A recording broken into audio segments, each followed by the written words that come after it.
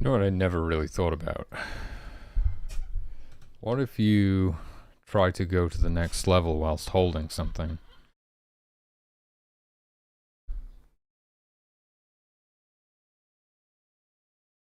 It's gonna be destroyed. Nothing you can hold is persistent except for the humans, and we have a special thing set up to destroy dead humans. If they were alive, if you were holding a living human whilst going through a level transition, I'm pretty sure you would take them with you. Yeah, I'm pretty sure. I'm pretty sure you'd still be holding them on the other side. Which is kind of funny. Everything else, I'm just concerned that it might break something because you're holding something that no longer exists and you have no way to, let go of it. And you can probably never pick anything up again at that point. Also, what happens if you're holding something and you change gifts? I mean, not gifts, change miracle. Like you're holding something and then you switch to a different miracle. Does it just drop it? Does it not? Does it not let you switch? I think I have a feeling I probably thought of that in the past and handled for it, but these are all just different edge cases that have just popped into my head recently. I think would be worth testing.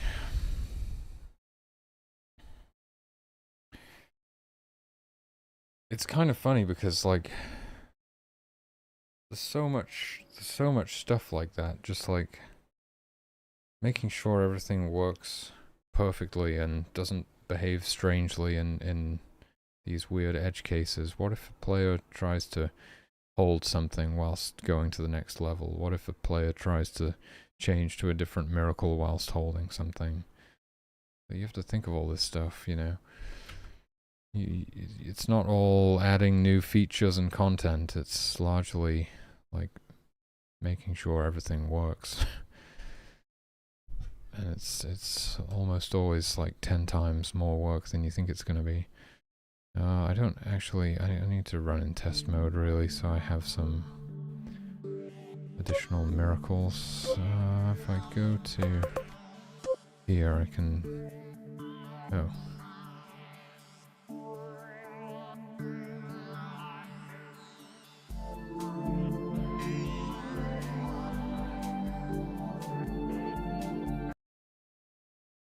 I've broken test mode or something.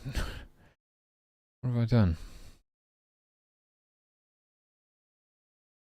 Menu T for test mode. I haven't changed any of this. It told me this room go to was expecting a level, but we gave it a level, no? Did I accidentally, what have I done? What have I done?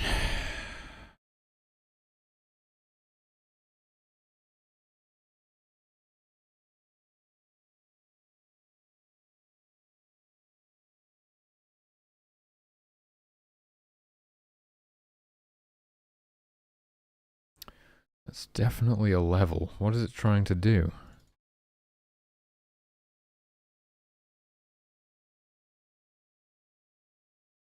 Room main menu, selection 0, screen 0. New game true, test true.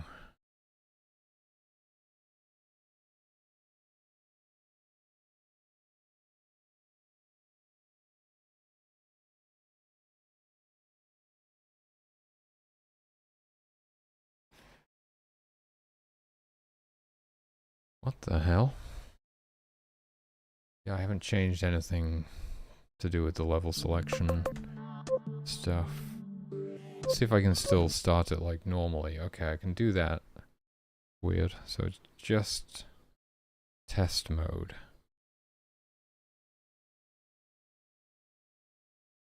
I should look at what the difference is between launching in test mode and launching normally.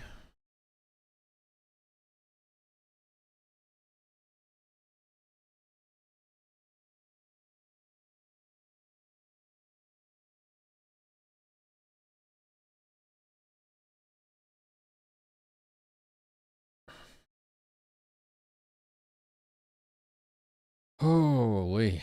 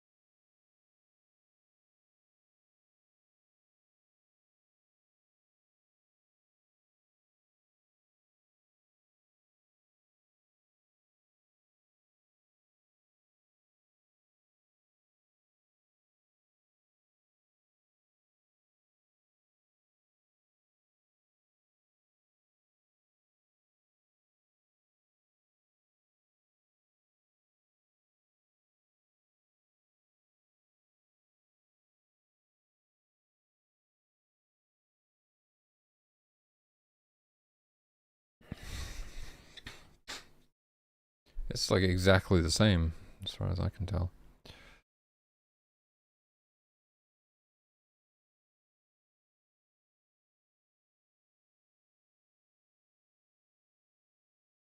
Somehow we like gave it a value that isn't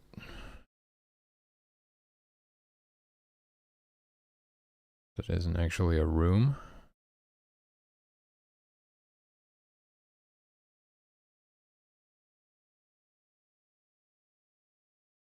I mean,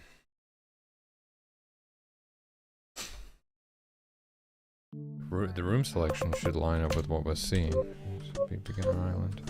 It doesn't allow you to go off the end of the list.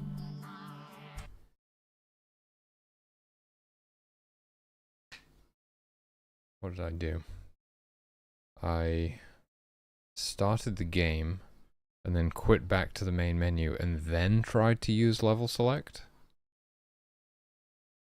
Why would that make any difference?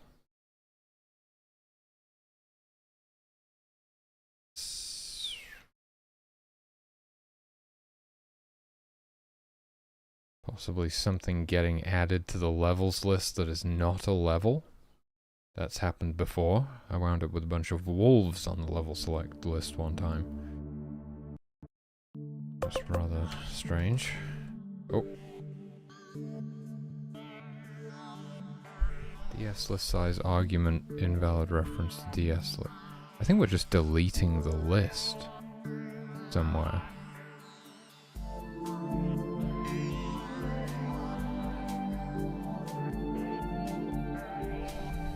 I don't think we ever delete the menu object. I'm pretty sure it's persistent all the time. It's the same menu object when you go back to the main menu. I'm pretty sure we don't delete the menu object.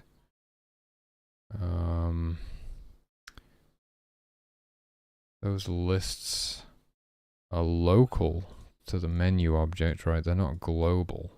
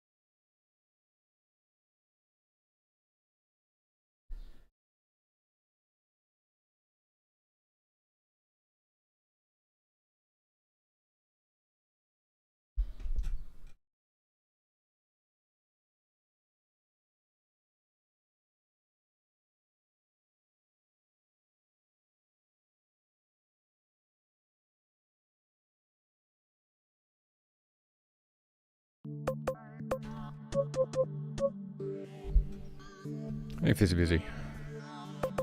So we're only gonna draw this if the list exists. Seems like a good way to check.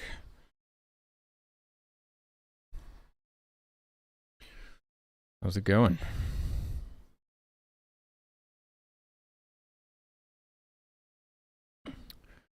Been doing any more game development?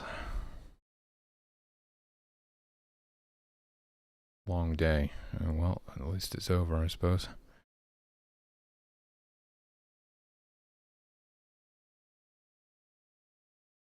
Sounds like a plan.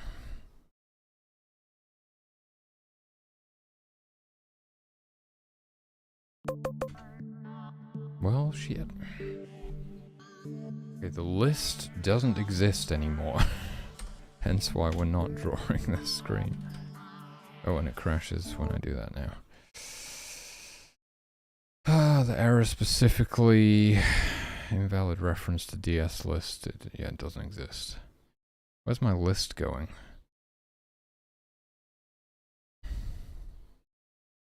Oh yeah, I've seen that one. Okay.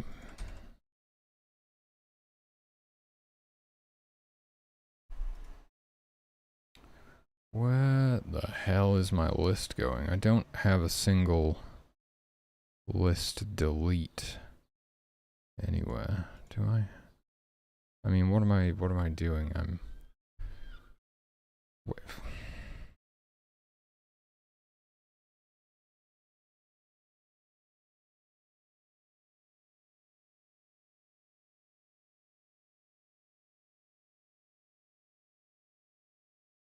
Pachinko? Pachinko, it's like some Japanese arcade gambling machine or something.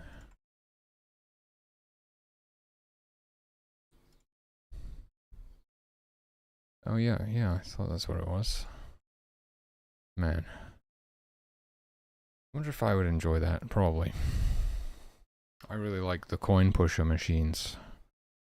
I would like to own one day. And then I can play it without losing money.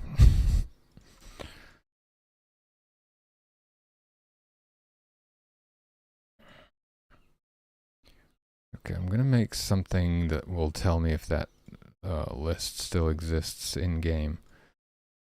Maybe I can figure out when it's getting deleted.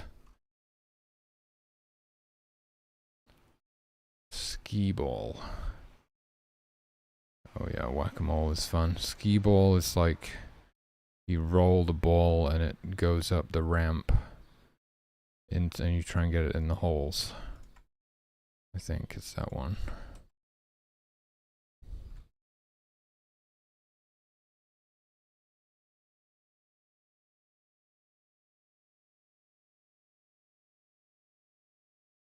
So I learned some new functions today.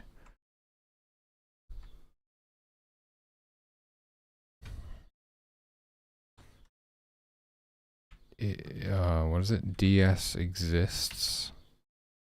Pretty useful. Check if a list exists. Check if any DS thing exists. DS type list. If this exists, draw some text on the screen that says levels list exists.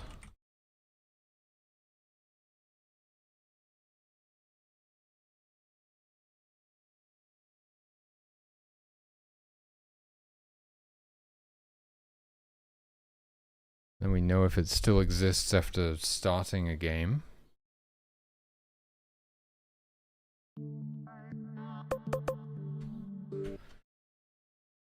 Does it still exist after we start the game, or does it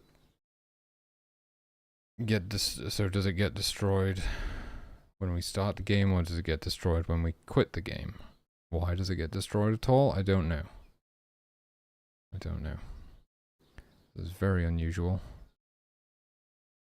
I guess I did add a bunch of list cleanup to the game recently, but I would have thought this is one of the lists that I'm not cleaning up because it exists, it persists through the whole playthrough. Oh shit. That's a local variable on object menu.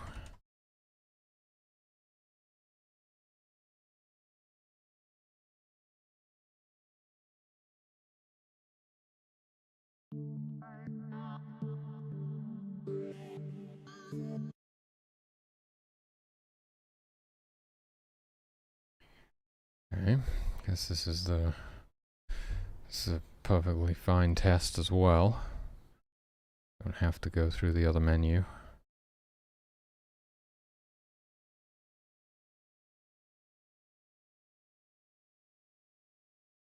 It's supposed to be really hot today. I thought about going outside, but I don't know what I would do. I wasn't really prepared for it. I'm pretty locked in on the game dev stuff now, and suddenly we get this like one nice day out of the blue. I don't know what to do. Wasn't ready for it. Unable to find instance for object.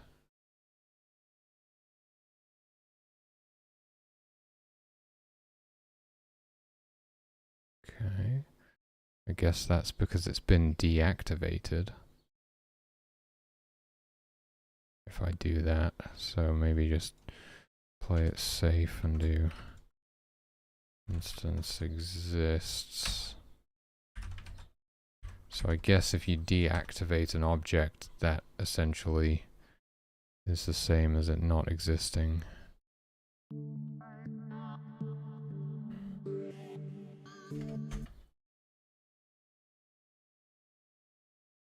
So another weird thing that I discovered yesterday is that I think you can pause the game on the loading screen, which just like breaks everything. I don't know if you can actually pause it on the loading screen or if I managed to like frame perfectly pause the game before it started loading or something. And that, yeah, that really just fucked everything up.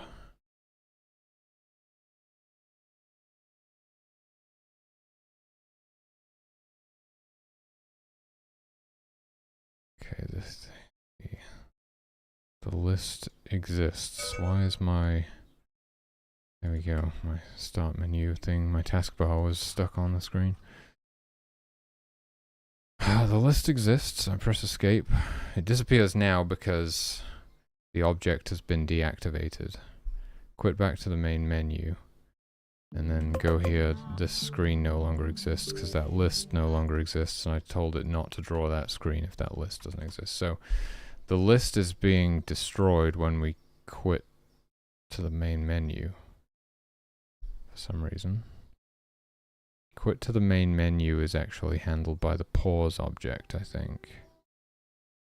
Is that right?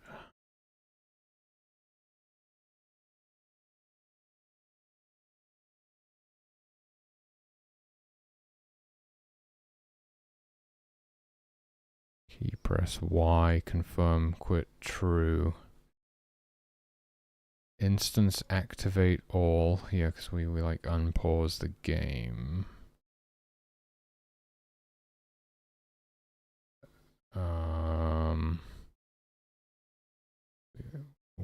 Okay.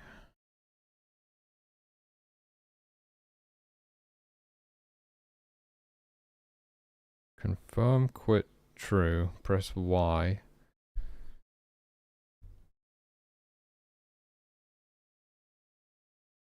Just like unpauses the game and runs the endgame script. Endgame script destroys everything except these objects. So, I mean, the menu object's obviously not being destroyed.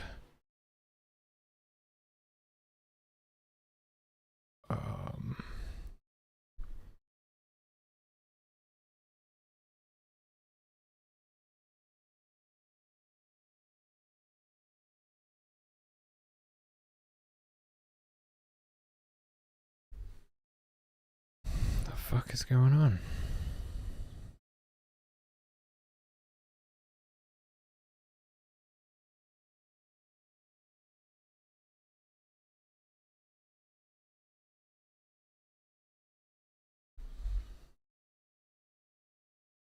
There would be no menu at all if the menu object was destroyed. This is really strange.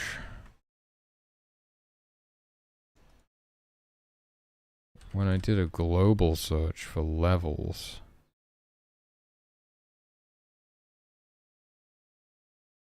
I don't think I even have a DS delete levels anywhere. I mean DS list destroy.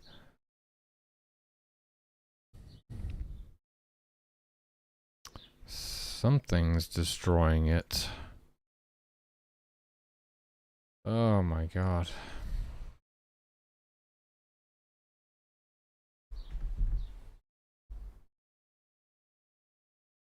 I don't know how long this bug has existed, because I very rarely do I like quit back to the main menu and then go to the level select menu.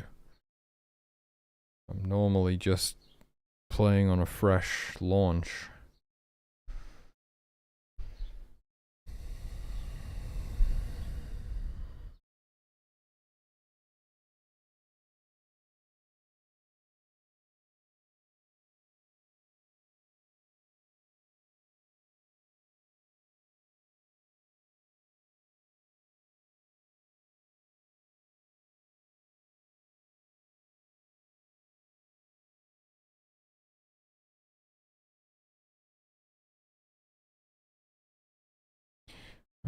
I mean,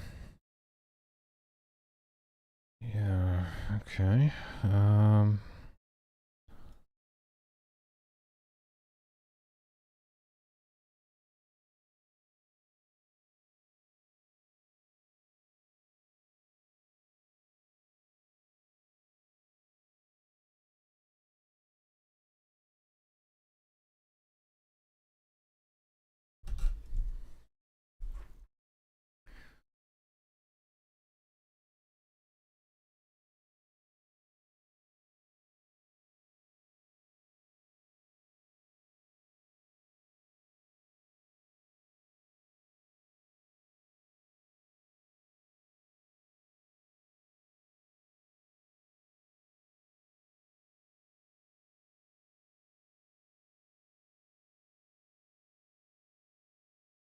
Well, that would be a potential workaround, is to store it in a global variable instead.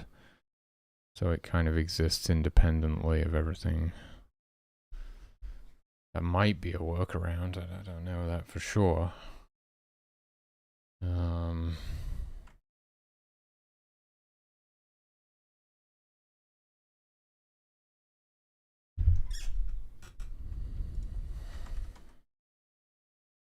See, I don't have a DS list destroy levels anywhere in the game, so it must mean that the levels variable is getting overwritten with something else.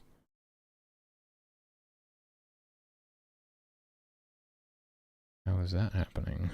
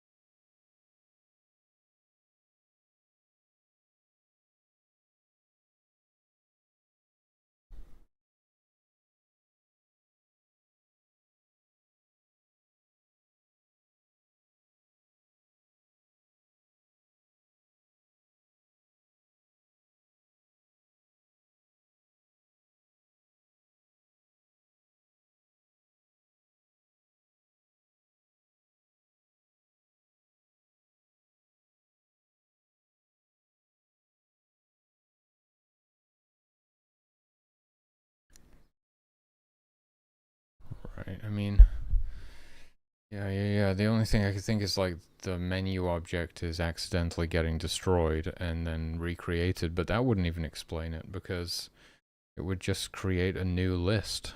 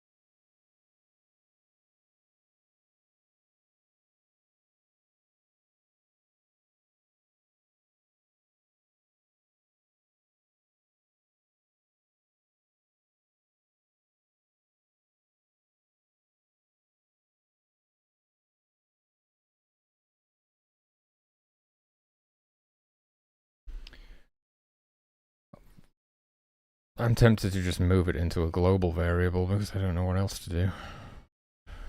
I can't figure out how it's getting destroyed.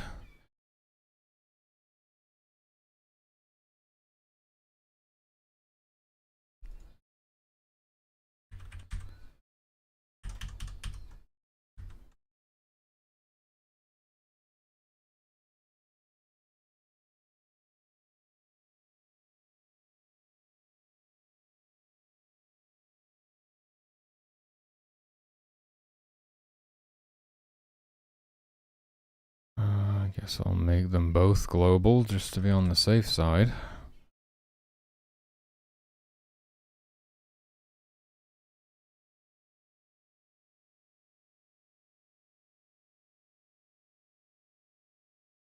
Okay. Oh shit, I probably should have just done a global find and replace. Jesus Christ, dude, my freaking t-shirt is disintegrating.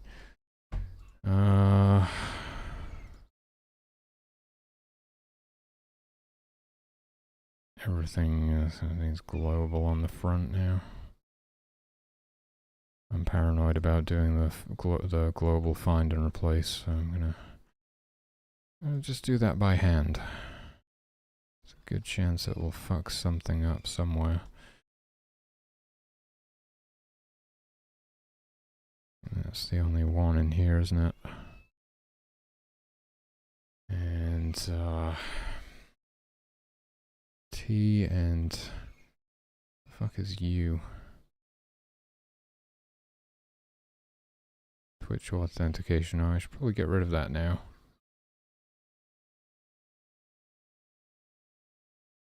That was like very early on when we were testing the Twitch integration stuff. What does F do? Nothing. No, that's ancient. I was trying to make it so you could toggle full screen or something. I still haven't gotten to where you can change resolution. The most basic of graphics settings. I don't think there's really any other graphics settings you can do in GameMaker beyond changing resolution. And even changing resolution is a nightmare, apparently. I mean, I couldn't figure it out when I last tried.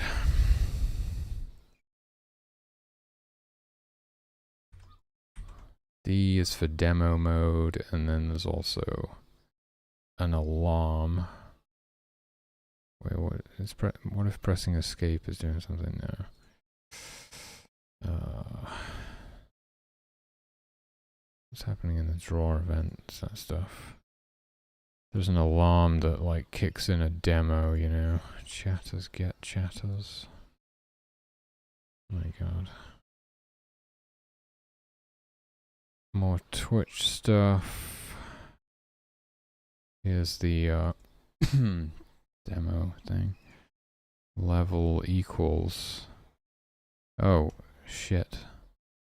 Level is not supposed to be global. Wait a second. That's not supposed to be global.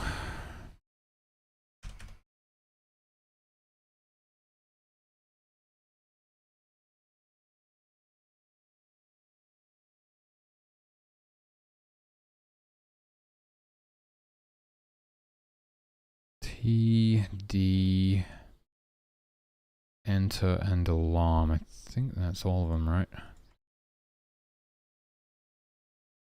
Okay. Wonder what my level... That might give us a clue. A raging clue. If we were to change the level and then go back to the main menu. If it reset to 1, would that mean that... Oh. I forgot to change the one in the drawer event. Oh god, yeah, and the thing in the GUI.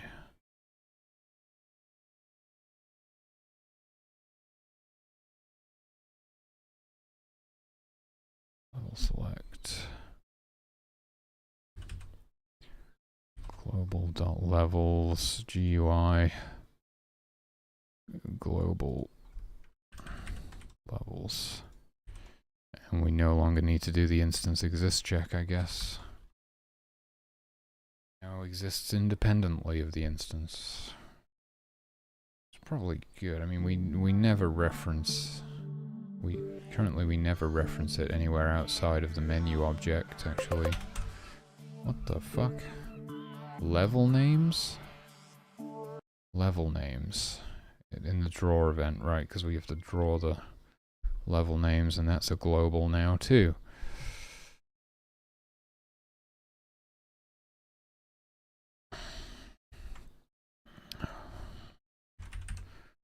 Global level names.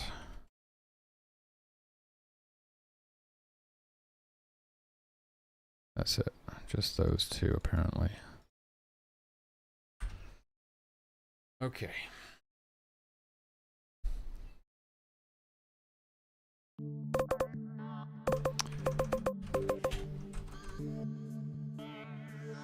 Oh, you gotta be shitting me.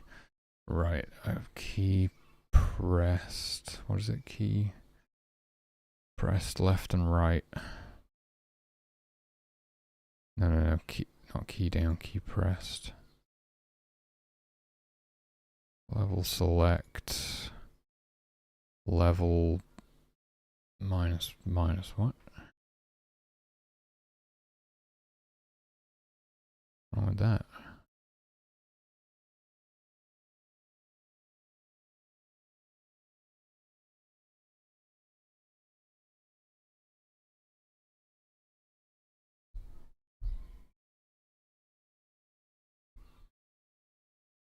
Levels there?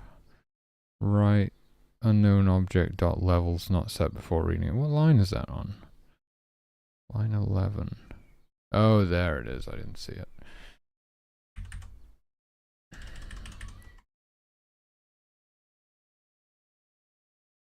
Doesn't seem to be anything like that in press left.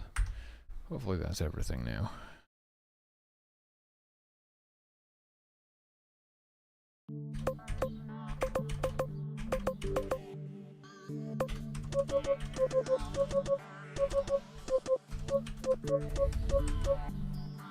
Let's go to the Arctic tundra for a change. Great place to hang out. Freeze your tits off.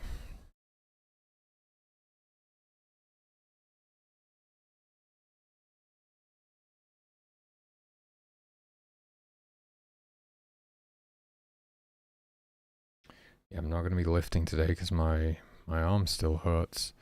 I think it's going to heal on its own. I don't think it's serious, but it's painful as fuck. Don't know what I've done. I mean, I literally didn't do anything. Yesterday was a rest day, and it just started hurting out of nowhere.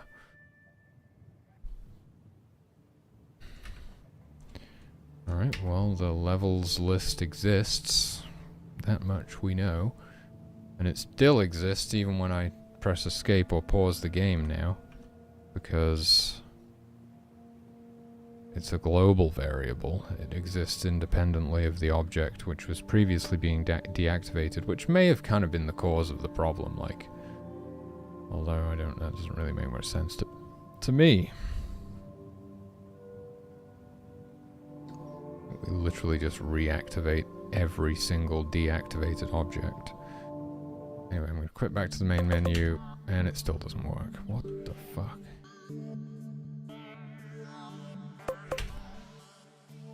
So even independently, even as a global variable, where it exists independently of the menu object, it's still being destroyed somehow. So, well, we can revert all of that. We do not need this to be global. It makes no difference to anything.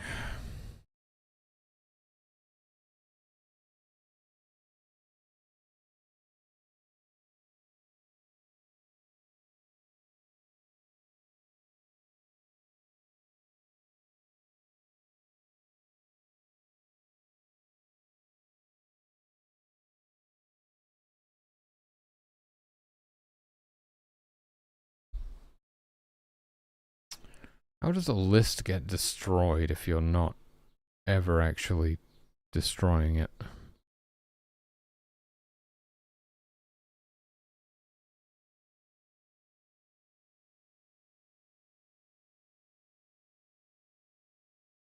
What was the exact error again?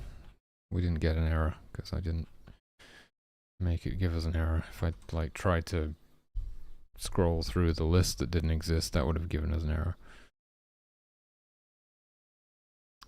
So the variable could be overwritten somehow, or the list destroyed somehow. I don't even know if this is something I did, like, caused recently, or if this has existed for a long time. Certainly an unusual one. Not quite as unusual as a bunch of wolves getting added to the levels list. That was pretty weird. That was just because the wolves were supposed to be getting added to like some other wolf list, the hungry wolves list or something. But I'd forgotten to specify which list I was adding them to, and it just kind of defaulted to like the first list or something, which just happens to be the levels list. It's like the first list that gets created. So it was just adding the wolves to the levels list. I went back to the level select. Oh, I guess that's true. It did used to work then, because I used to be able to go back. I used to be able to quit back to the main menu and then go to the level select and scroll through the levels, because that's how I found a bunch of wolves being added to the levels list. What the hell, dude? How does this even happen? I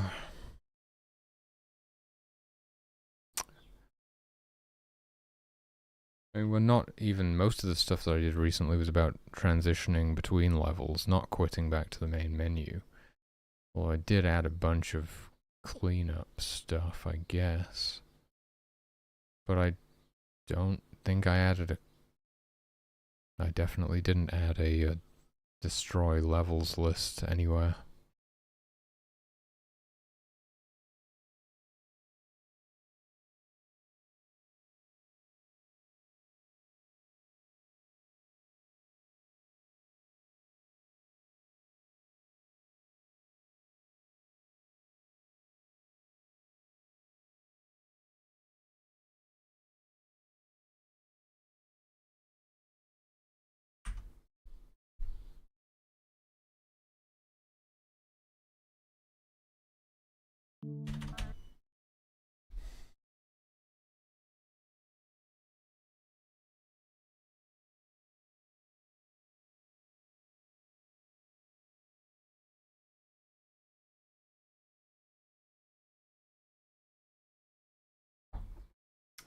The variable was not undefined.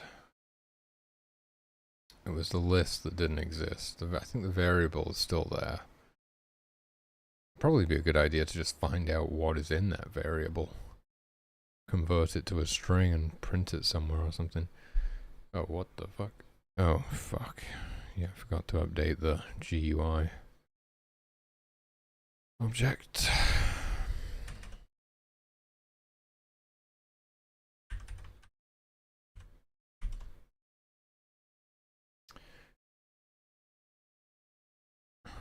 You know what? I'm just gonna say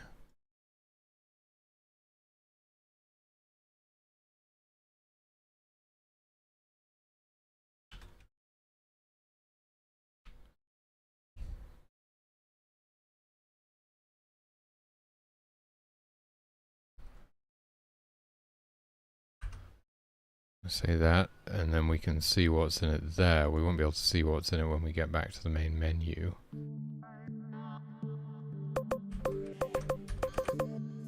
Guess we can.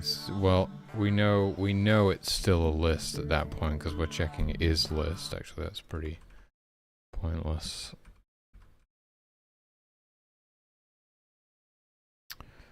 But it's like when we're actually on the main menu.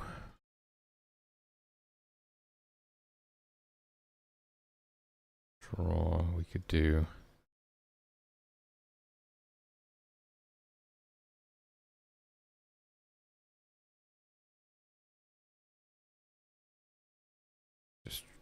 Just draw it anywhere independent of the screen, I guess.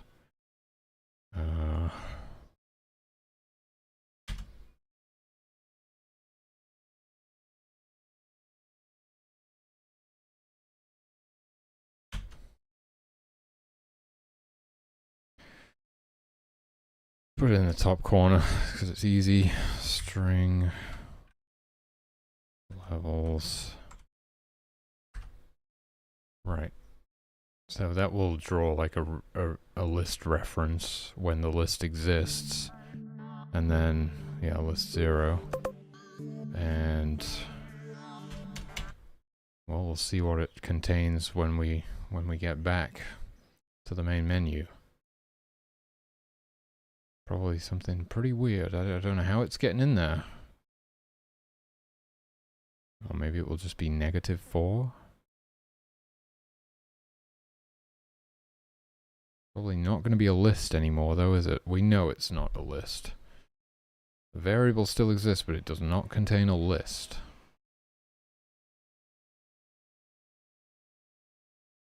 Whoa, what? Unable to find instance for object index 40. Object menu. Really? Oh.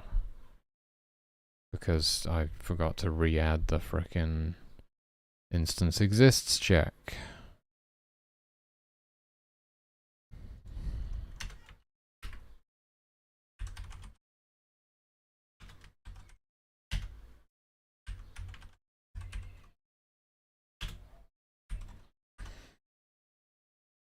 Man, it's really cool to like have a video game on my hands after like 3 years of development.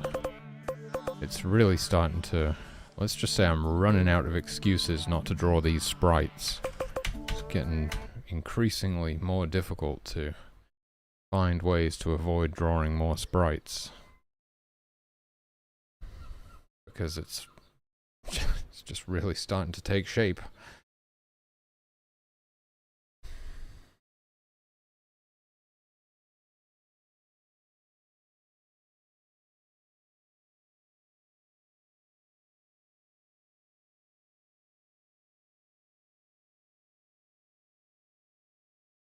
Interesting to know that deactivated objects are classed as basically not existing.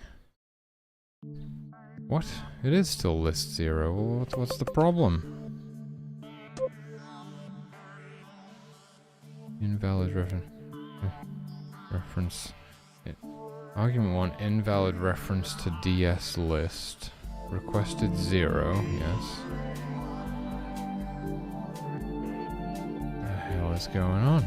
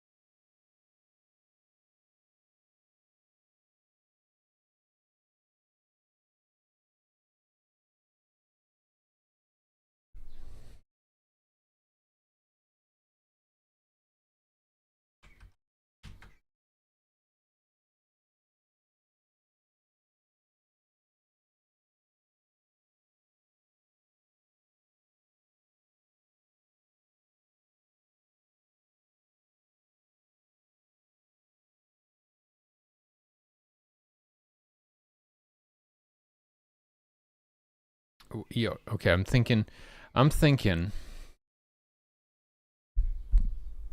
new list was created. I'm thinking something about the menu object being deactivated caused the creator object to think that it didn't exist and create a new menu object. A good thing to do would be to see how many menu objects exist.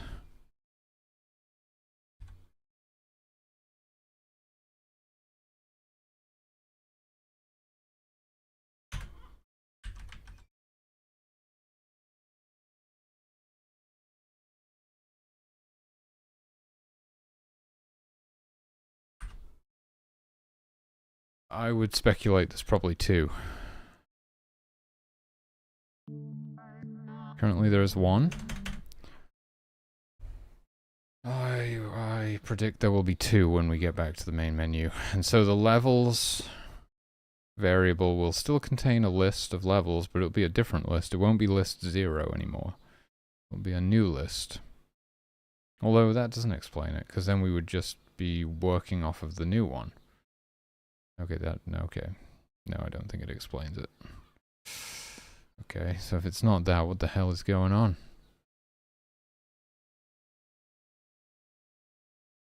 I mean, I guess the old list, I don't know, the old instance would reactivate and still exist after. No, there's only one of them. There's only one. Okay.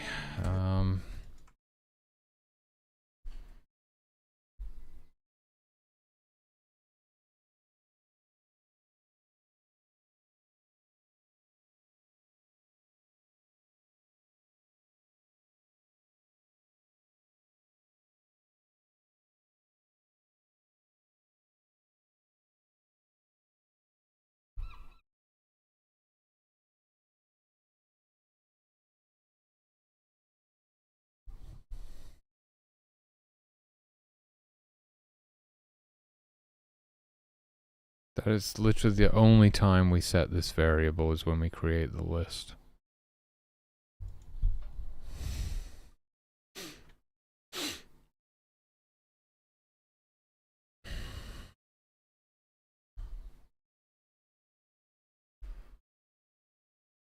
What the hell is going on?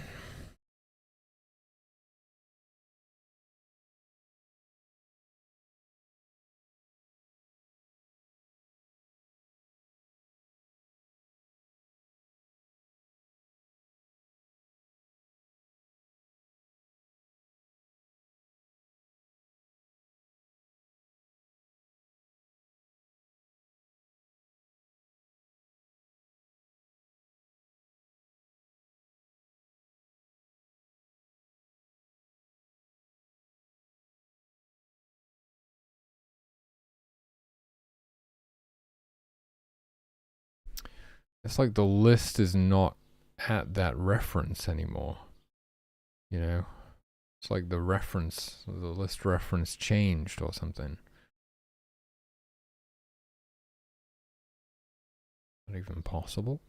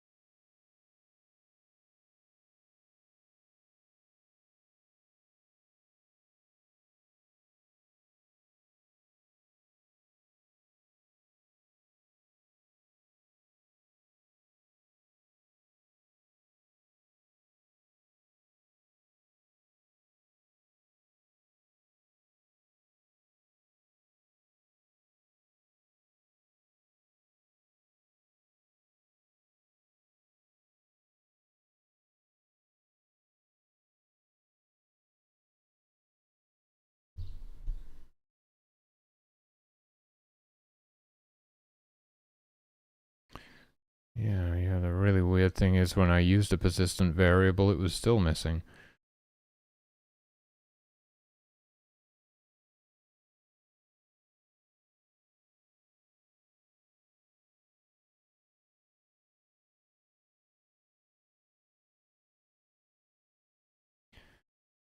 Well, yeah, I guess we could look at it in the debugger and see what's going on. This is very, very strange.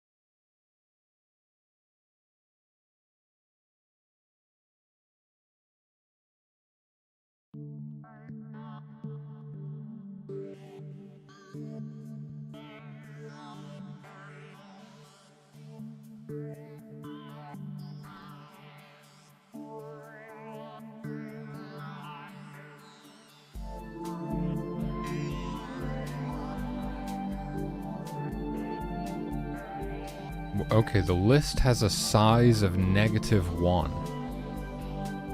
That might just do it. Why? So it's like everything's been deleted off the list. Okay. Okay. How is... what the fuck is going on?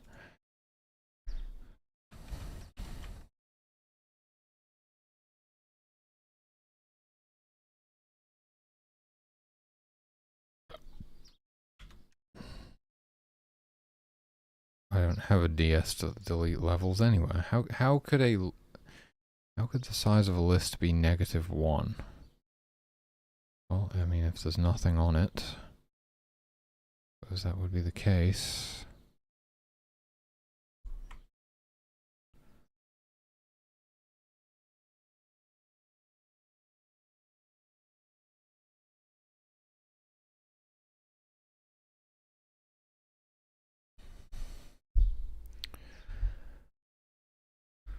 Okay. So I guess like the list having a size of -1 technically doesn't exist.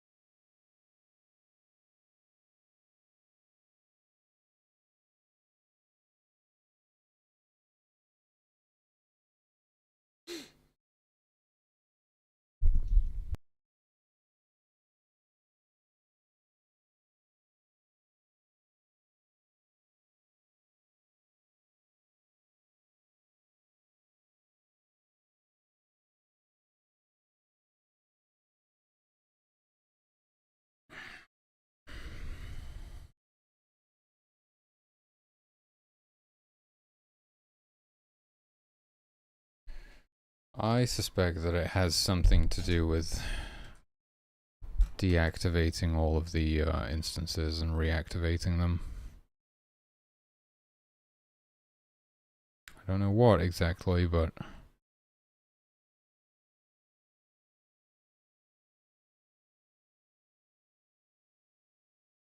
Wait a minute, didn't it specifically say, like, not to use this function in a draw event?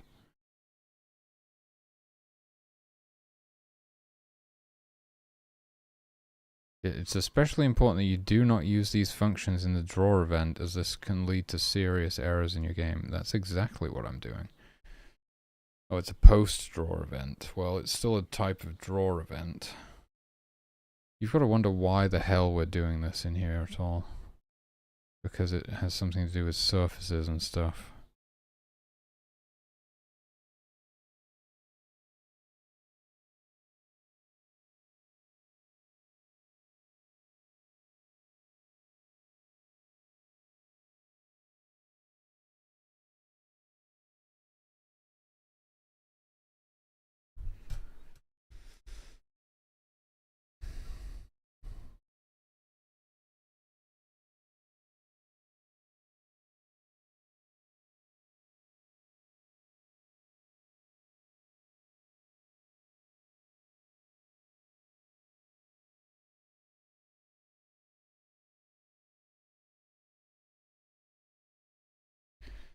Can I potentially just move all of that stuff into the step event and it will just work?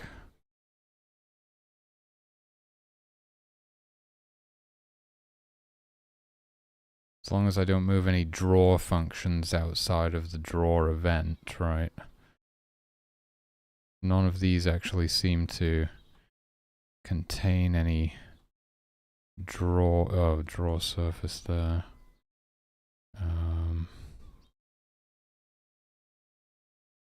But there's no draw functions in either of these. Maybe I can put these in the step event instead.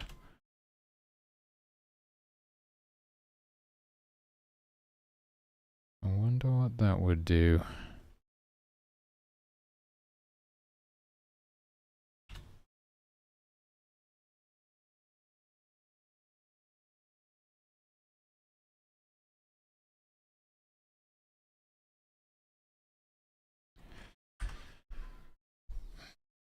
Okay. Well, it's going against the advice in the manual there. That could have been it. Did that text just turn yellow? Am I hallucinating?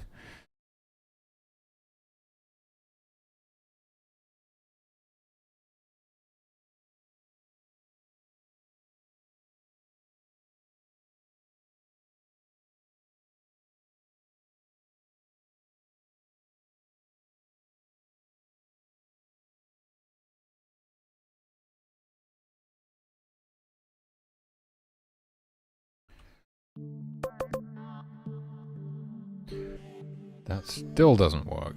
I mean, I do seem to be able to quit without any issues. Can I, like, unpause the game without any issues?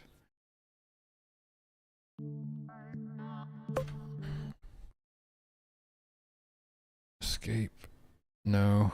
Okay, that all seems fine, thankfully, but it hasn't solved our problem here. Invalid reference to DS list requested 0. What the hell, dude?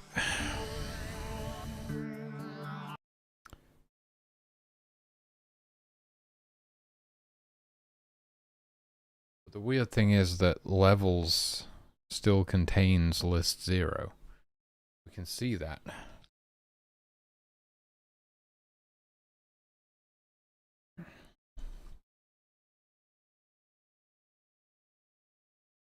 This is only a developer feature, and there probably won't be a level select in the final game, or maybe there will be a level select in the final game, but it's not completely necessary to get this working. But I'd like to. I sure would like to.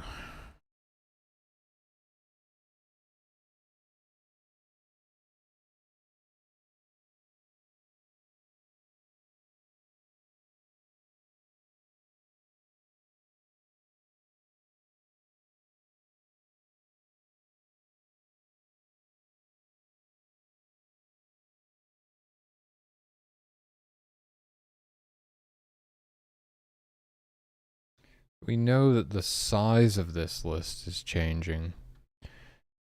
The size. I mean, if you do a DS list create and don't add anything to it, you know what? You know what?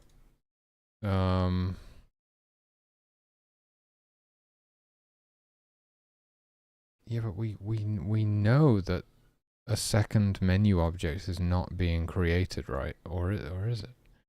I mean, I really don't think it is. I'm just wondering, like, if somehow another menu object got created and then this line was called and overrode this variable, but then didn't add anything to that list. But then it's like the original menu object gets activated again. It doesn't really make any sense.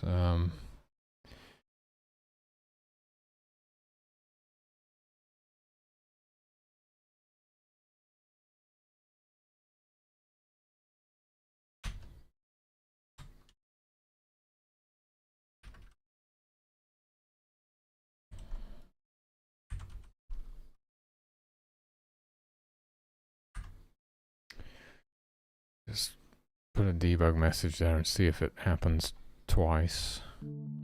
Let's see. So, oh, it does turn the text yellow. So if I look,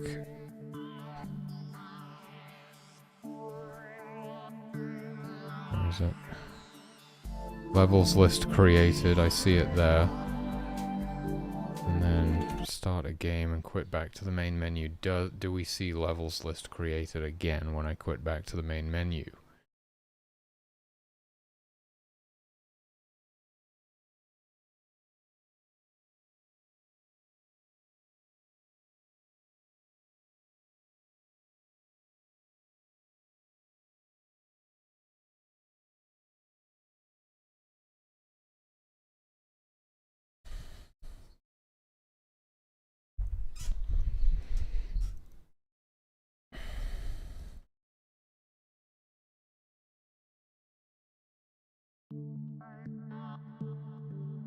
Nope. No, we do not. So that is not happening. Good to know. So what's happening to our list? Why is it? It's kind of being emptied.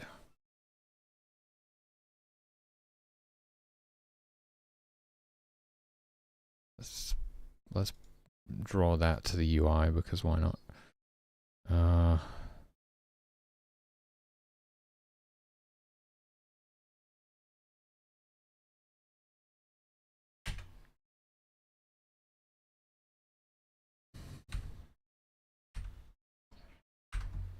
Because it's going to -1 for some reason.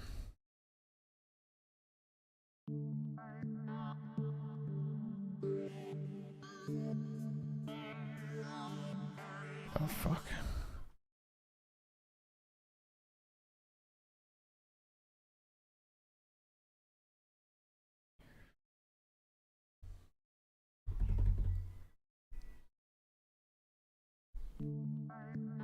Yep. Okay, there's 12 levels on the levels list, as we would expect. I'm just going to check my phone.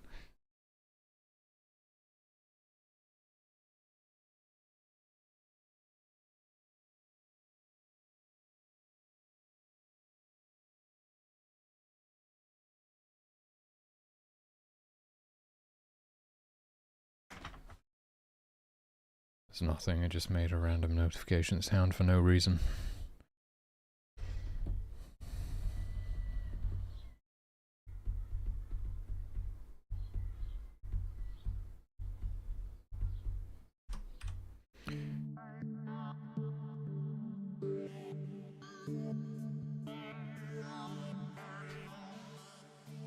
Okay.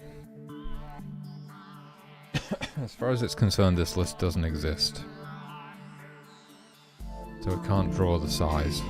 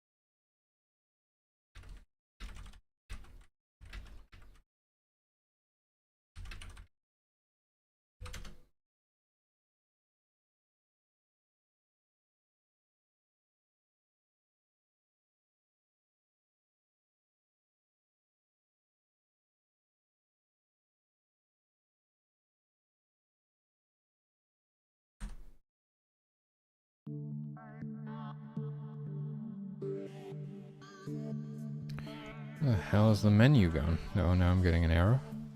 Oh, I forgot to delete that line. Of course.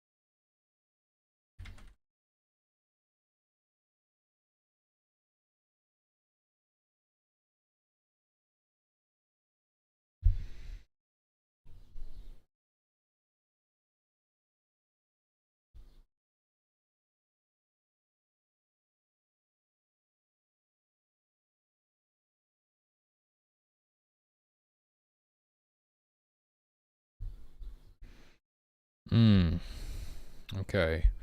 So the instance is not being reactivated until the end of the function.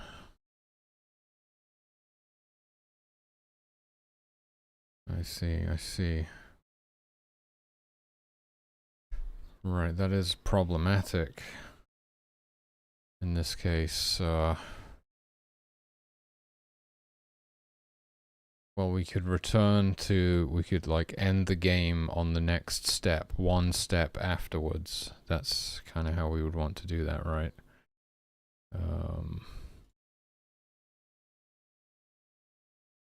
We can't activate.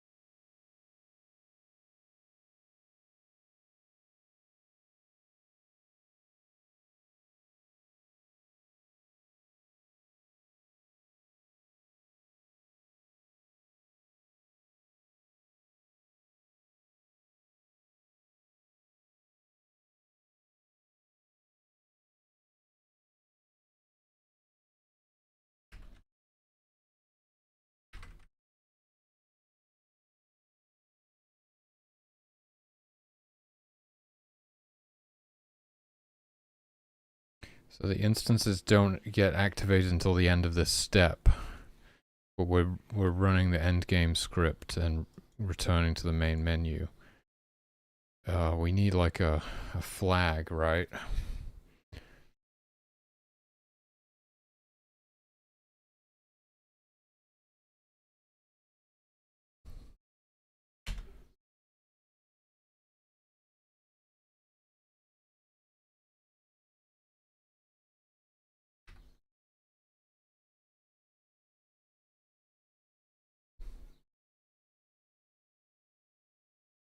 Because it would explain, like, the deactivated instance doesn't make it back to the main menu. That's why there's only one still. It is a replacement that's been created. Normally it doesn't matter because we're quitting the game. So anything that doesn't make it back to the main menu, doesn't matter, it was going to be destroyed anyway.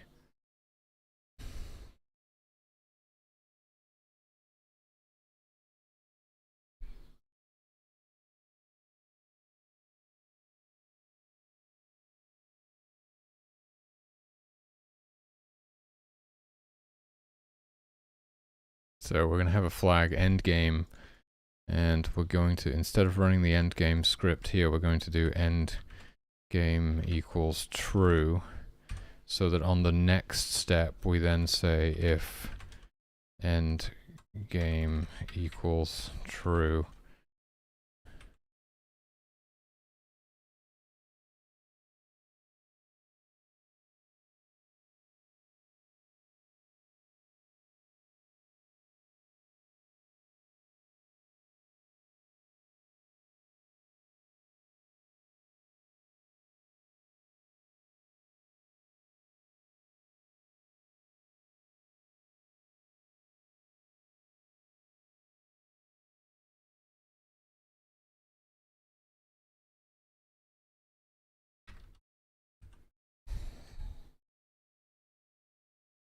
I'm pretty sure this object is going to be destroyed anyway, so I don't know if I need to set that back to false, but just triple equals, wow. So we'll actually return to the main menu on the next step after pressing yes to quit the game. Let's see if that makes any difference here.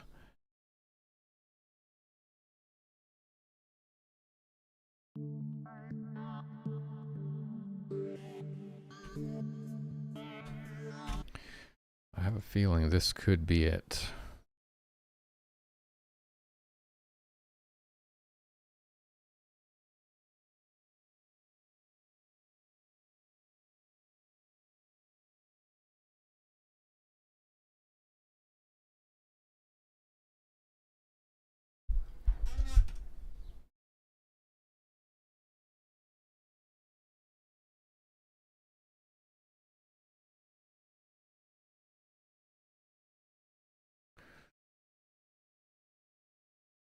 I just wonder if there's any other persistent objects that might persist and cause us some issues.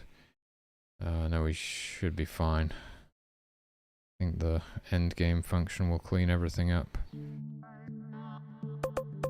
No, that did not solve the problem. That's very strange.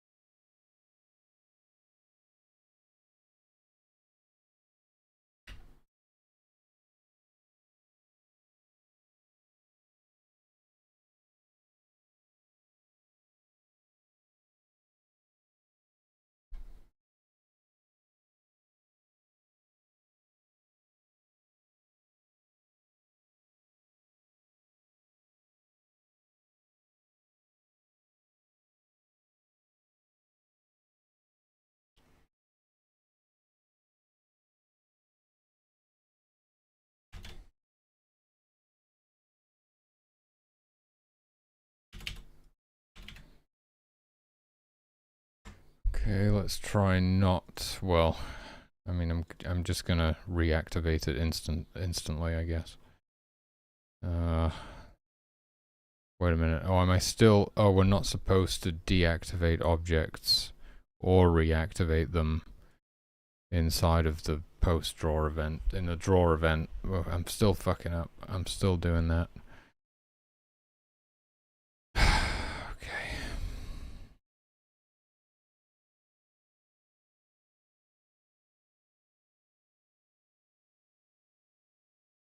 Do not activate.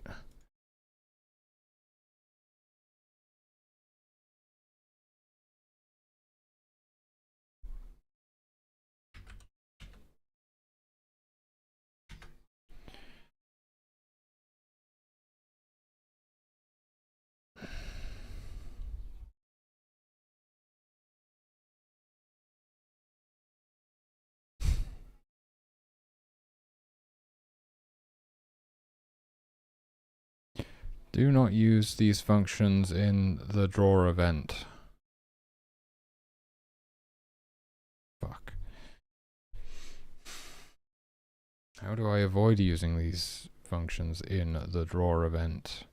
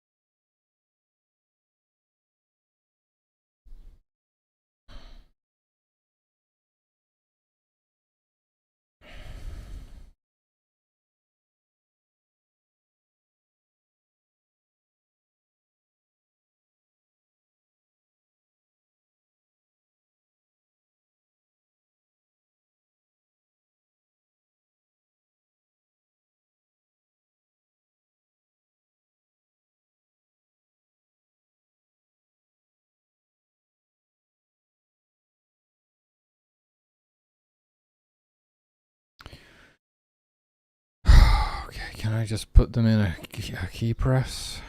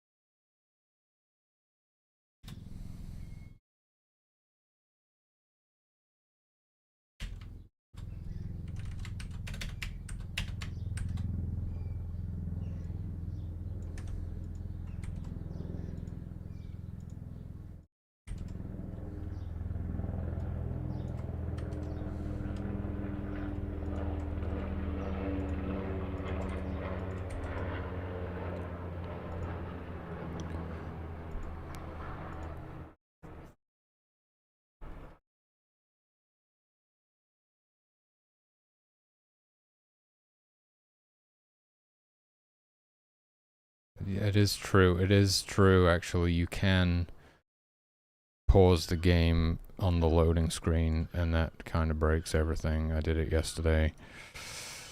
Let's prevent that from happening right now.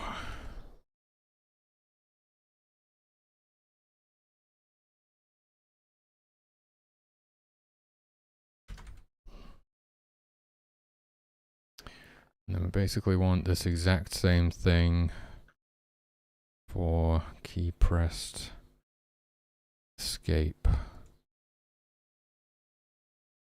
Don't like that it doesn't switch to the new event when you duplicate an event. Several times I've been working in the wrong event after duplicating one. Okay.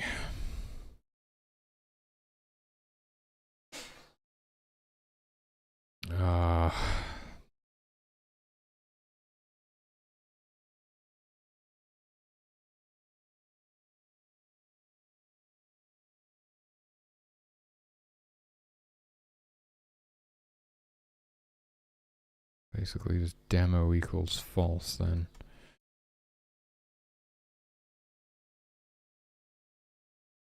Demo equals false, and then... oh, shit.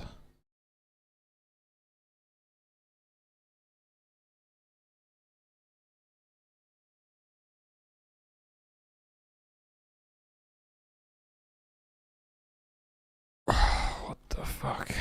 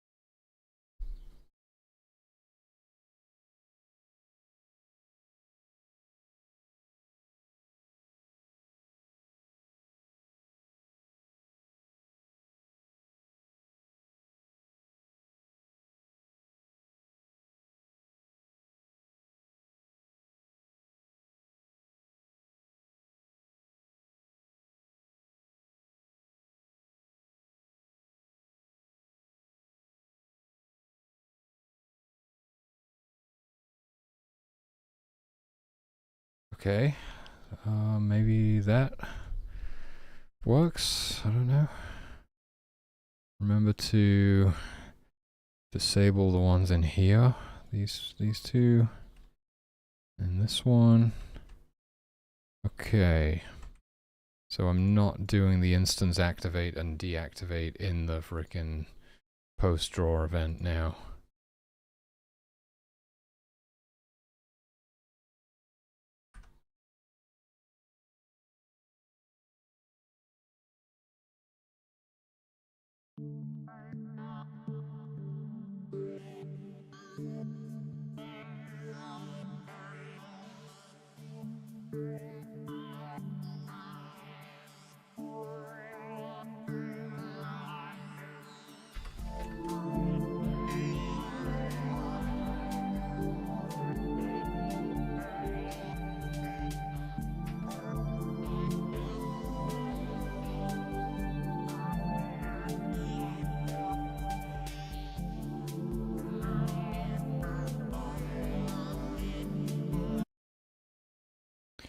Fuck's sake.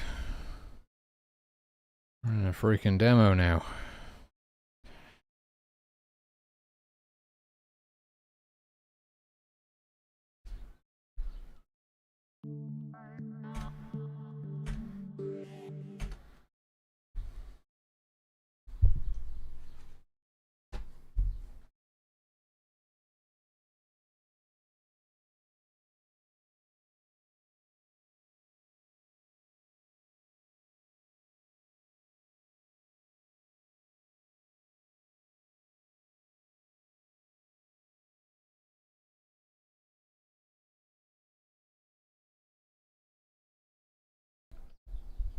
Okay.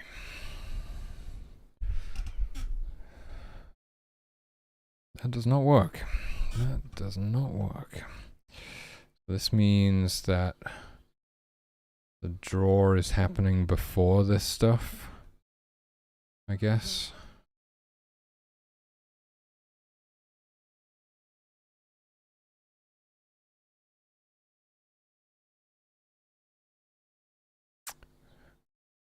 No.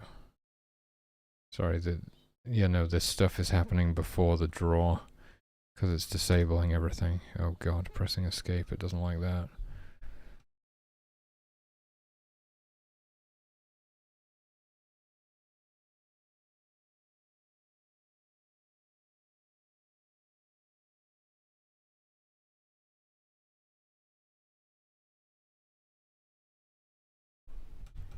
Yeah, so we can't do it this way.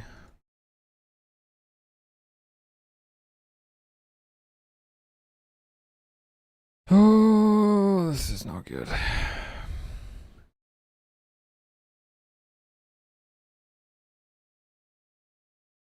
So our other option is to try just how we like reactivate the GUI object, we reactivate the menu object as well.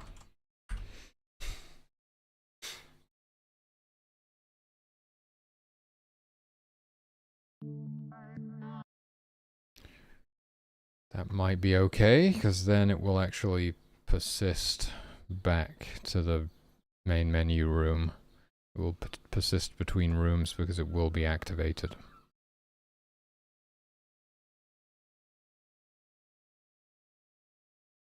I don't know if it probably never actually really gets deactivated when you do it like this, because it wouldn't have been deactivated to the end of the event, but we reactivate it before the end of the event. It's probably never actually deactivated, is it?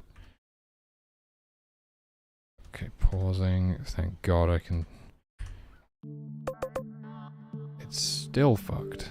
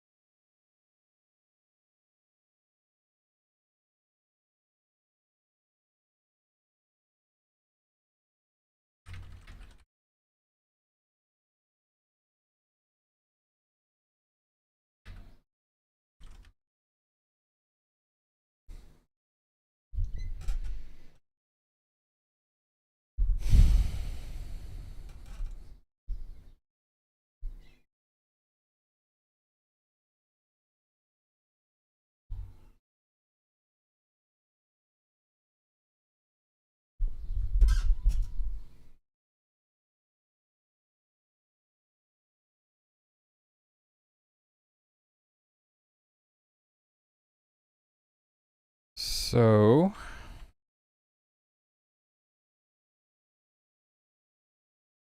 I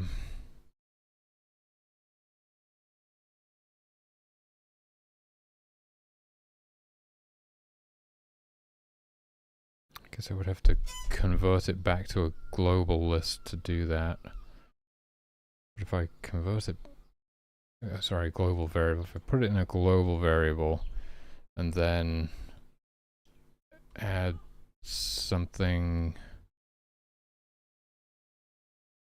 add a check into this object's create event that only creates this list and adds the stuff to it if the list doesn't already exist. But maybe that would just work. I don't know if it needs to be global for that. Well, it's just the variable, isn't it? The variable, the local variable would no longer exist because it was local to the object, which no longer exists, I guess. That would be my sort of speculation there. So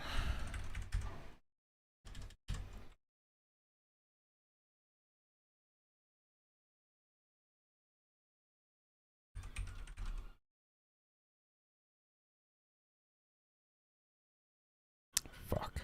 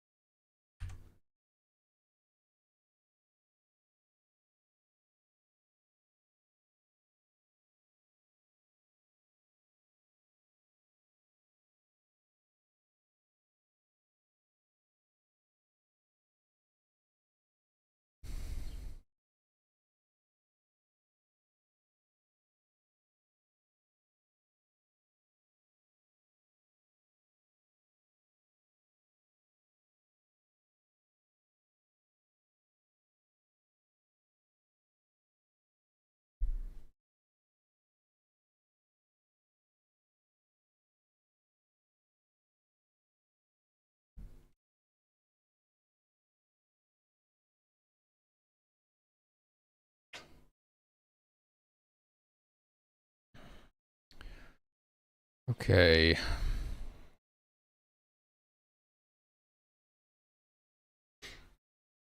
I think that's everything I need to do. Oh, but wait, the point of doing that is to then do like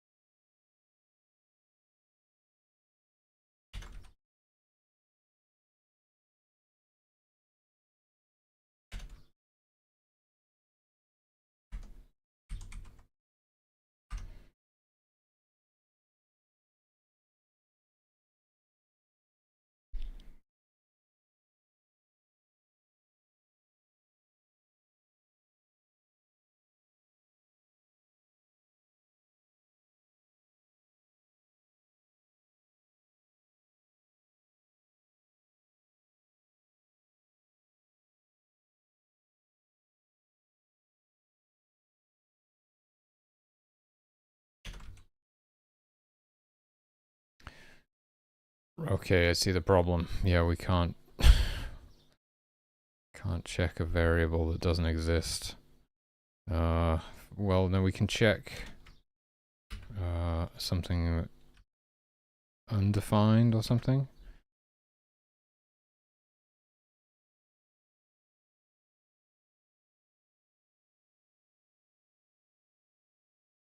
Check if global levels is not undefined.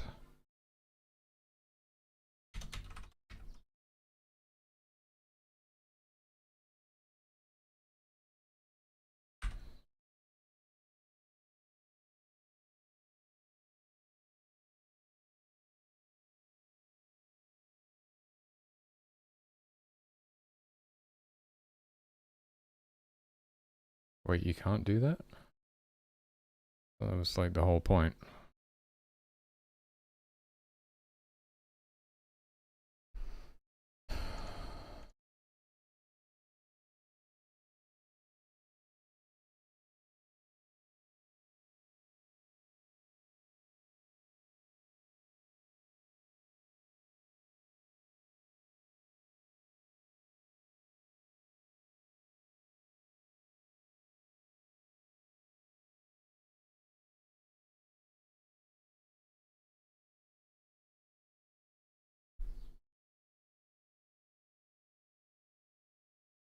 Variable global exists.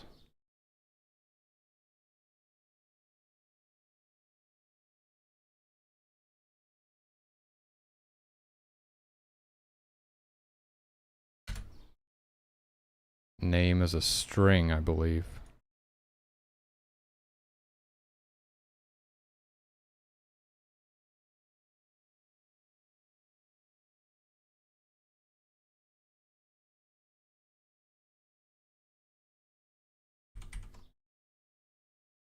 Okay.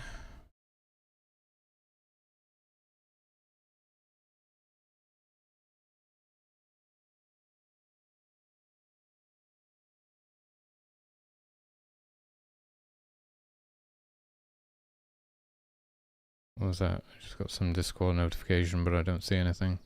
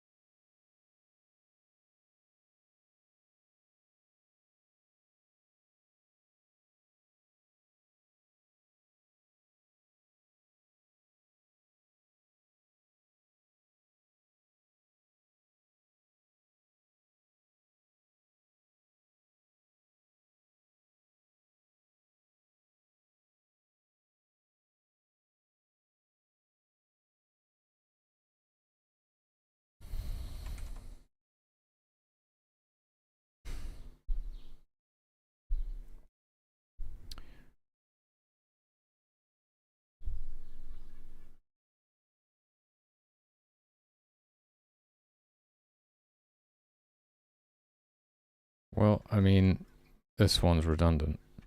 We can only do this if the variable doesn't exist already. What is that going to do? Anything?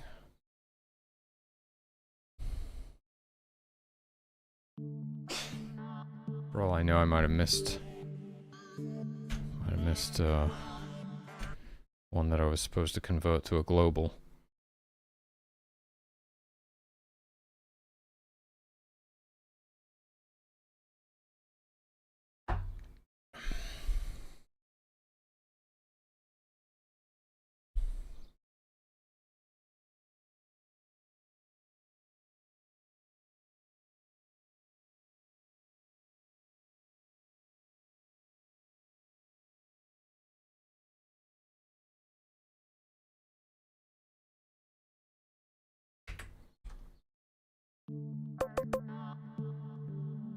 Nope, that doesn't work.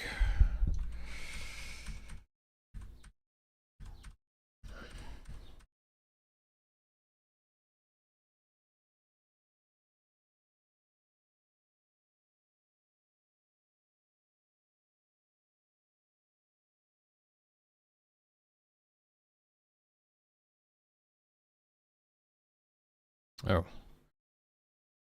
I don't think I ever actually converted this stuff, so how the hell was it even working?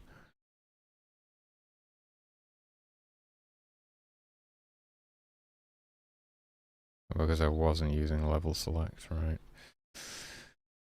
Yep.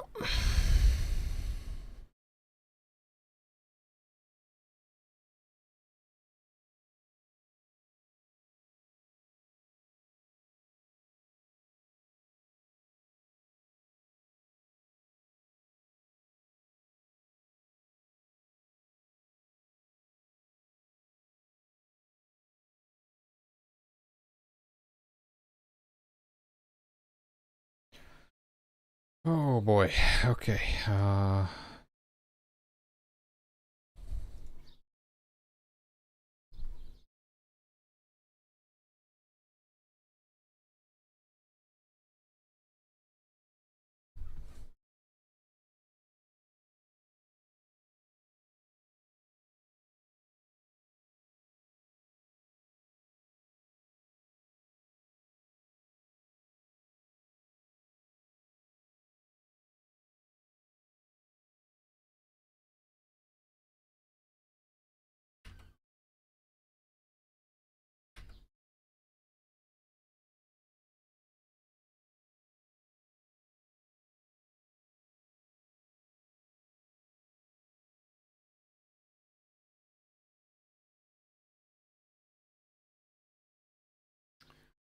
Even if it's in a global variable, we have the same problem. It's really weird.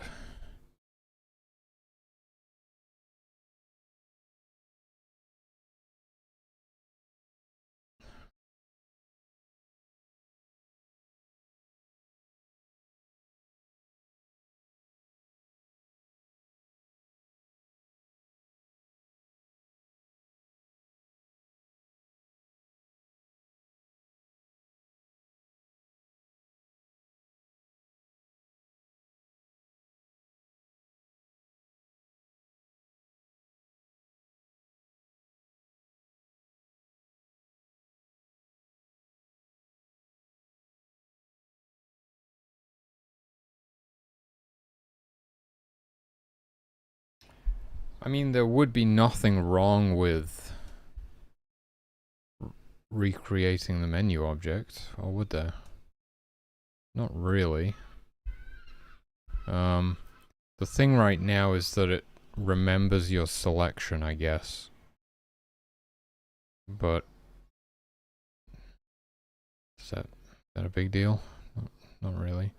I mean, I'd rather the level select screen actually worked rather than it remembering your selection. So we could just potentially destroy the old list and create a new one. Right.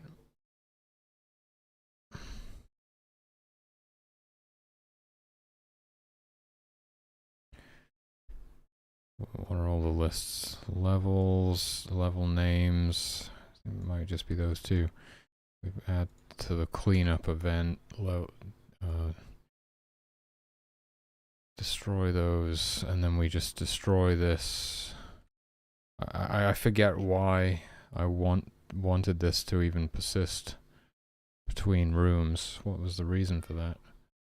Purely so that it would remember your selections or something. Unclaimed humans list is created by this thing. Fuck. No. No. We're not doing that. The stuff that depends on it working the way it does now.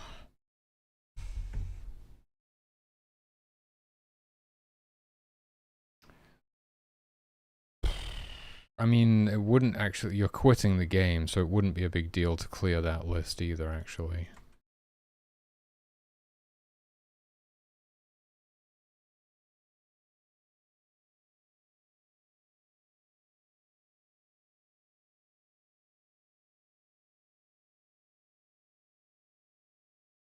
Just those three, okay.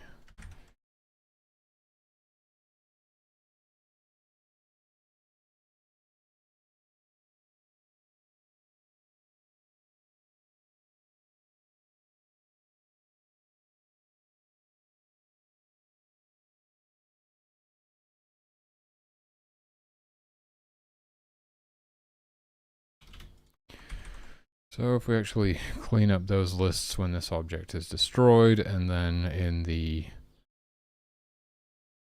endgame script, we actually destroy it by not ignoring it when we're destroying everything.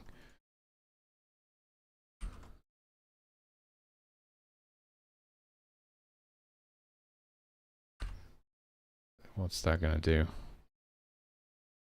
Maybe just recreate the whole main menu, basically.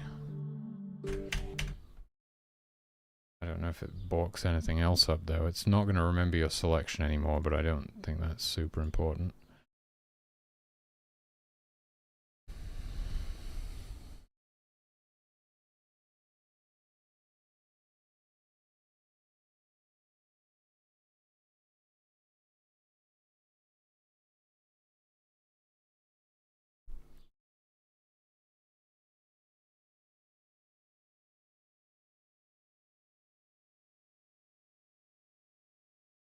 What? Fuck, I forgot to change that back on the draw GUI object.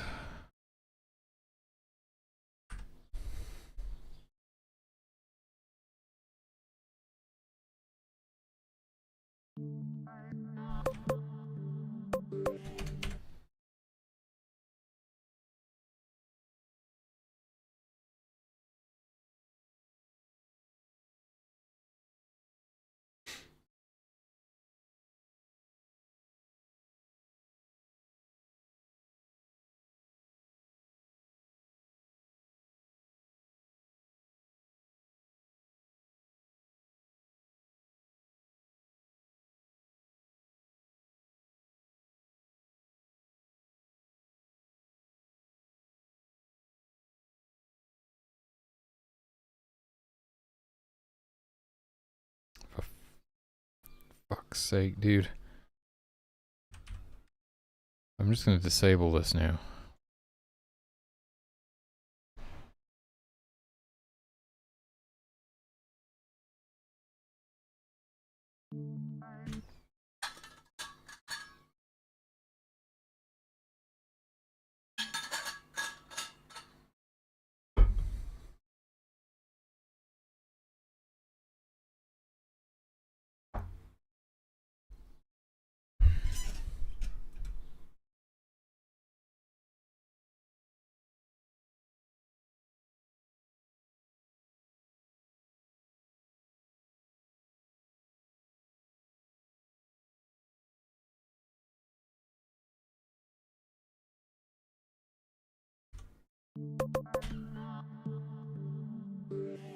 What?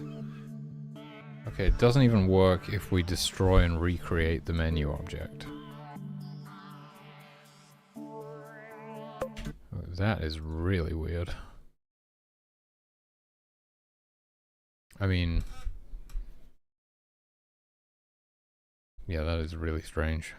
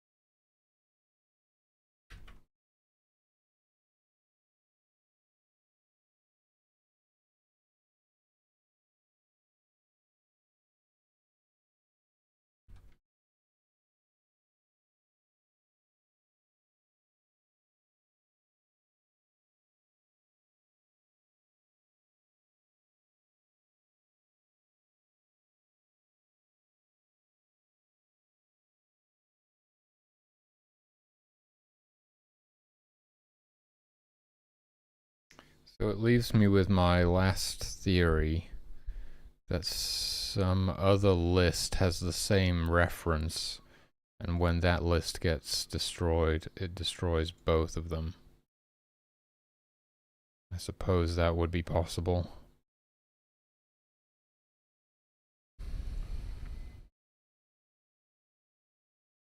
I'm not sure how that would happen though.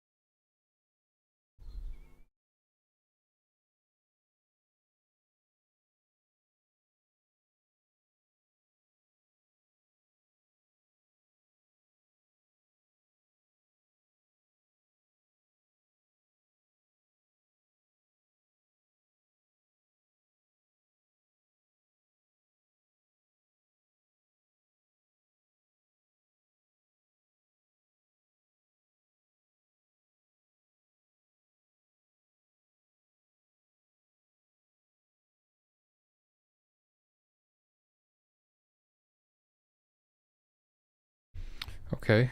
Well, I've already found two lists. That it's not the one that we were looking at, but I just found. What did I wait? Two? No. Okay. Two.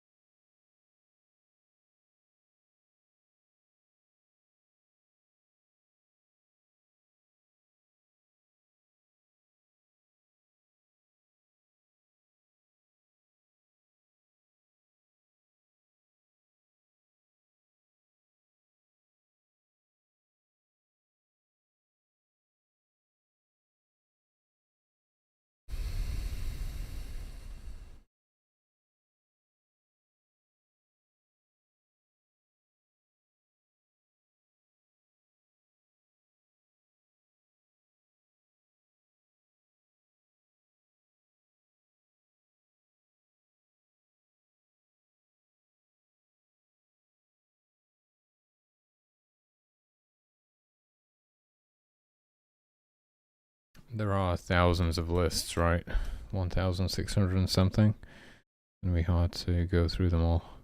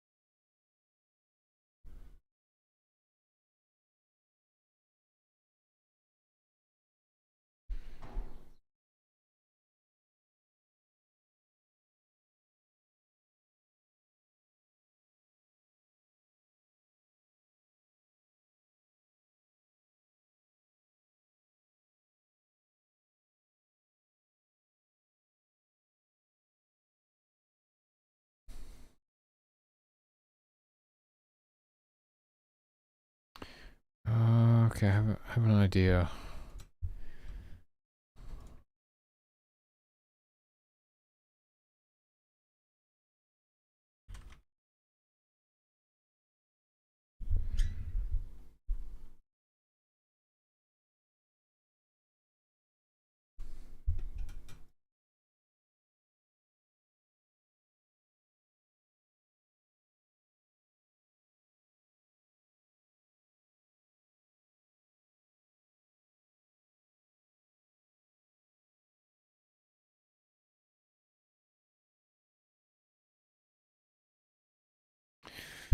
Nope, don't see any problems there. Just thinking if you did a DS list destroy and forgot to specify which list, it would probably destroy list 0, which is the one in question.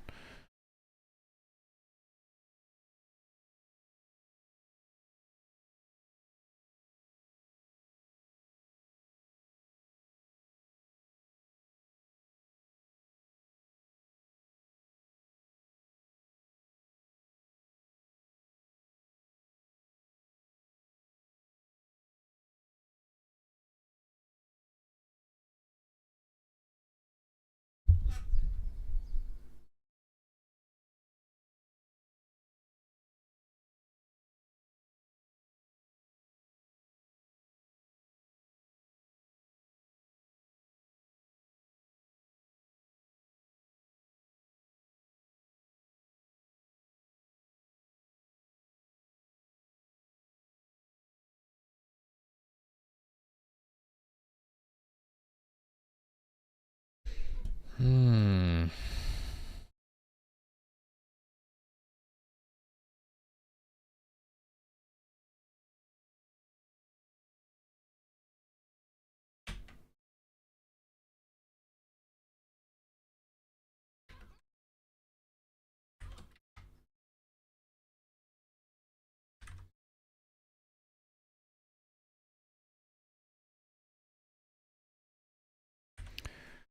Gonna be a big job, but I guess I just have to do it. It's the only way to know.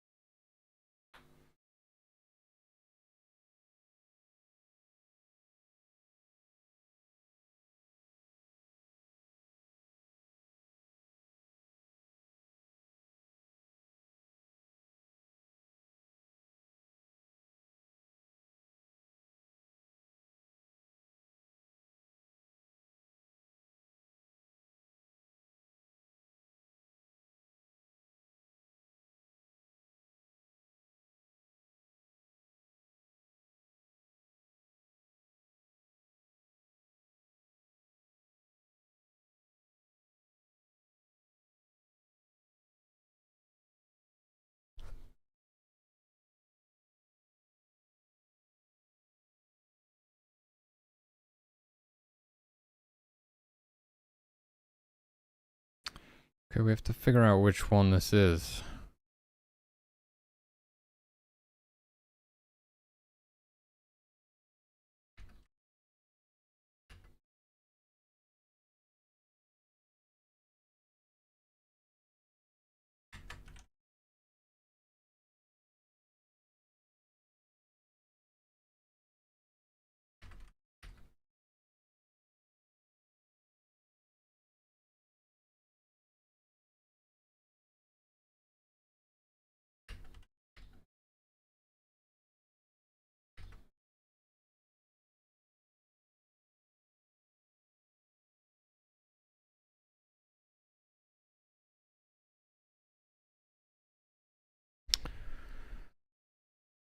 Okay.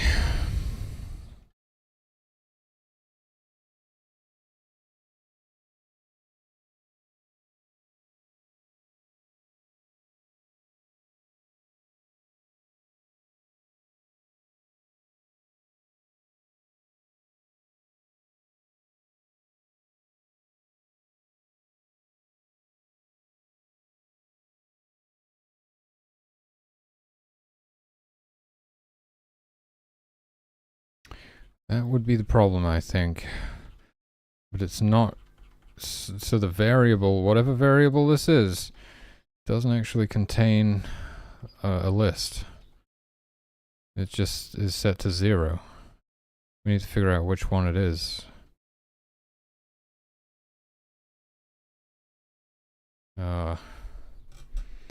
Knowing the object. Oh, hold on.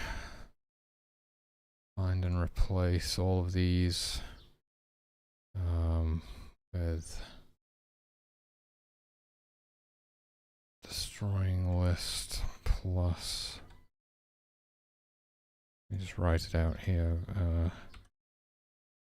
Instance get. What is it? Object get name.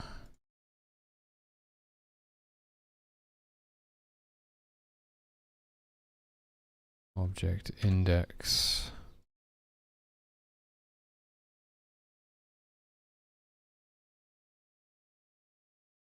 String. Wait, does this return as a string? Return the name as a string.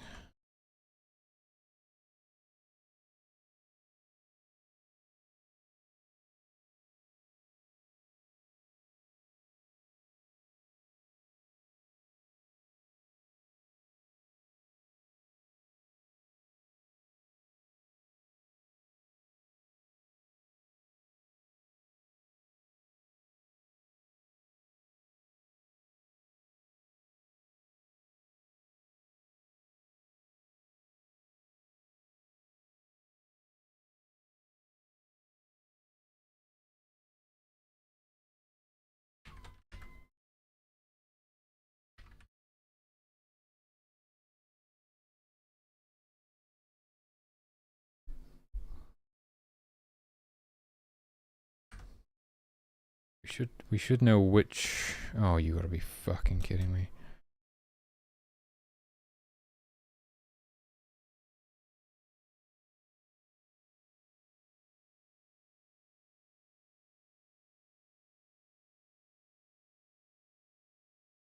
Oh god. I missed a plus. Wait.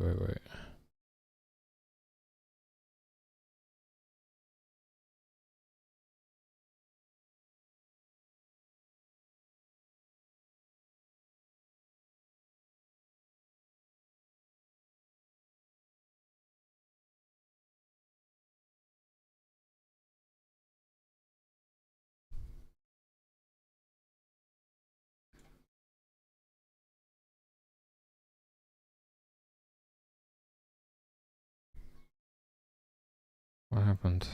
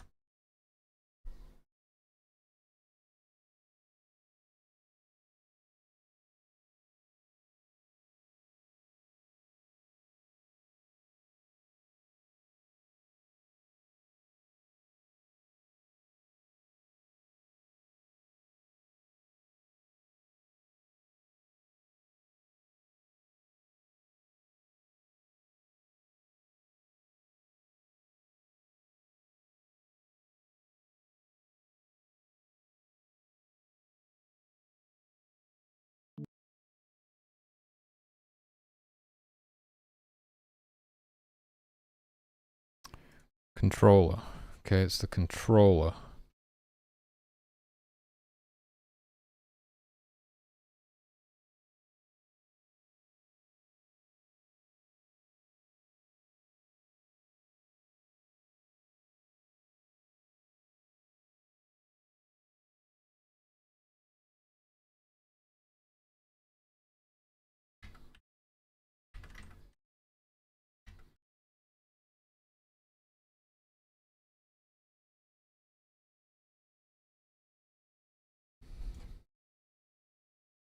Which one of these? Which one of these is it?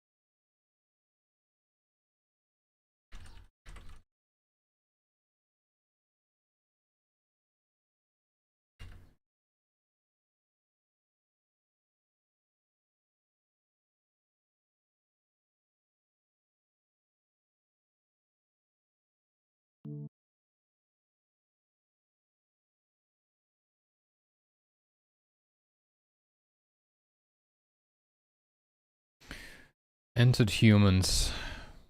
It's not a list anymore. I was beginning to get an inkling of that. We changed it recently. And then just didn't delete it. That's funny. Okay, so entered humans. Whatever the hell that is, it's literally the first one. Just don't destroy that list because it's not a list.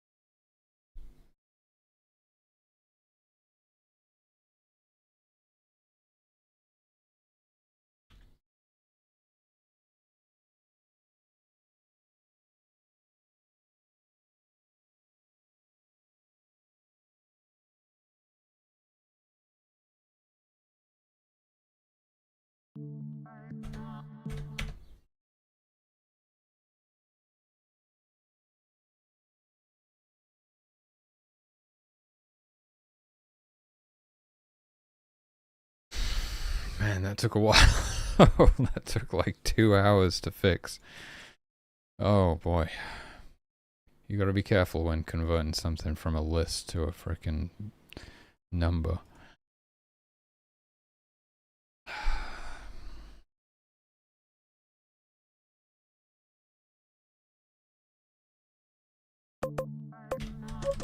Woo!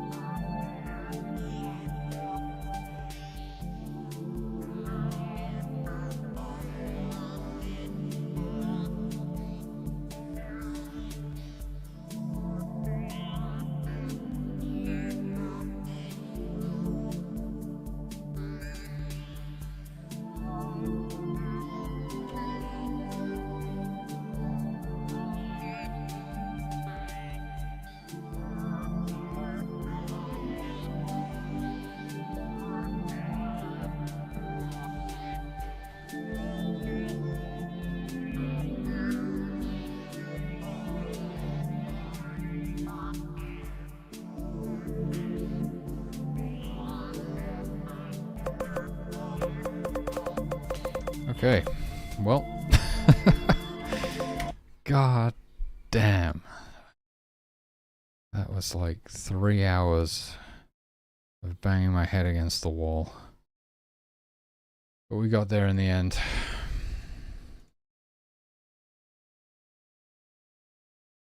What am I supposed to do with all these frickin'... Oh my god, I can just comment them. I can do a global find and replace to comment all of these out, I guess. I just find all of those, replace all of those with double slash at the beginning. Well, they could be useful someday, you never know.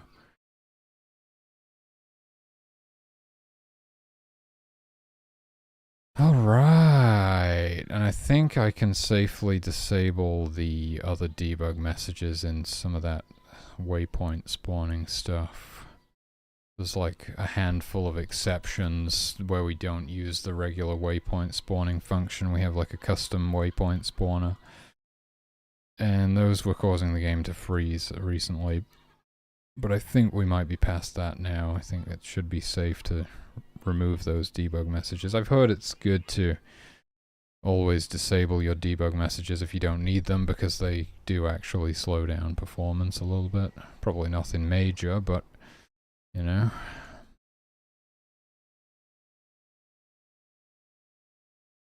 Oh, they're not in here, are they?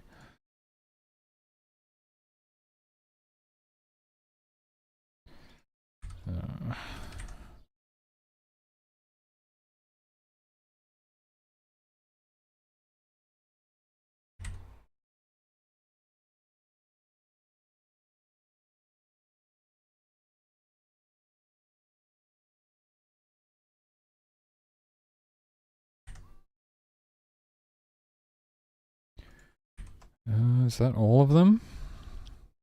Oh, the bear has 2 of them. Hold on.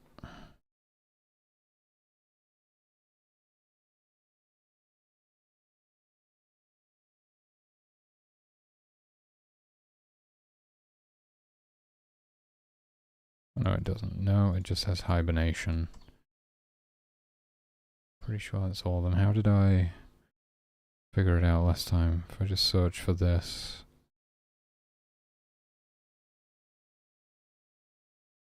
Angular. What? No, it's not angular.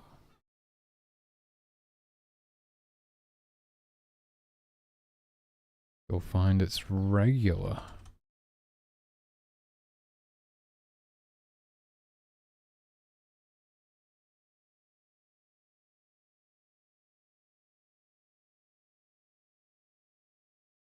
Moose. How could I forget the moose?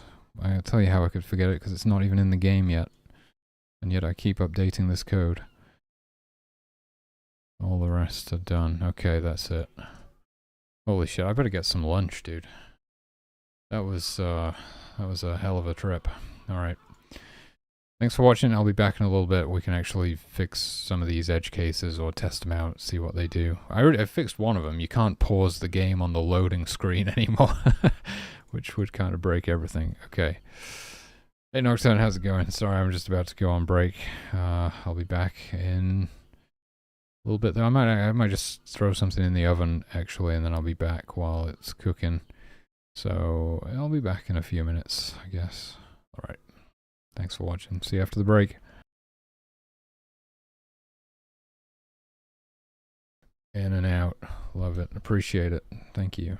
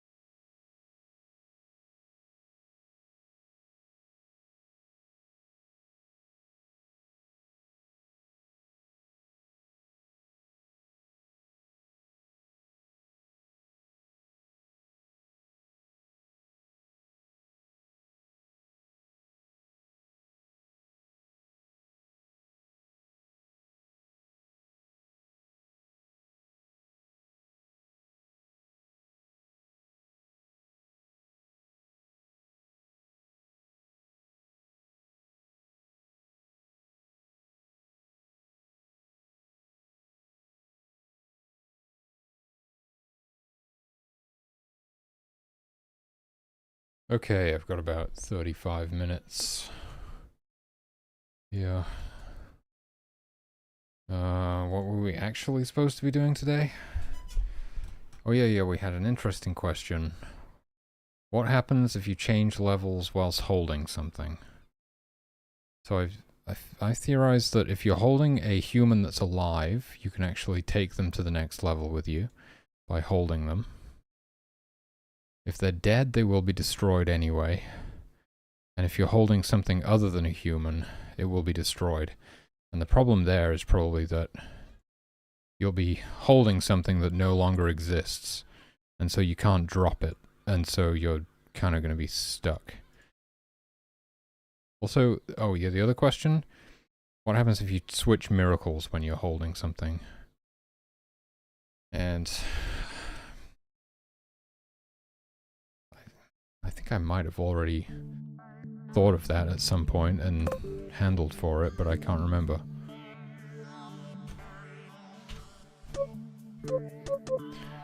Yeah, we just need to... Oh, frick. We're not going to be on Beginner Island anyway, because I have to go through the developer menu to do that in test mode.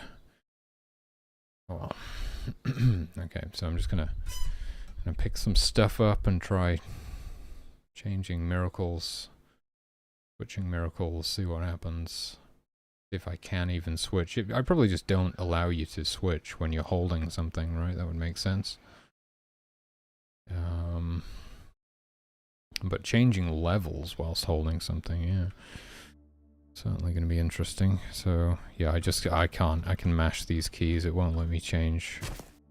It won't let me change miracles as long as I'm holding something. But as far as going to the next level is concerned, I think I still have a save. I have a save right here. So we can go through this portal whilst I'm holding a tree or something. Can I... There we go. Okay, I'm going to try and bring the tree with me. I think the tree will be destroyed. I don't know what's going to happen here, actually. Tree will be destroyed. I'll still be classed as holding something. The instance that I'm holding will no longer exist.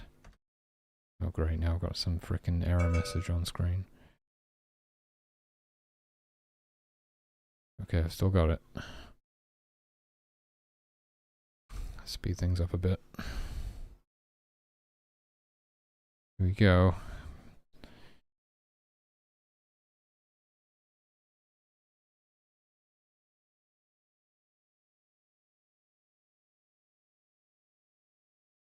So the tree is going to be destroyed because it's not persistent. But the global clicked or held, there's two of them, just to be extra confusing. The global clicked and held variables are probably going to be set to, well, they're going to be set to an instance that no longer exists. And so when I try and drop the tree, the thing that I'm holding, it's probably just going to freak out on me. Oh, actually nothing happened. Nothing happened at all. Okay. I don't know, I was expecting that to be worse. I have to say I love the entrance portals. It's so cool now that they emerge from another portal on the other side. Maybe the entrance portals, I know I was saying yesterday they should only be open if you activate them, but I don't know. I don't know. It's whatever. It is true that, like, it gives you the visual feedback of when it's open, if you can actually see that. Anyway, let's try... Okay, I'll try going to the previous level whilst holding a human. Oh. Or at least I would if it didn't crash. Oh, interesting. Really? Okay. Gesture 64, line 7.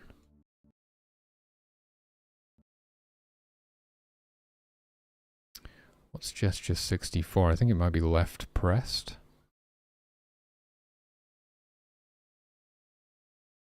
Line... What was it? Line 7.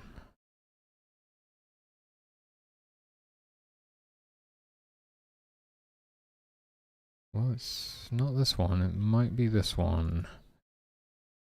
It is. Okay.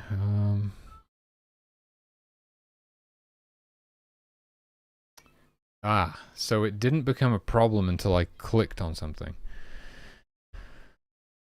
Interesting. I thought it would be a problem when I released left mouse. But I did have that annoying thing pop up. I don't think that had anything to do with it, really. We just need to clear global.clicked and probably global.held as well. There's two of them.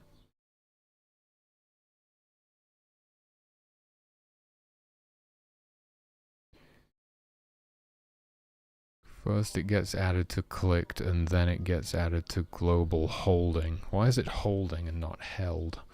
I don't know.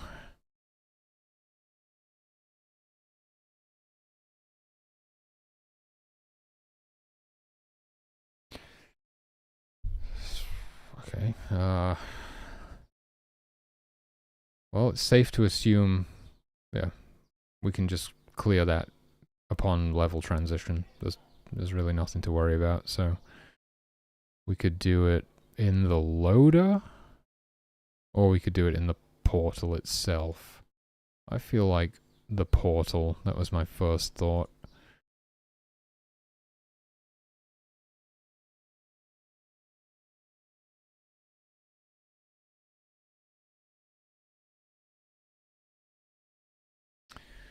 Man, I hate living in this town. It's too noisy.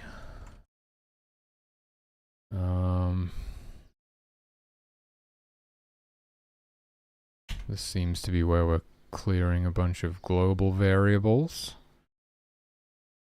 I don't know why I do the sphere range up here.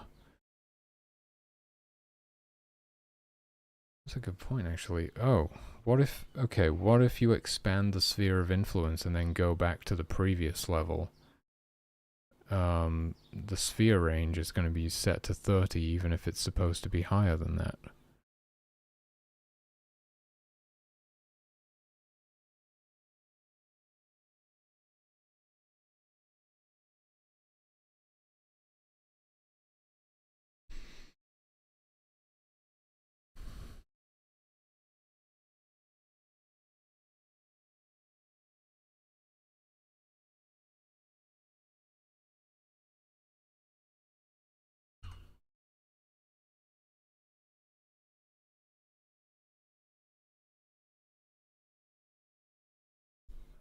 Do I save the sphere object? I've forgotten how to spell sphere. Sphere. No, I don't. Okay. What is even on this thing? Not much.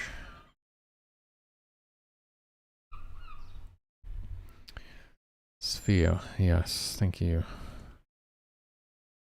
Got a bit of a brain fart. I must be saving that somewhere. Global dot sphere range. So I'm saving it, but I'm saving it on the tracker. Okay. But the tracker is persistent.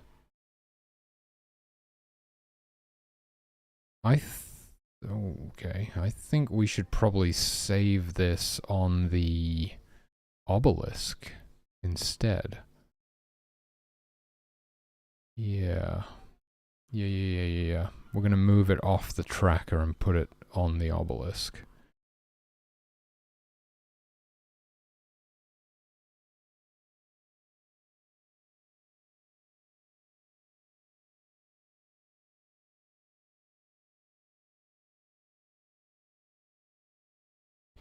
Where the hell is it?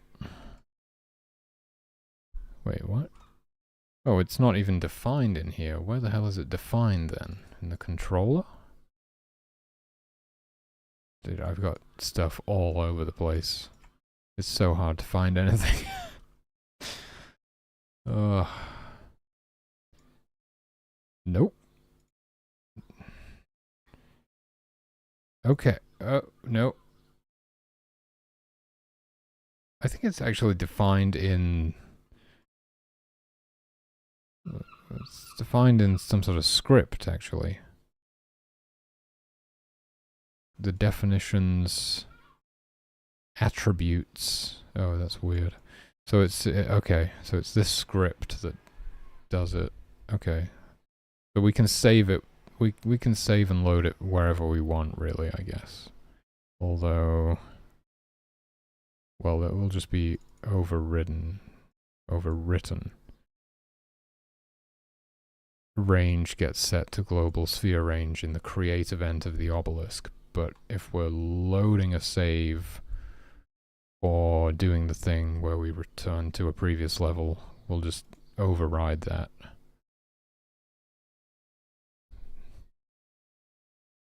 Okay then. Yeah, the reason it can't be on the tracker object is because the tracker object persists between levels. So it would stay the same. When we're... Okay, so if we're going to a... interesting.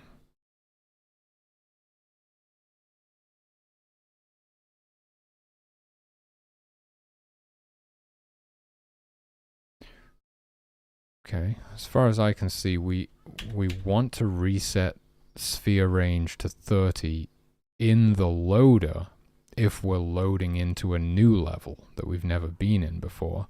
Otherwise, we want to kind of sort of load it back to what it was previously. What's actually going to happen to the sphere itself? We may need to set that too.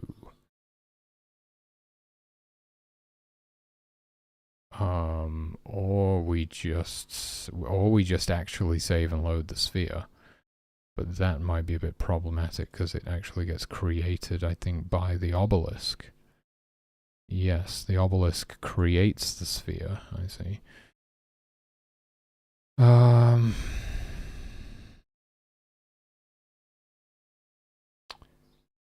Okay. So maybe we just put it in the create event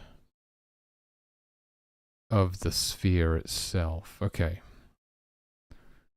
So loader step.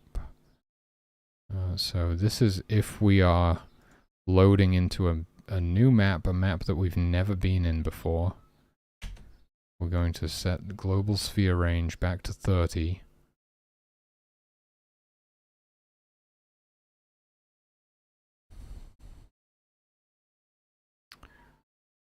The GameMaker feels a bit laggy right now. Might need to restart. Okay, we're going to reset that back to 30, and then if we're saving the game, I think I actually want to save this on the obelisk. Or if I want it to be really safe, just save it on the controller maybe.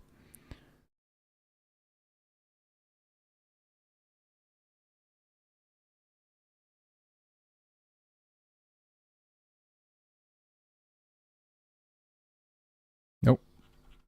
Can't do that. Controller is also persistent. We gotta save it on the obelisk.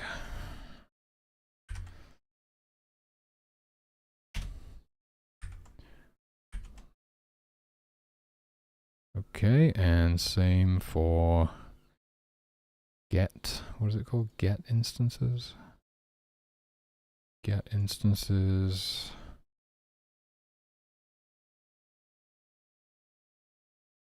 Oh, it's not even here because we don't do this for the tracker object. That would definitely be a problem. Alright, so just add it there to the obelisk. Okay, so the obelisk is going to remember the sphere range. Ah, that is a problem. Because the sphere of influence is actually created in the obelisk's create event.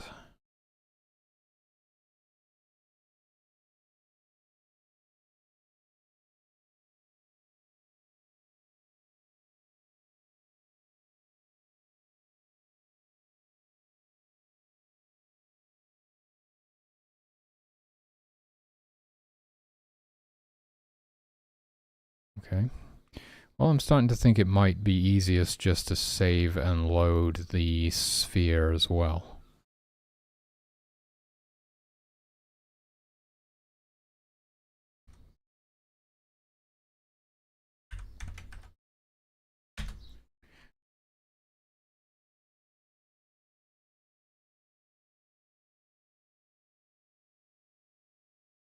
Time.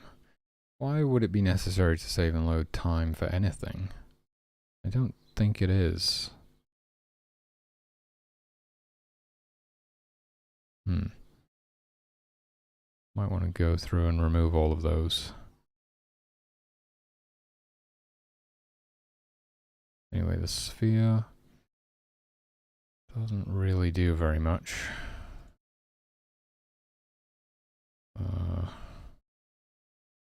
We just want to save and load the image alpha and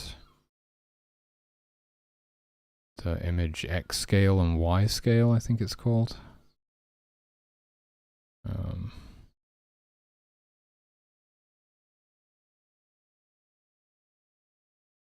Yeah, okay.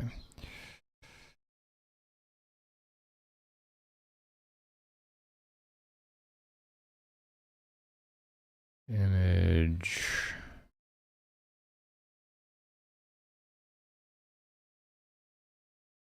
Index, interesting.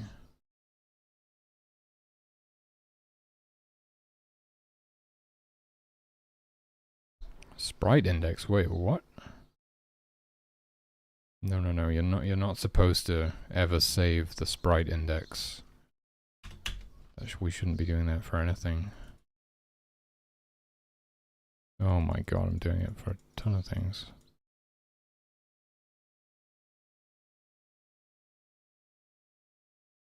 I would say I reserve the right to refuse to dance, but I will dance when the time is right.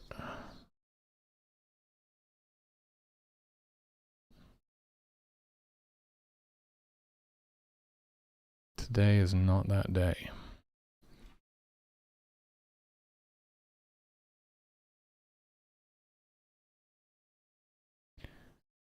Is this gonna balk up a bunch of stuff if I...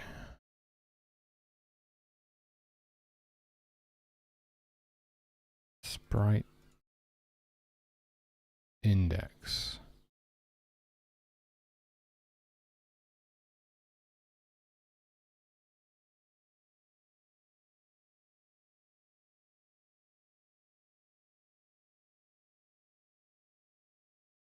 Yeah, we should never be saving and loading that anywhere. God damn it.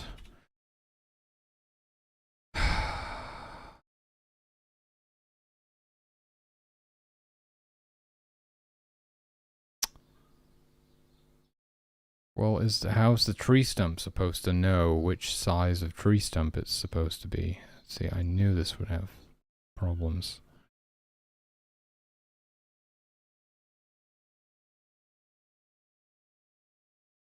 It's going to need to inherit the size from the tree and then reassign its sprite based on that. Time to make chow mein, cauliflower salad, and orange ice pops. The fun never ends. Truly. Enjoy.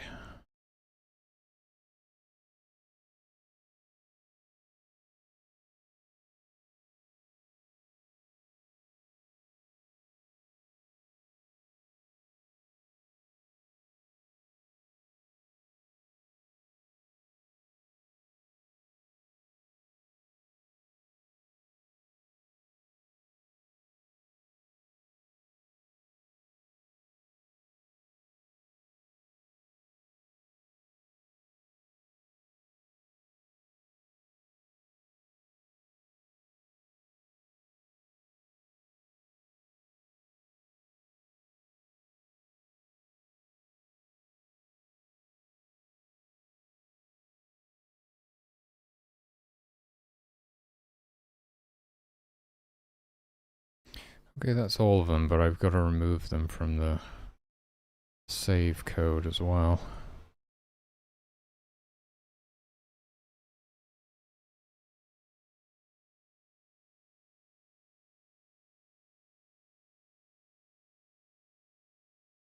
So some stuff is probably going to be messed up.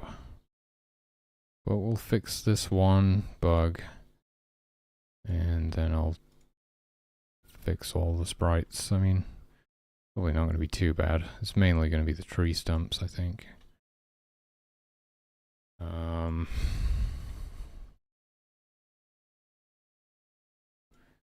Yeah, we already don't save the sprite index for the humans and just have it reassign their sprite based on the direction. The direction is the thing we save. You don't want to save sprite indexes because the reference could change, and the same reference, whatever reference you saved, could be pointing to a different sprite, and it could wind up swapping it out of a human that looks like a tree or something.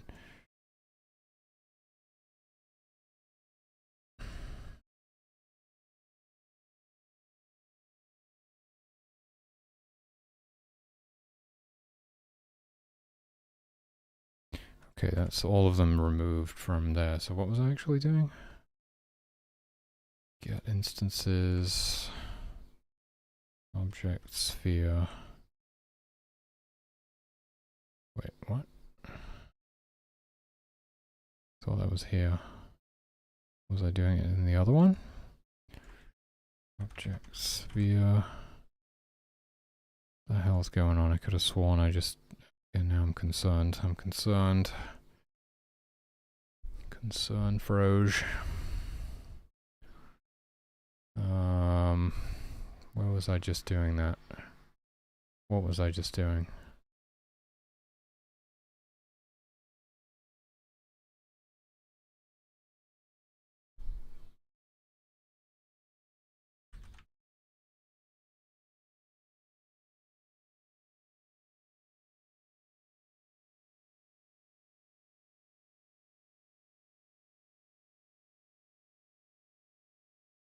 Okay, it is there. What the hell? Was I searching in the wrong script or something? I don't know. Okay. So I want image X scale and Y scale. I think I'm going to sneeze. Maybe not. And that would be... Well, we might as well save the sphere range on the sphere. That would make sense.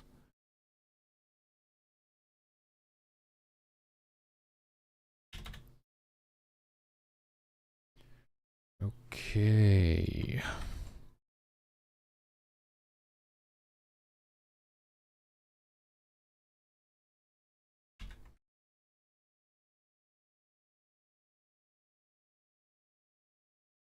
Yeah, I was listening to an interview with, oh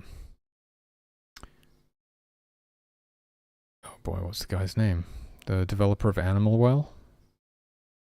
Billy Basso.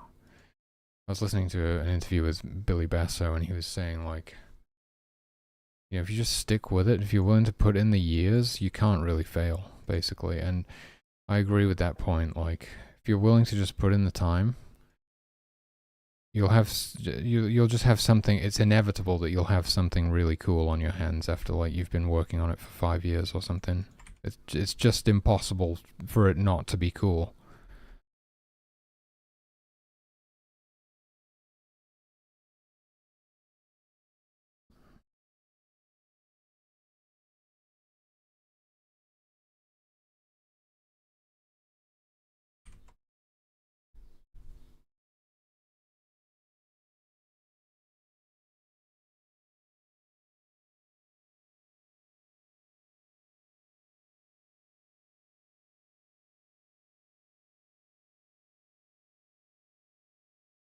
Okay,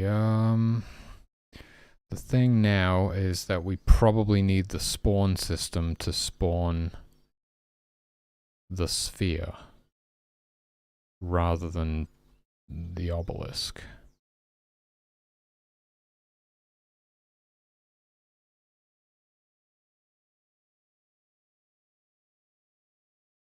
That could be fairly straightforward.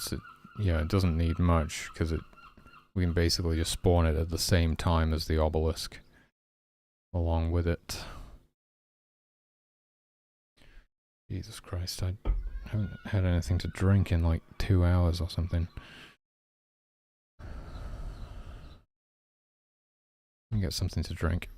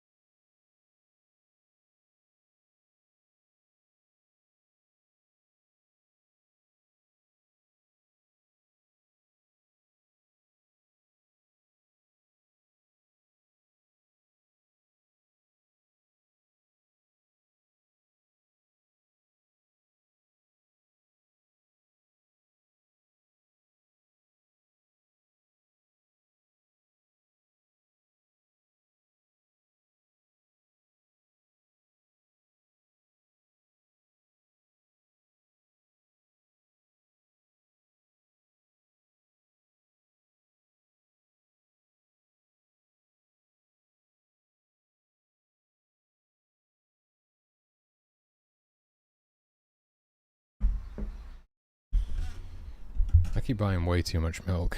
I don't think it is too much milk. I think I just need to drink more milk. That would be the solution here. It would be good for me. So that's what I'll do. Alright.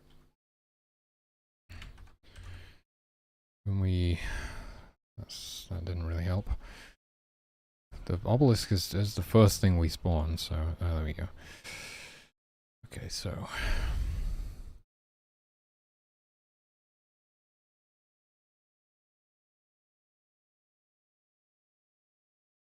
just need to make sure I get the offset right for this because it needs to be centered up properly.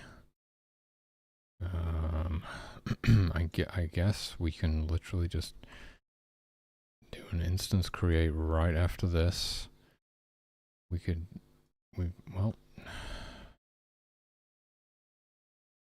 what are these coordinates?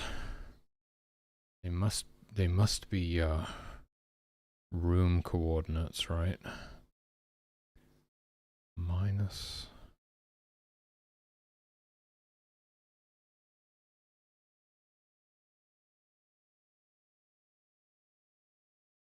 What the hell?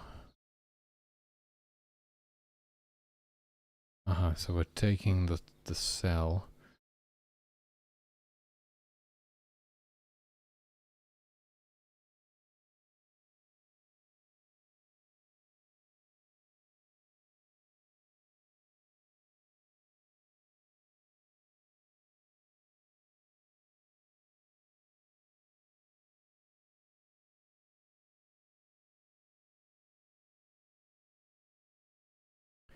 I don't understand what I'm doing here.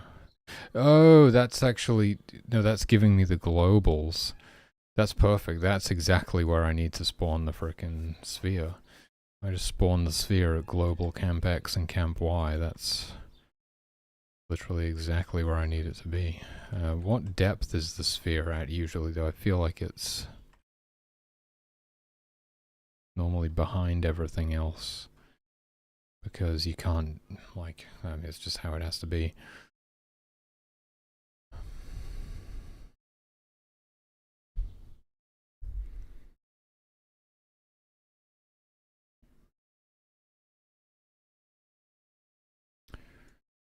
Depth. Just depth 0. Yeah, simple enough.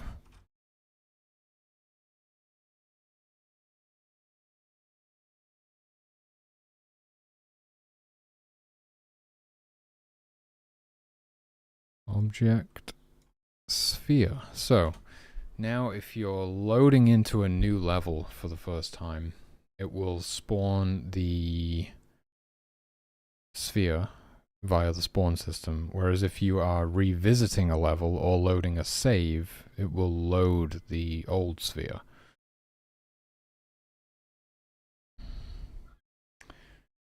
Oh damn, that sucks. I'm sorry to hear that.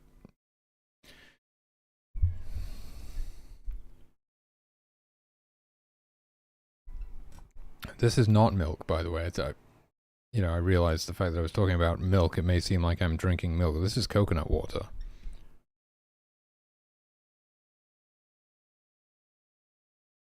But I freaking love milk with protein powder in it. I can't get enough of it.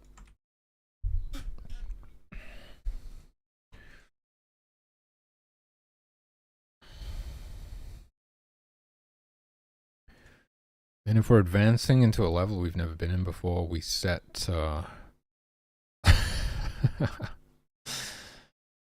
not for me, thank you. Okay. Yeah, we reset the sphere size if we're entering a room we've never been in before. I feel like there's got to be a better way of doing that.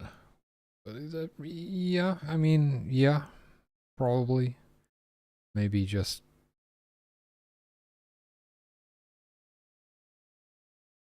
Oh, wait a minute. It's completely unnecessary to do that, isn't it?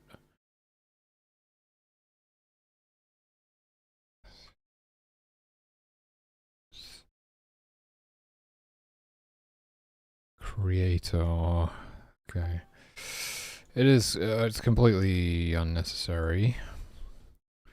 Because... Hold on, let me go to the loader and delete that. Because the obelisk, when created... No, that's setting its range. That's the obelisk's range. That's different. But everything's based on the obelisk's range, is it not? I don't think we base stuff off of...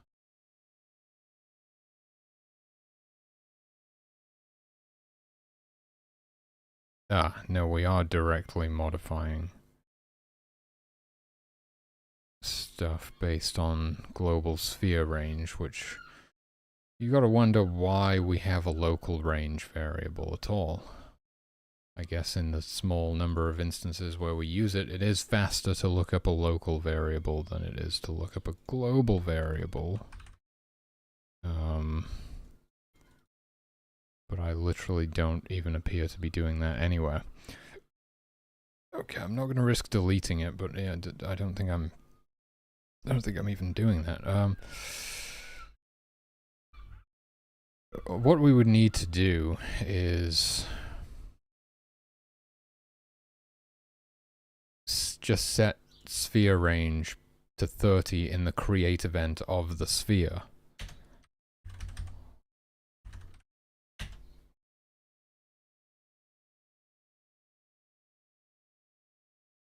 Right?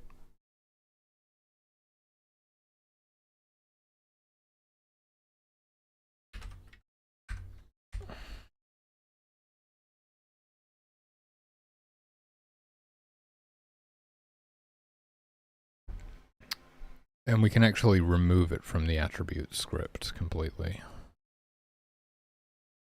Or can we? Not really.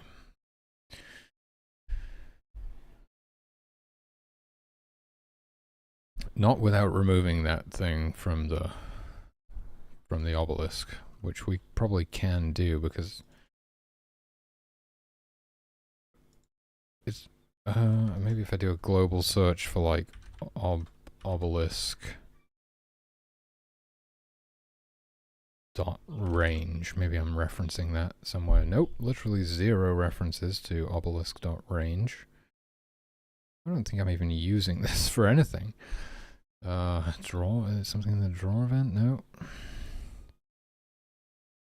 Okay, if I just delete that, then I can remove sphere range from the attribute. We'll see if it gives me an error or anything, and then I can fix it if it does, but I'm pretty sure we're quite safe to remove that from the attribute script.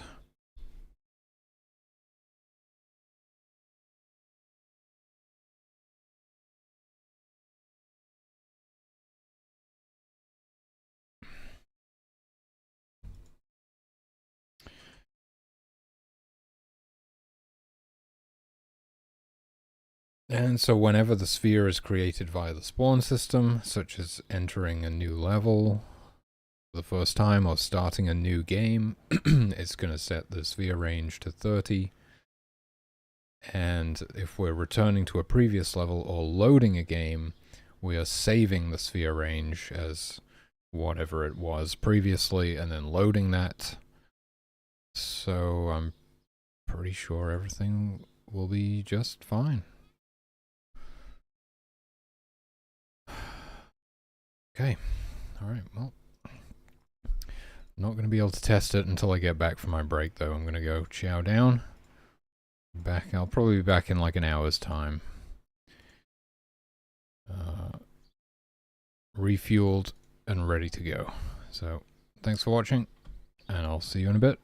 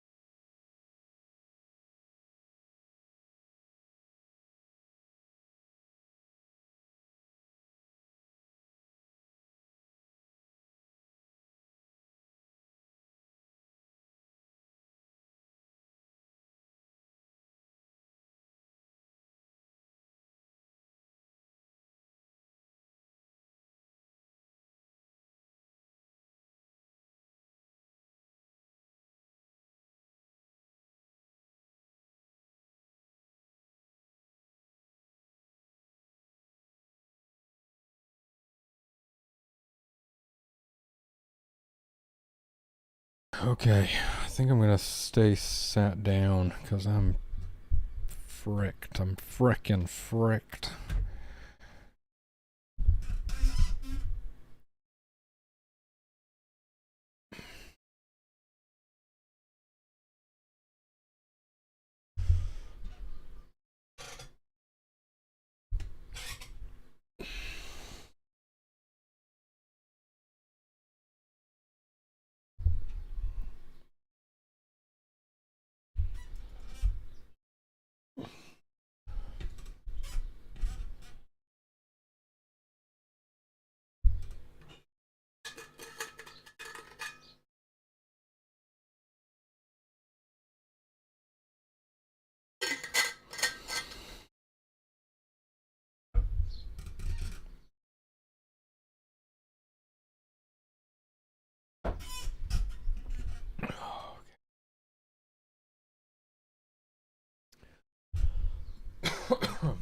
Okay, might bust out the standing desk again in a bit if I feel like it, but right now I'm gonna remain seated. Okay, what was I doing? I was like, oh yeah. Why did I go off? I went off on some tangent to do with the size of the sphere of influence for some reason. Jesus.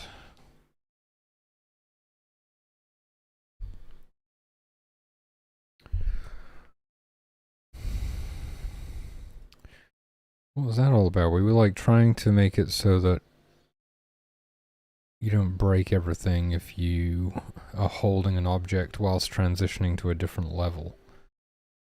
Which is kind of a funny edge case that I just never really thought about, but of course you can do that. I still haven't tested it with a human. I think if you're holding a human, as long as they're alive, they will actually... Oh, but then again, that means we can't just... It's not just as simple as, like, clearing it. We could either force you to drop what you're holding. That doesn't make any sense, though.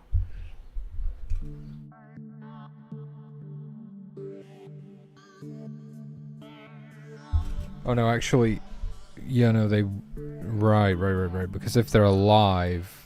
They can't enter the portal, and the level transition only begins when they've all entered the portal, so that's not a thing. So that does make it considerably easier. We can just reset that variable, those two variables, global holding and global clicked. And yeah, we just reset those. I think I was going to do it in here.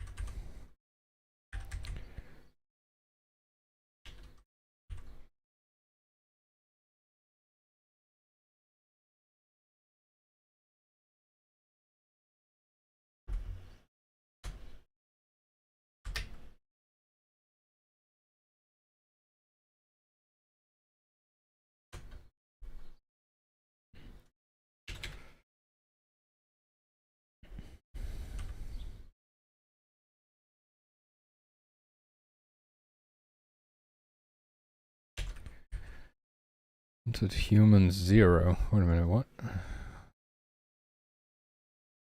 Oh, it is on both of them. Okay.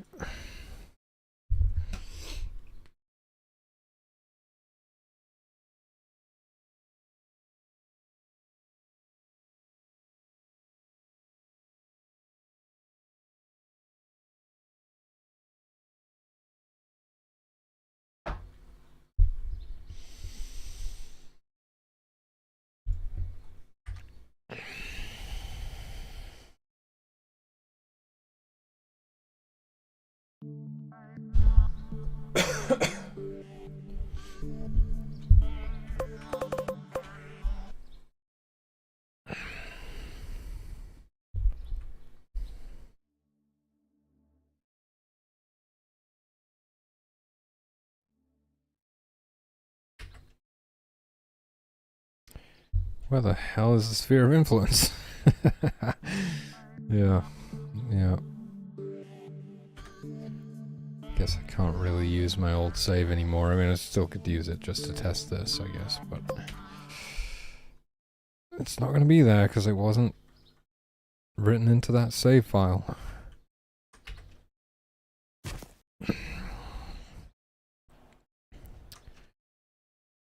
Okay, got my tree. I'm holding a tree. I keep holding a tree whilst we go to the next level. Oh. Ah, so there is something to do with range. Oh, oh, I see. It's just in the save load system and the get instances function.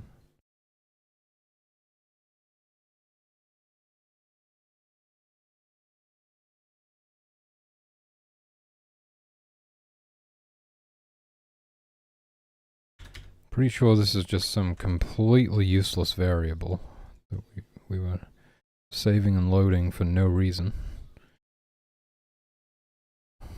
I do that quite a lot, to be honest with you. Did I not move? Oh, I didn't remove this one. So I was actually saving and loading the sphere range twice on two different objects.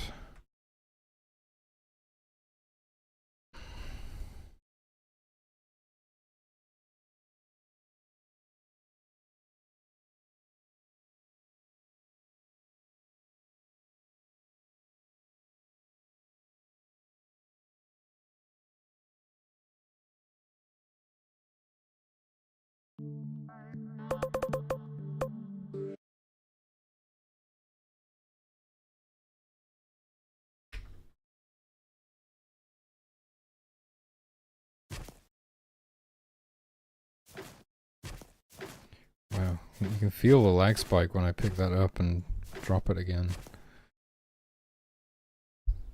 Because it has to recalculate pathing for everything whenever you modify the navigation grid.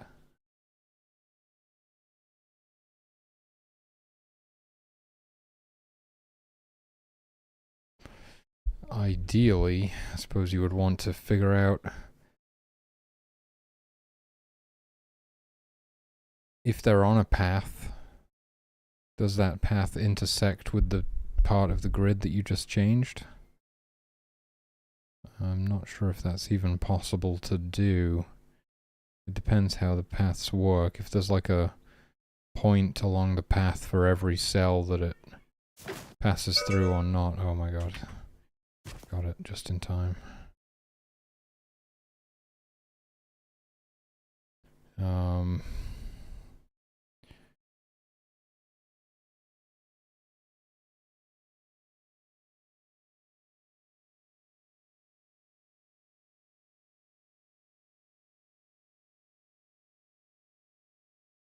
That's a good question.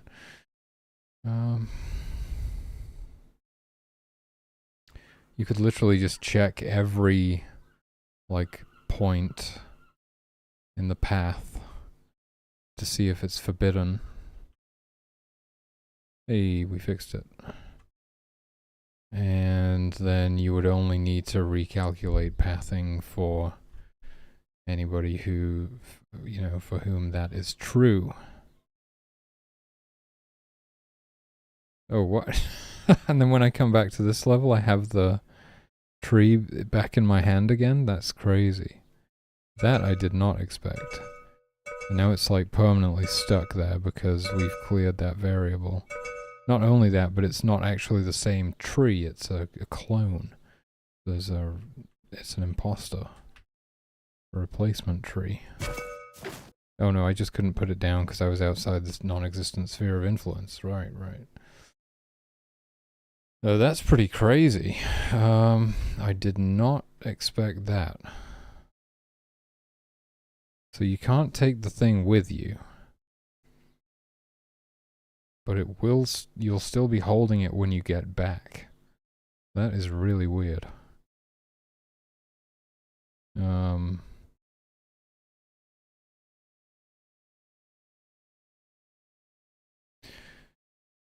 Let me do that again.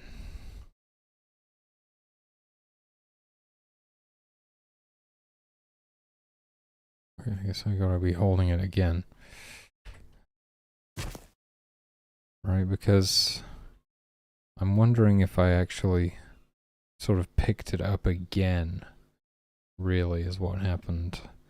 Like, the tree is probably in the held state, which makes it, like, stick to my cursor. But I'm probably not holding it. And then I probably left-clicked again, and then I was holding it again because it was, like, on my cursor. But if I continue... Then again, how am I supposed to... Oh, I can't... No, I can... Well, I can... I can activate the entrance portal in the other map, and then hold left mouse button again. Okay, I have to release left mouse button to activate this one. Now I'm going to hold left mouse button whilst we load into the other map, and then see if I can drop that tree by releasing left mouse button. No, I can't. Okay, so the tree thinks it's held, but technically I'm not holding it. But if I click now I'm holding it. I even played the sound. And now I dropped it again. So we would need... This is fucking insane.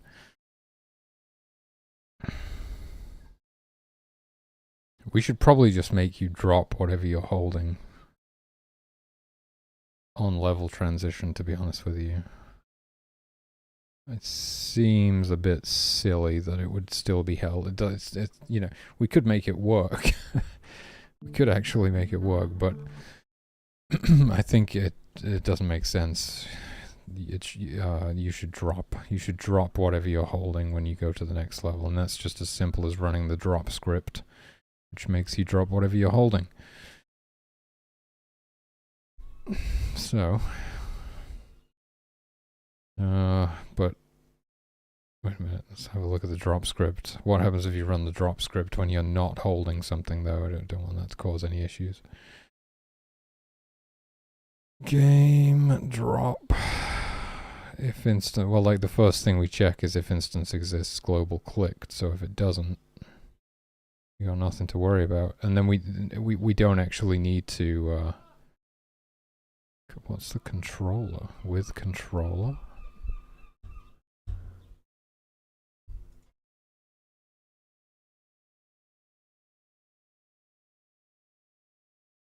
I guess.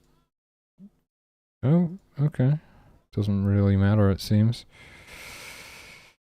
I would probably use the controller object just to be on the safe side.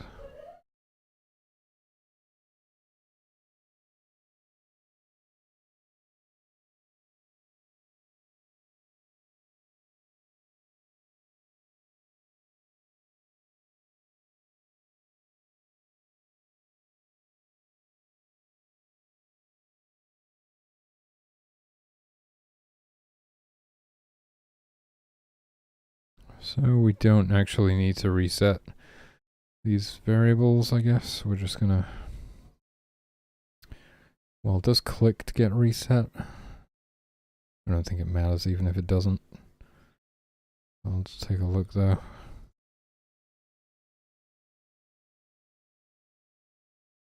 Yeah, it would appear so. It would appear so. God, this script is an absolute monstrosity.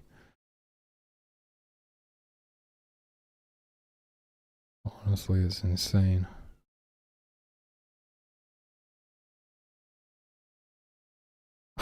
Jesus Christ.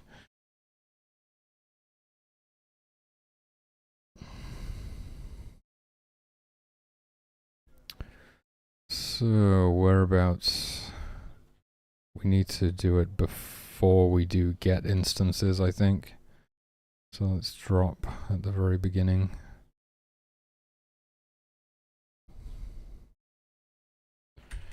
Okay, so yeah, I'll just drop whatever I'm holding.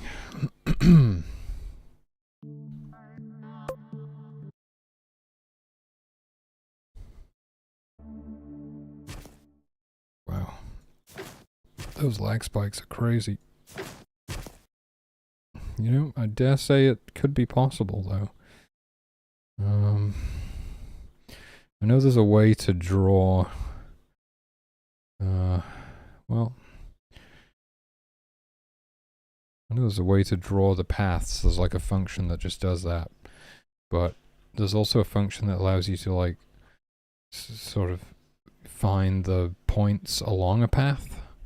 So using that information, I could just draw something at those points and then we'd be able to see all of the points along a path and get some insight into how the paths actually work. And then, depending how they do work, it may be possible. It may be possible to... You actually heard the tree drop as well.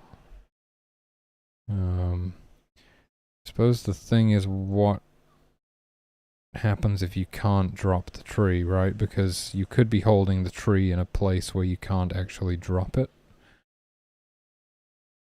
That's true.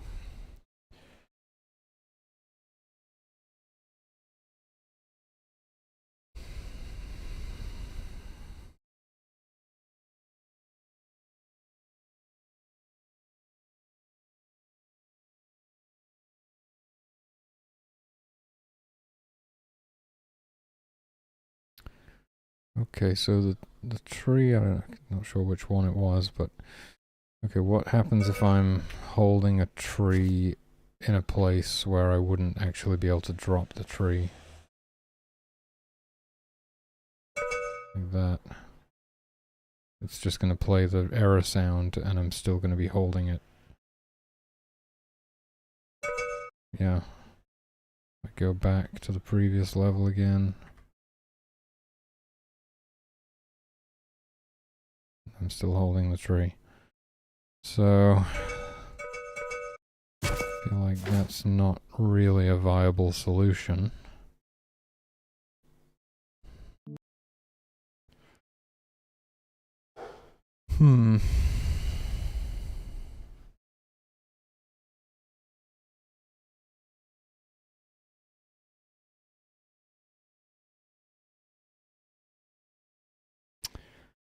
Well, I could just prevent you from actually transitioning to the next level as long as you're holding something.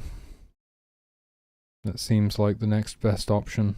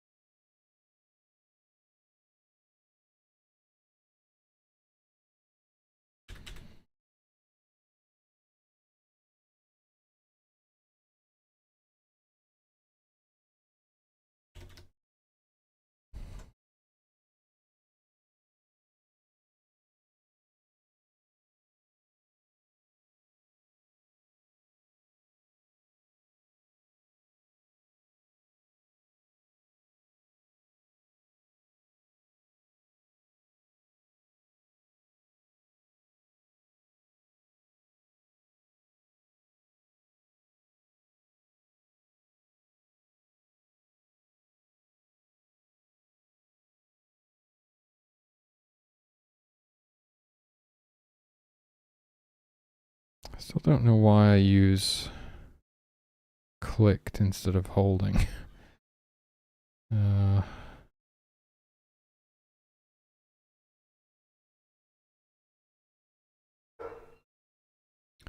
think in this case I'll use holding.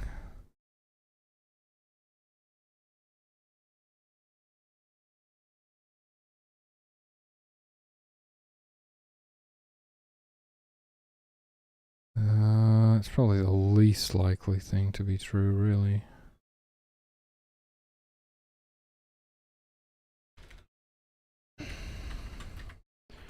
Global holding equals no one. Alright. Well, we found a solution in the end. I'm okay with it, I think. It's probably very unlikely that any... Actually, might not be as unlikely as I think. That seems like the kind of thing some players would do. They'd be like, oh, I wonder if I can take something to the next level with me if I'm holding it. But we just won't let them actually go to the next level until they drop it.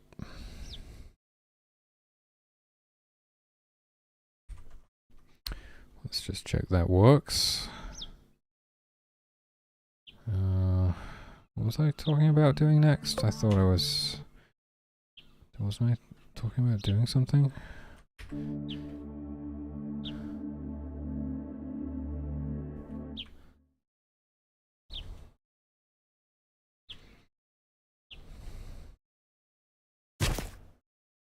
I have no idea, dude. I'm totally out of it today.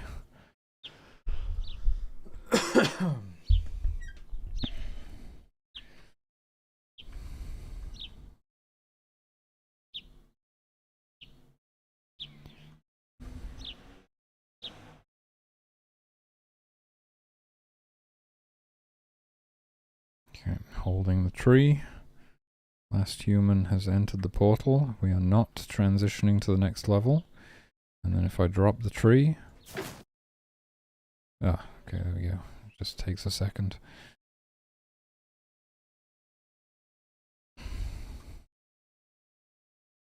Oh yeah, the lag spikes that are caused by picking something up off of the navigation grid and putting it back down on the navigation grid.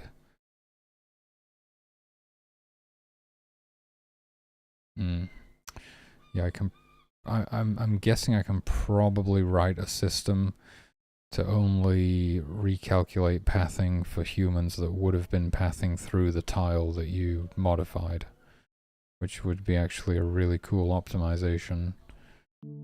I'm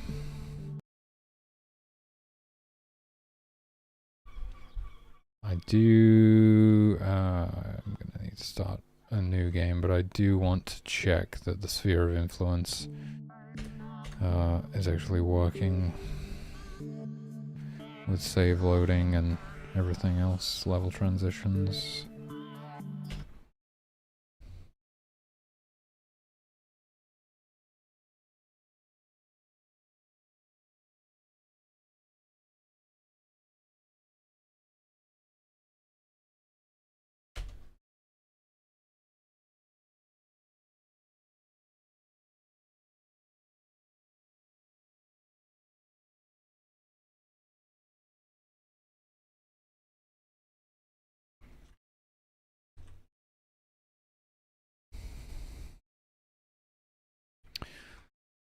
Okay.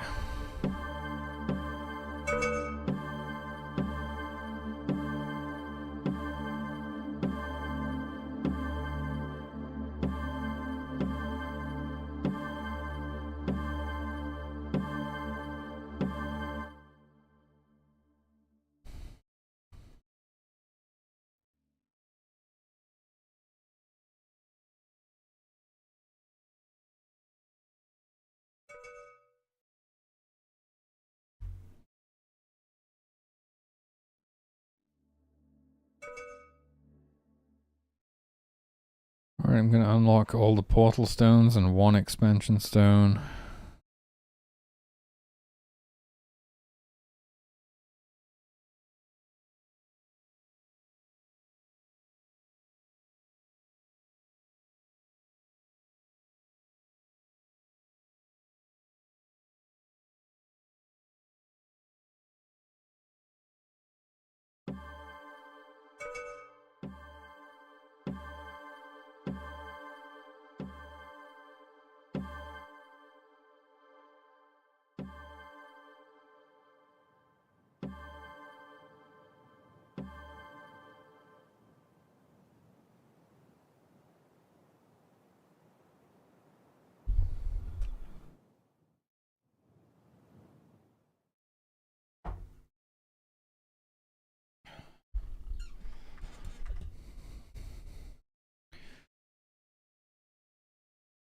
Whoa. Shit. They've all turned into babies. Well, fuck. Yep, because we're no longer saving the sprite.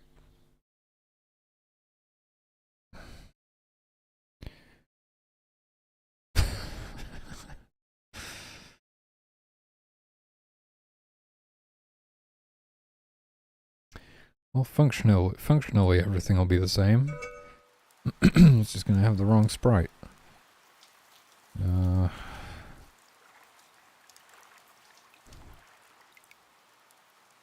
Guess I'm gonna have to write something that updates the sprite.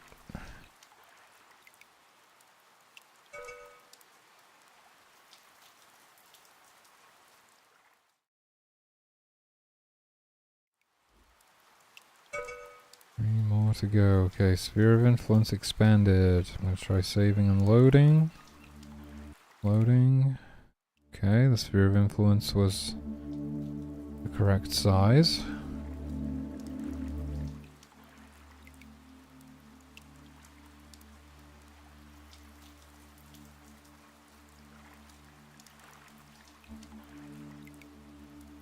Assuming the sphere must be must be destroyed when loading a save. Yes, it is.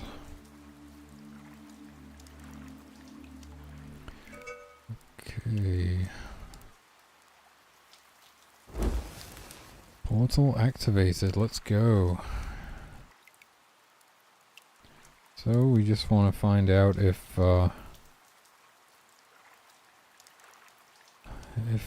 the sphere is still the right size when I return to this level. I'm sure it will be because it works fine with saving and loading. And we're just using exactly the same method.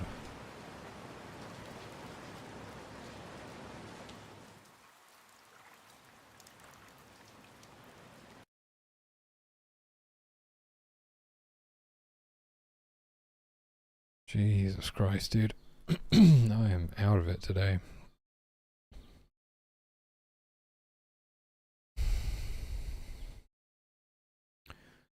Well, hopefully I can just get the sprites updated correctly and then I'll be done.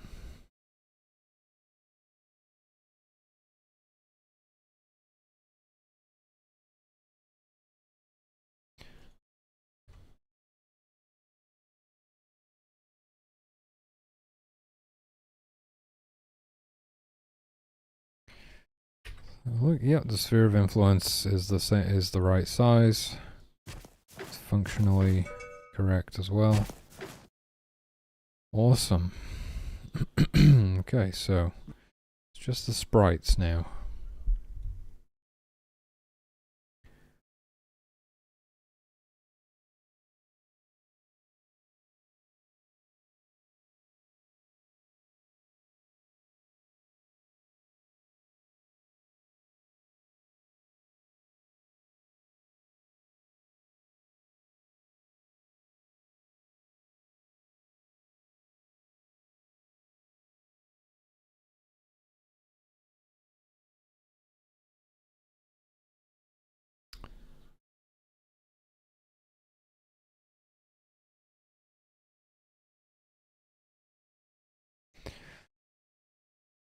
Oh, it's quite a lot to do.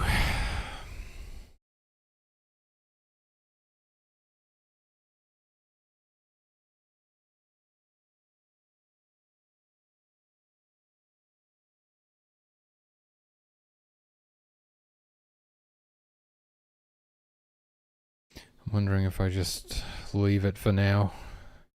We just save and load the sprites instead. I know we're not really supposed to do it that way.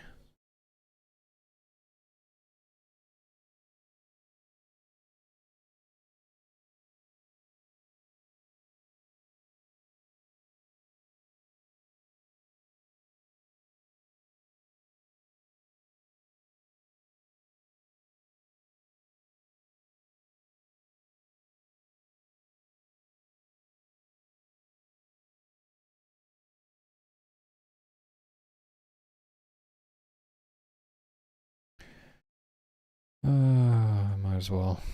Might as well. We're here now.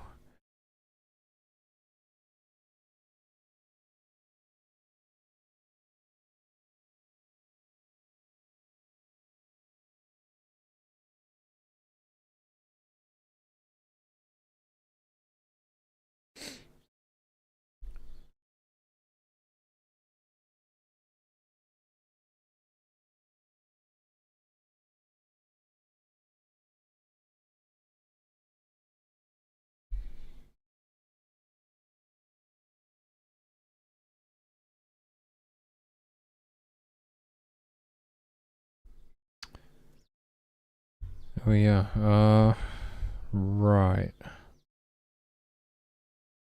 I forgot that we refactored the load code. How would it fit into the new load system? We probably would want to make a whole new function inside of our load instances function. We do like load states. We probably want like a load sprites function essentially. We're not really loading them, but you know, we're not loading the states either technically.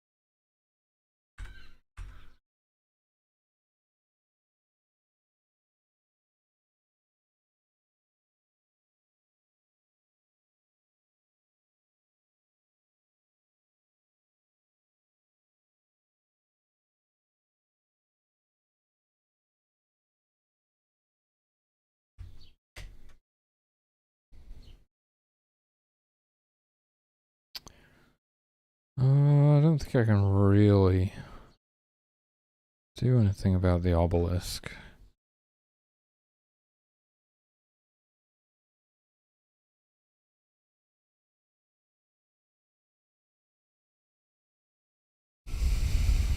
Because it's all based on the worshippers list. We can just let that take over. It might be like, there might be a frame at the beginning where it has the wrong sprite.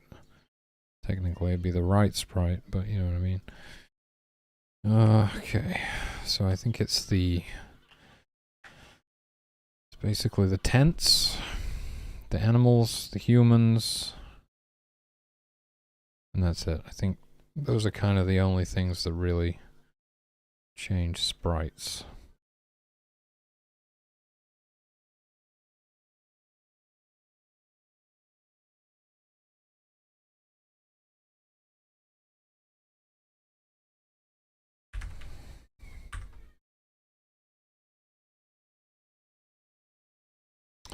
These ones can all be handled together. We could possibly even do it based on parent. If object get parent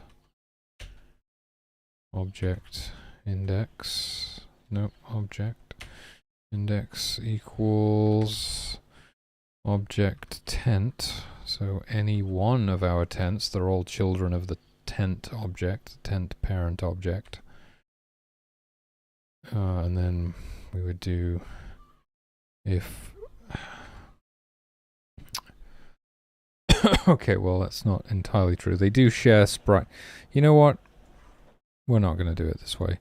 Also for future proofing, because eventually they will all have unique sprites depending on what type of tent they are. So, yeah.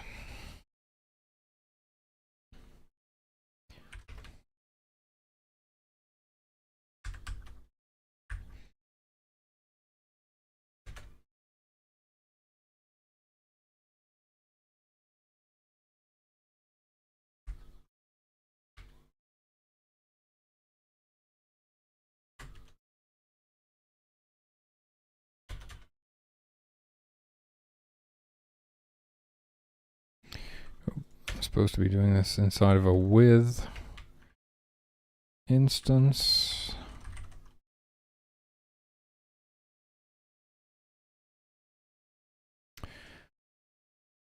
We're going to slow down loading times a little bit because it's a lot more checks that it has to do, but it has to be done. It's one of those things where it's kind of borderline, to be honest with you. I don't know if it's just me being like obsessive, like I'm just being a perfectionist really, because clearly it did work before when you just save the sprite index. The only time it doesn't work is if you make a save and then you add some new sprites to the game or something, and then the references get all jumbled up. And then when you load that save, the sprite reference has changed, so it loads in the wrong sprite somewhere. But it's like once you put the final version of the game out, I mean, I suppose it's future-proofing as well, but also depending on what kind of update it is. Unless I actually figure out how to properly make backwards compatible save loading, if I release any content updates for the game anyway, it's going to break your save files. So what I'm saying is I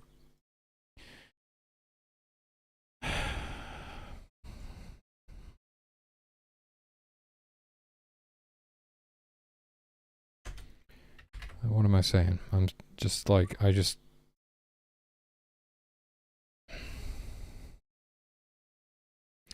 doing this because I kind of know that it's the right thing to do, even if it's not really a big deal.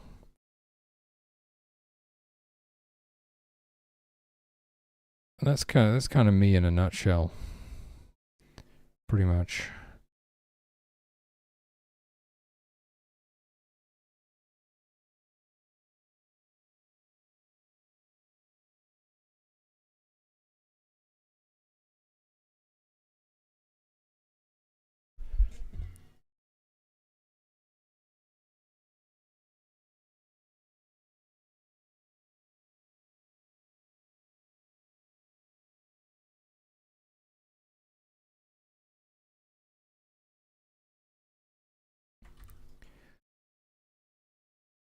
I have this problem where I have to do everything perfectly or something.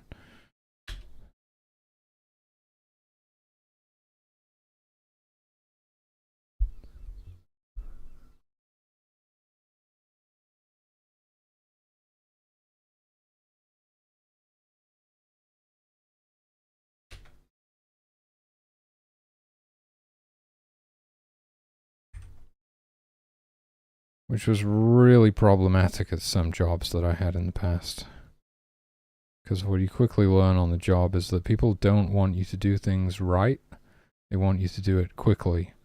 They want you to cut as many corners as possible. They don't actually want it done correctly.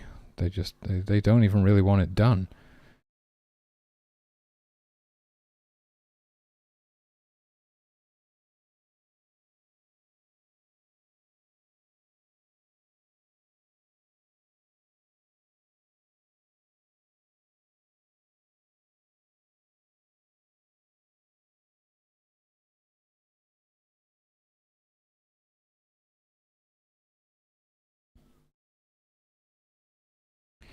What's the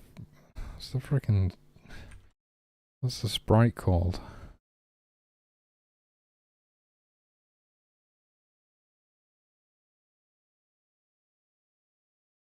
Oh, it's literally just SP hut.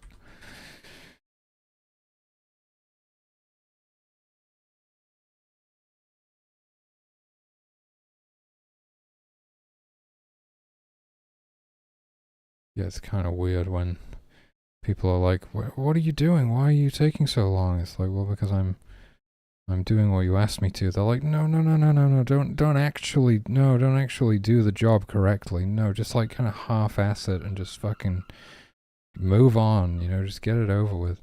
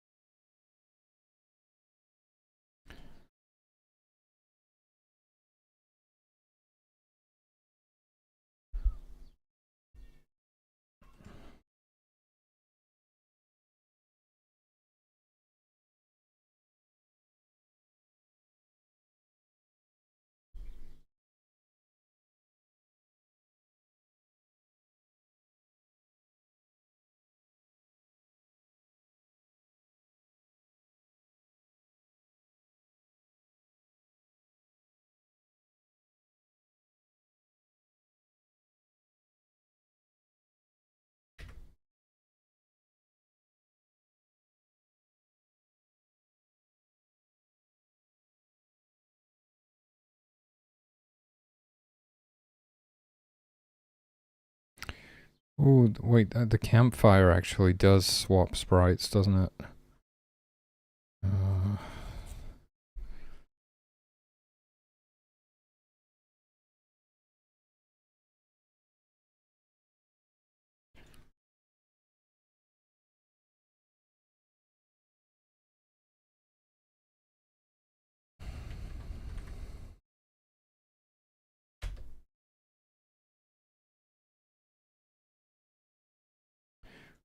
but it's also one of the reasons that, like,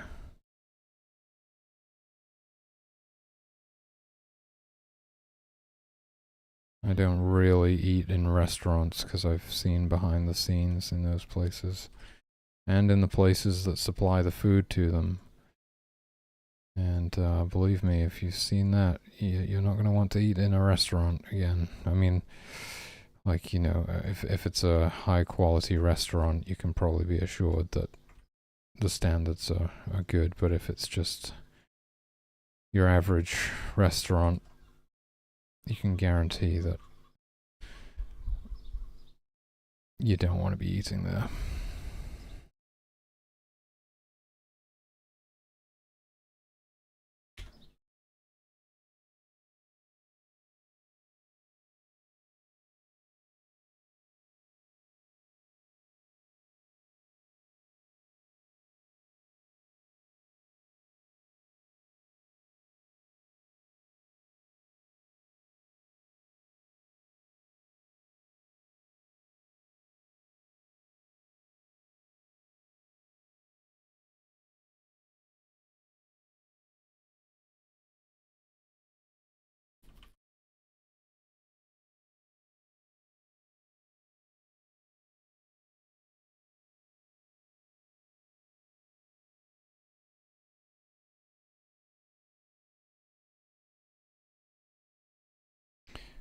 Oh, I don't think we changed the sprite. I think it's a sub image of the same sprite. So we don't actually want to update this one. That would be a smart way of doing it, actually. Yeah, that's how I should do all of them. Should be a sub image, and then I don't even need to. Okay.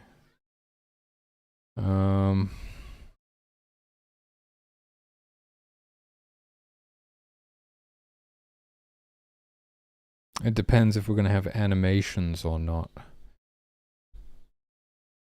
Not even just animations, actually.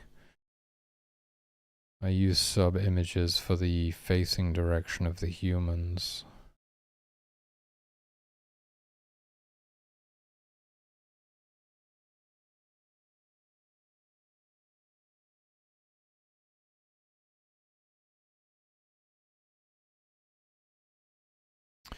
Well, I'm just going to do it this way for now, and if we ever add animations to the game, I'm going to have to reconfigure it then. That's fine.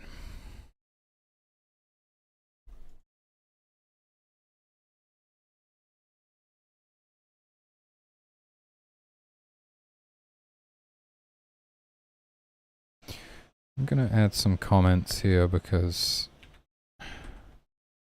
I'm losing track already.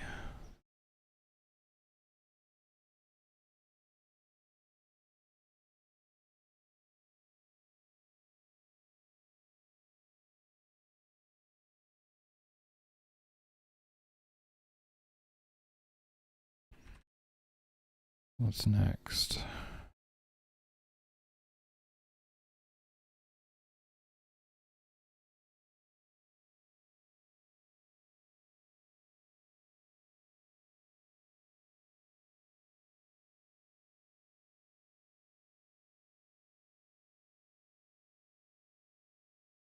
Portals.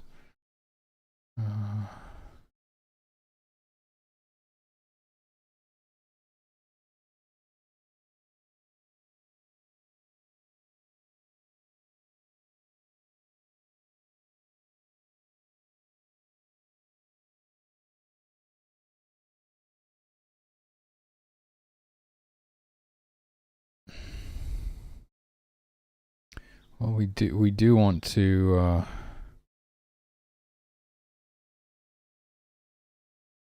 yeah, we do want to save and load the sprites for the portals. Only we don't want to do that if you're transitioning between levels. How are we gonna... We basically can just swap the sprite back at the last minute, I guess. Let's write that down.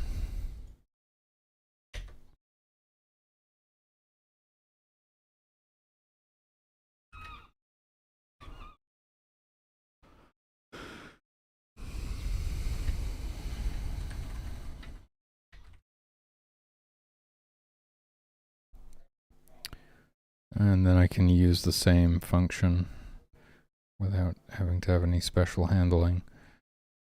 Okay.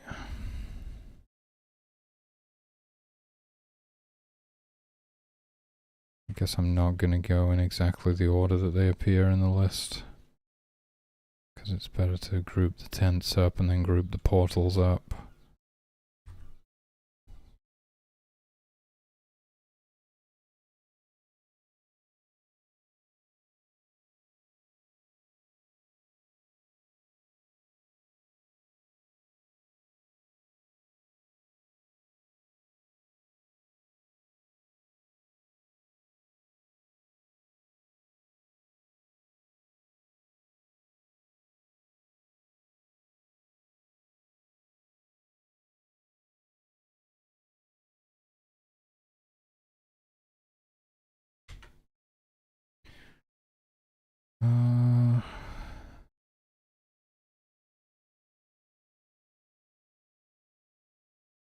Wait, didn't I already, like, set this up? I think it's built into the portals, is it not?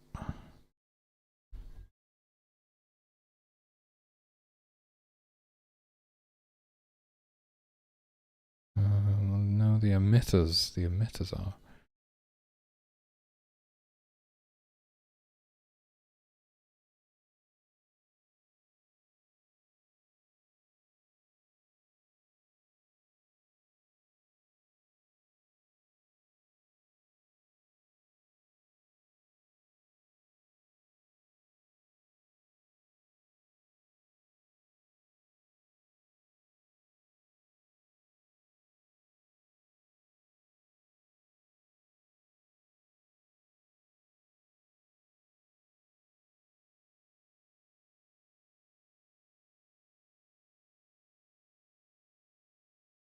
There's some sort of like load active portal, that's it, isn't it? Okay, that's where we do it. Okay, it's built into that. Okay, so we're already doing this for portals, we don't need this. Gotcha.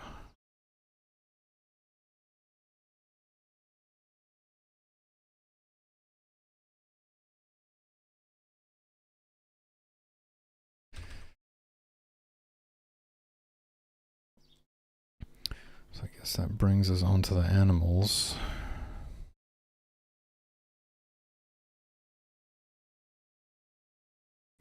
This is kind of insane because every time I add a new animal to the game, I also need to update, well, I'd have to update the save load system anyway, so it's not that bad. And also make sure the sprites get reassigned correctly for every new animal that we add to the game too.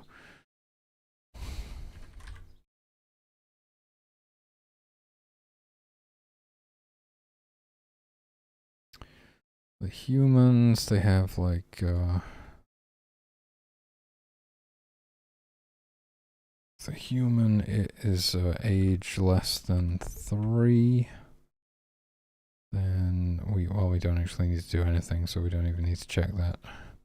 That's the default. It's if age greater than or equal to 3 and age is less than 7, then image index currently just would equal sp human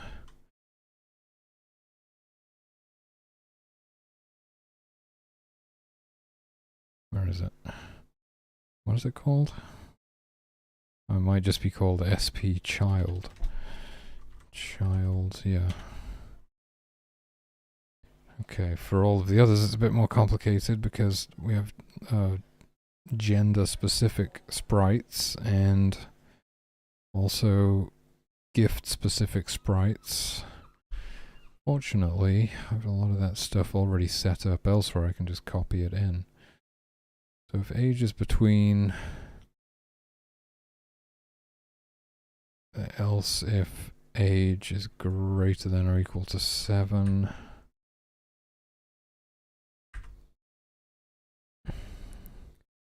and then I can just go get all the other stuff from the demo script.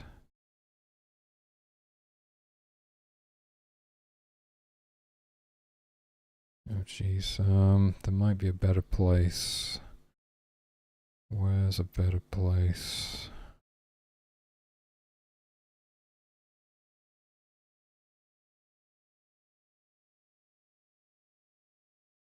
Maybe the drop script?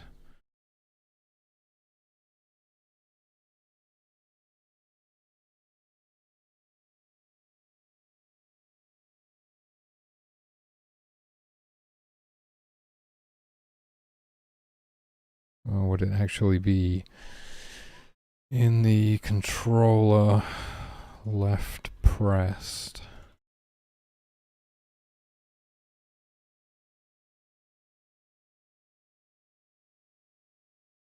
Here we go. That's probably the best place to get this stuff from.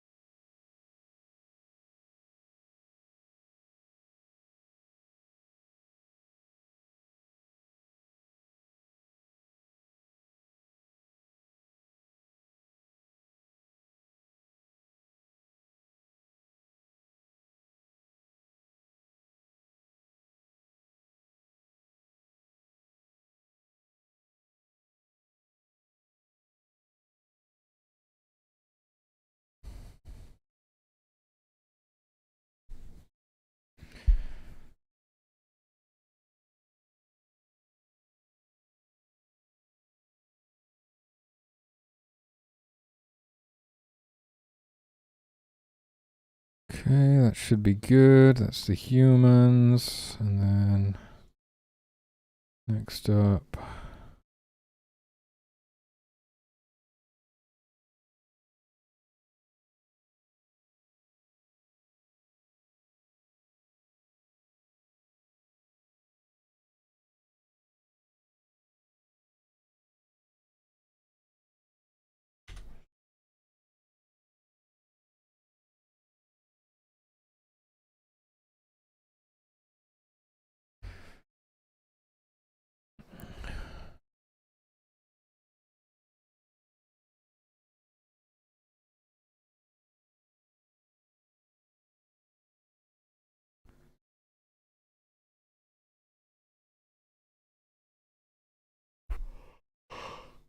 Okay, how do the bears work?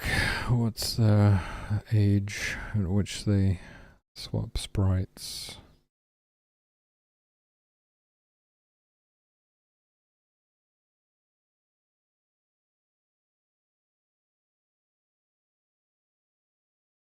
$3 old. Okay, pretty simple.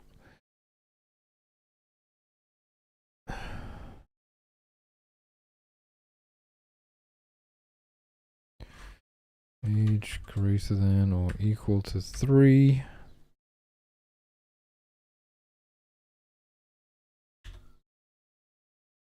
Image index equals SP. Bear. AKA Big Brown Cube. Foxes. Yeah, they all have like the cub sprite by default, so I only need to worry about swapping it if they're an adult. Age 1 for the foxes. 1 SP fox.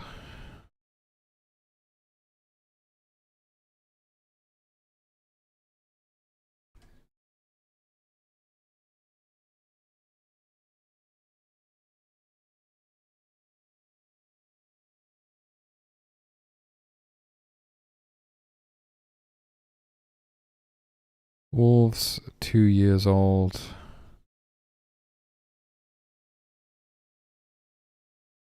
Really close on this stuff. There we go. Wolves, 2 years old. SP wolf.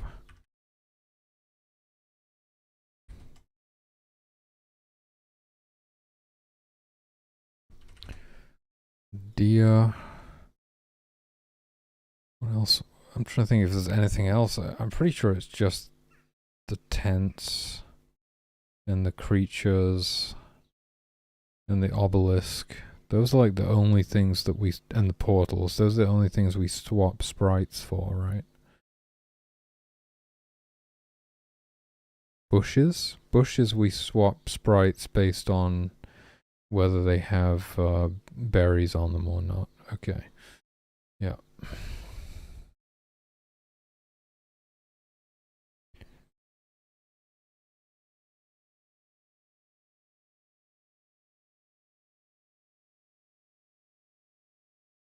Deer, age 1.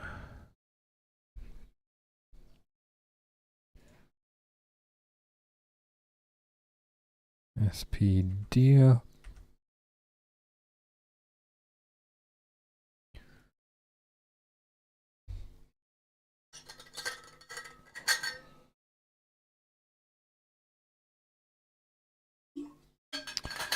Man.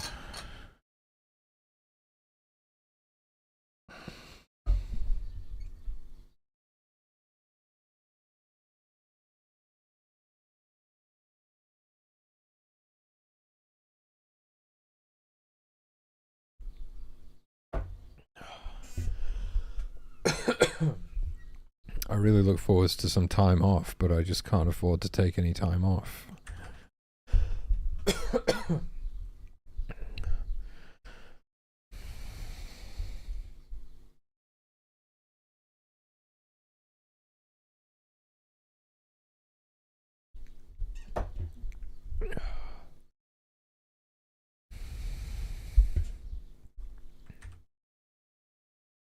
Rabbits.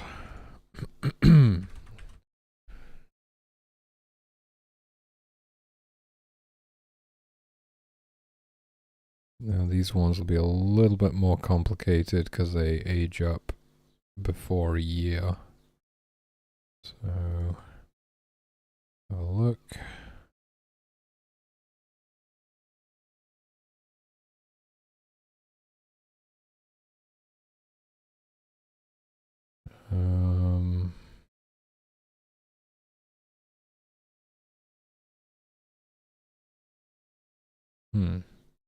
I'm assuming we save and load the adult variable. Guess I could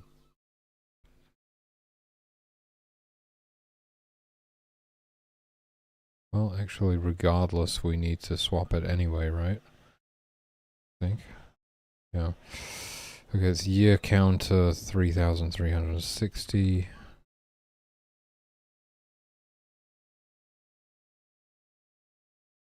So it'd be like age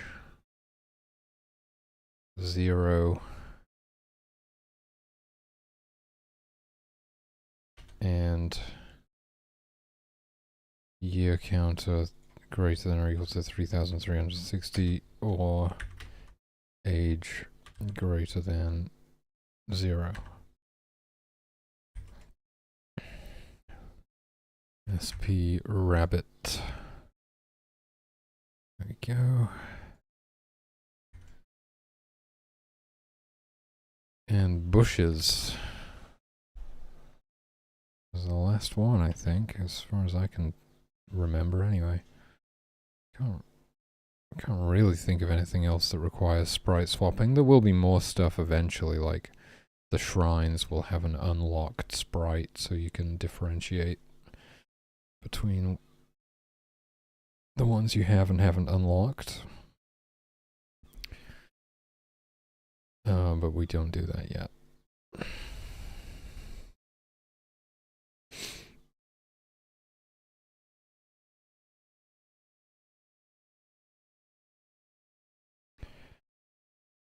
Bush. Fruiting. Or is it fruit bearing? No, fruiting. Oh, that's interesting. I have a thing I can also set the bushes to be non-fruit bearing. I don't think I ever actually do that, but if fruiting equals true, or wait, yeah, I'm guessing so. I'm guessing the bushes by default have the non-fruiting sprite. Bush, yeah. So if fruiting is true, sprite equals bush full.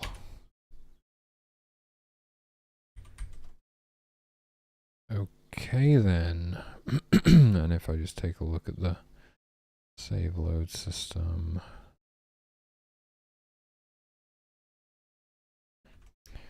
just for my own sanity,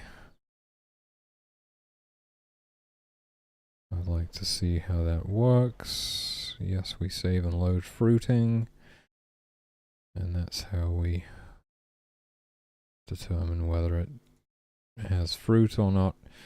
Okay, so we shouldn't have any more of this jank where the well, I actually have to run this function. I can't just, not just magically gonna work. We have to put this function in here. We load fires, load states. I would say let's load sprites here. Load sprites.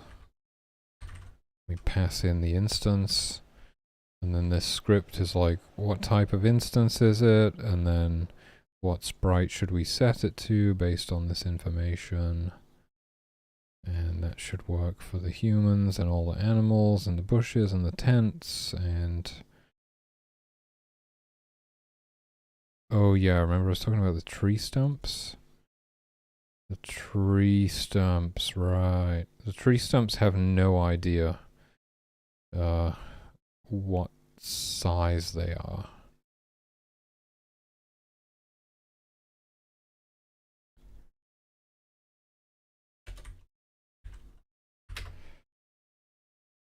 So trees are one of 3 sizes.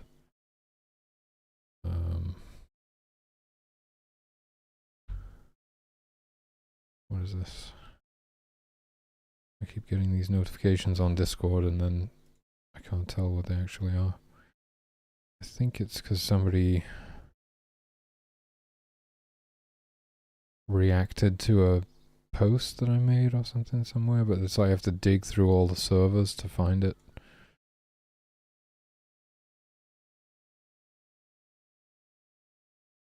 It's not the best system.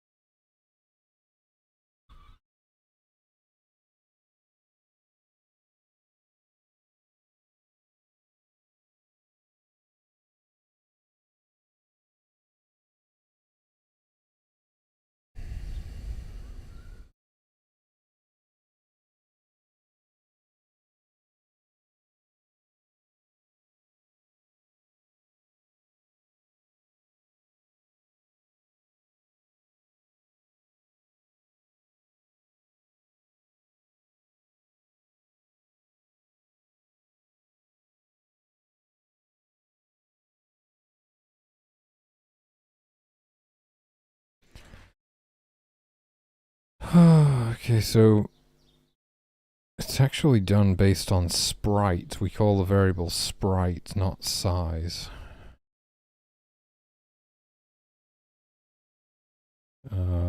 So...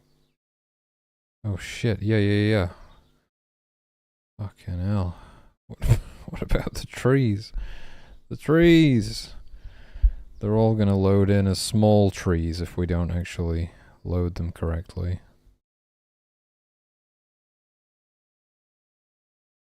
Oh my god. Object. Tree.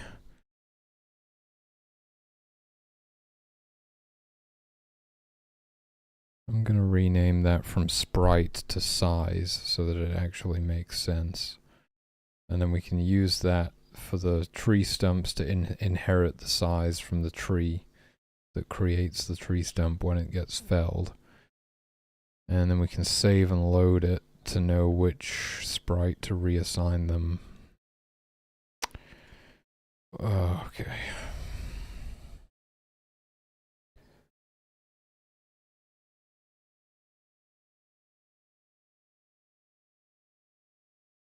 Does that appear anywhere else in here?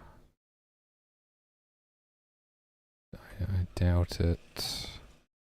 But I need to know.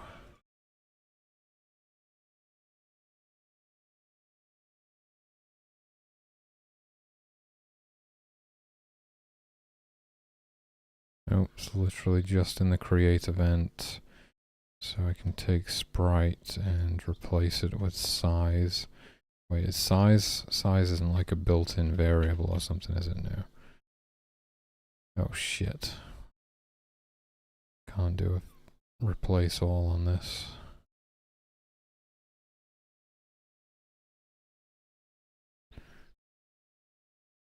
Whose idea was it to call it sprite?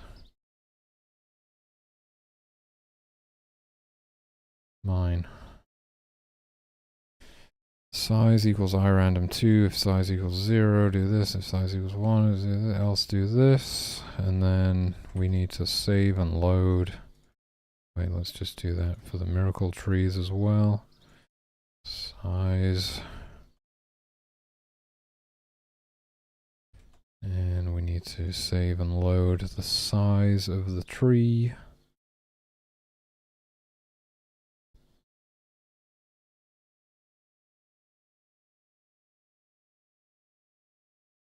I mean, what the fuck? Why does the tree have a range? A variable, what is that?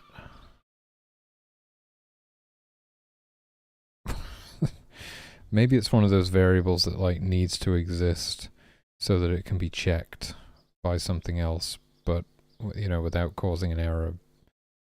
But the tree doesn't actually use it for anything. I don't know.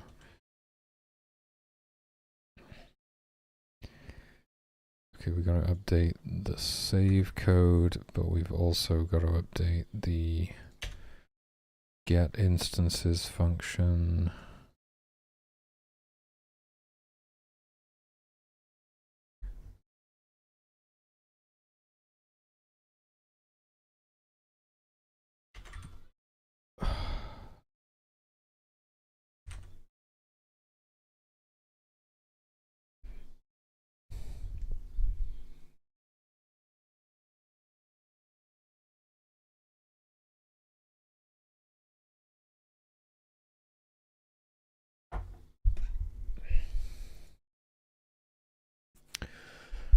Okay, we're doing that, and then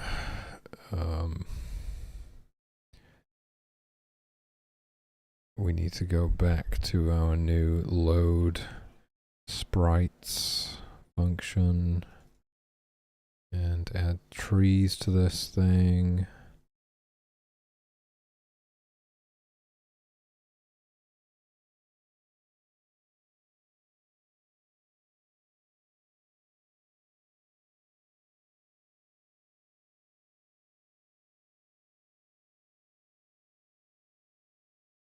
Oh god, what the hell just happened?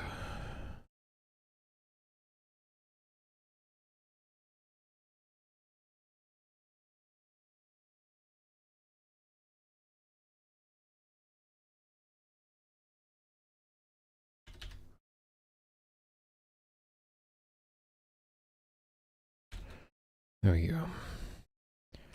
Tree, miracle tree. If object tree and size equals, well, the size is 0, 1, and 2, I think. So I random 2, 0, 1, 2.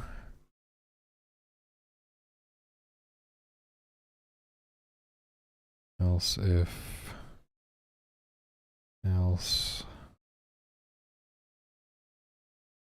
size equals 0, sp tree small.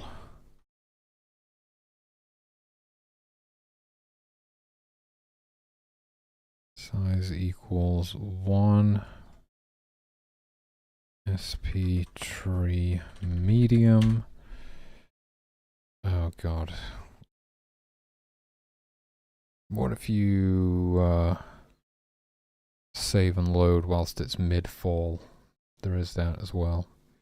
Don't worry, we can handle it. sp tree large.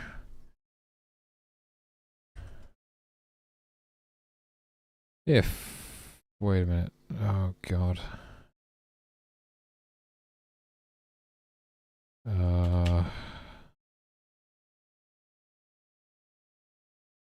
As long as we run this after, as long as we run this function after we run the load states function, right?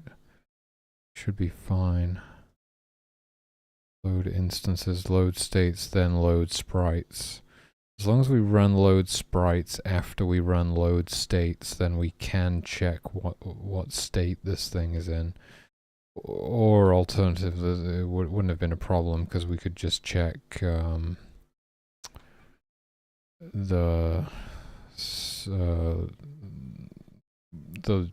thing that it saves to know which state to put it back into, which is just a string that contains the state name, basically.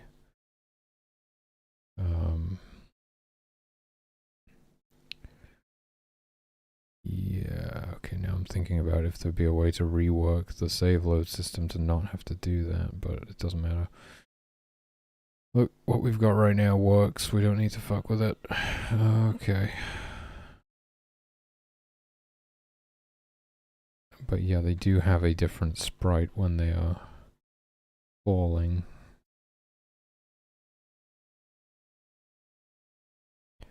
So we can just say if state equals state fall, I think. Guessing so. Yes, we got held, we got fall. State fall, if state equals state fall. Else we do this, set the regular sprite. And if it does happen to be falling, then we set the sprite to tree. What is it going to be? Tree. I'm guessing it's small fall, yeah. Tree small fall, tree small. Nope, tree medium fall, and tree large fall. Sounds like it's a tree in the autumn, but no, we're talking about the tree literally falling over.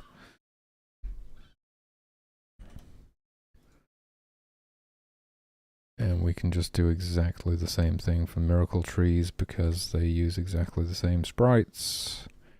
What the hell did I just do there? Okay, put it like that. Make sure that this is set to object miracle tree. And there's the tree stumps.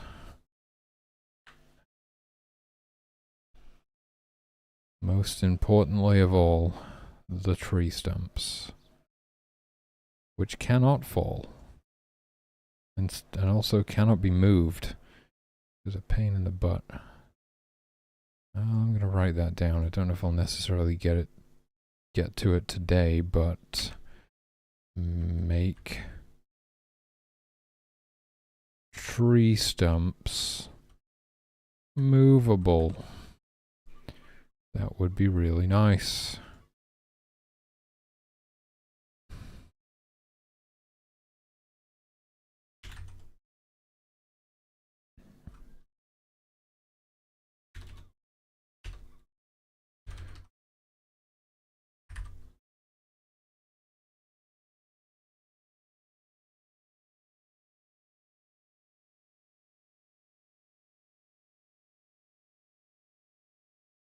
And the tree stumps are just going to inherit the size from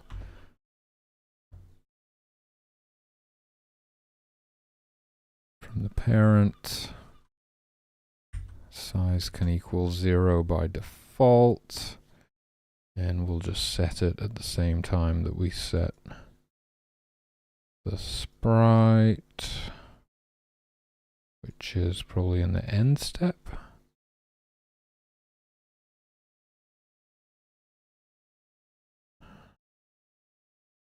No, it wouldn't be in the end step. It might even be in the state.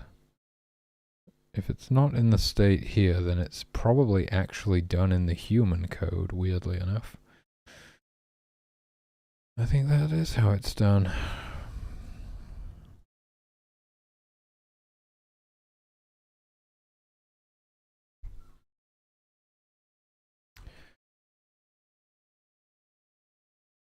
State fell. Not state feel. That's something different. State fell.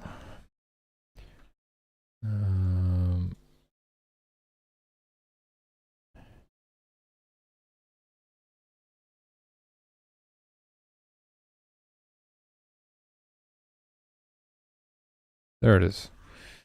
Okay, and we do blah blah blah blah blah. And stump.size equals 0, which is the default, so we don't actually even need to do that, but I'm going to do it anyway. And size equals 1, else size equals 2. And now they actually inherit the size from the, well, based on the tree that is being felled, as well as having the sprite set accordingly. And we want to go back into load sprites and just, that is tree, is it going to be tree stump small, tree small stump, tree medium stump, yeah, I kept the naming consistent for once, and tree large stump. Okay. Okay, no doubt I'll be overlooking something somewhere, but for the most part, I think that should give us the correct sprites for everything. I'm just going to do one final check. I'm pretty sure I got them all, but sprite underscore, what is it? Image index? Image.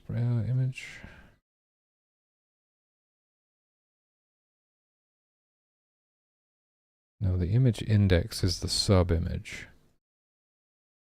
which I don't know if we should be saving, to be honest with you, because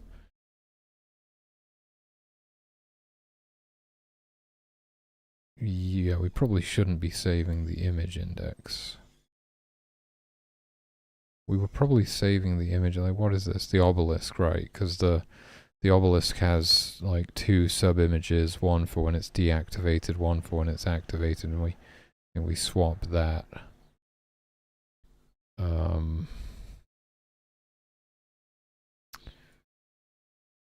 Yeah. I mean, that's actually okay. There's not, I'm just concerned about if we were to load an image index for a sub-image that didn't exist, and that might throw an error or something.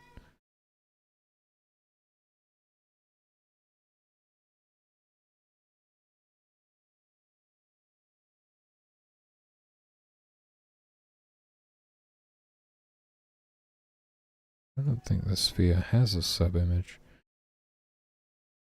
Campfire does, yeah, we know that. But the it's not an issue with the campfire. Like the drum doesn't have any different image indexes. The hut doesn't have any different indexes. Nor does the crash. Or the store. Or the fox den. Or the wolf den. Or the deer herd. The deer herd doesn't even have a sprite. Why are we doing this? I don't know. Rabbit warren.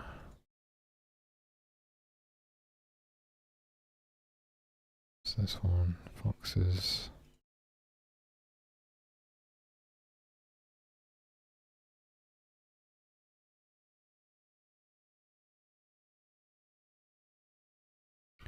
The humans do actually. But the thing is, like, it'll be, I suppose it'll be a good test, right? Because we'll load the human.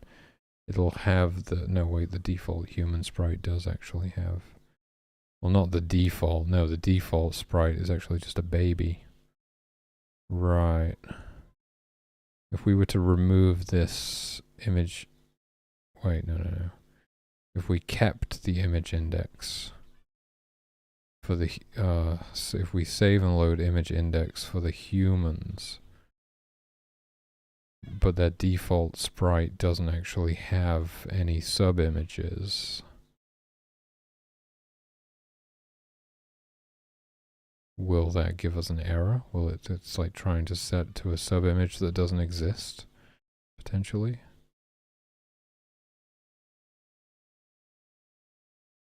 Good question.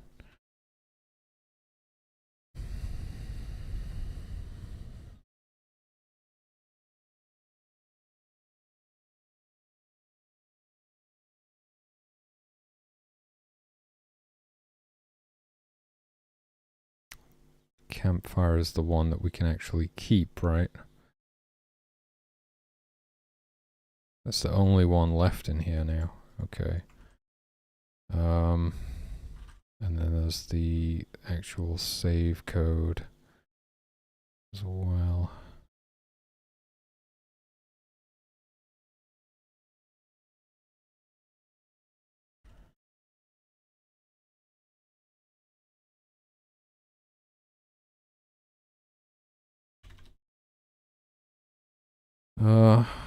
I dare say we could keep the obelisk image index. Right. I think we actually could. I'll put it back in the other one as well. It's like the same as the campfire, really.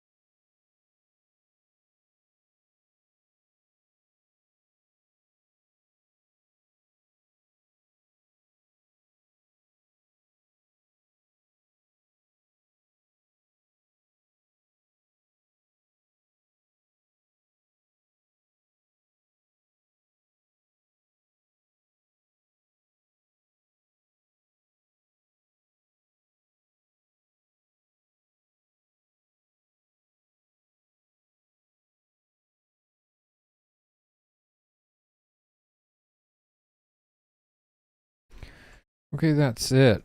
That is it. But I'm not saving the image index for the humans.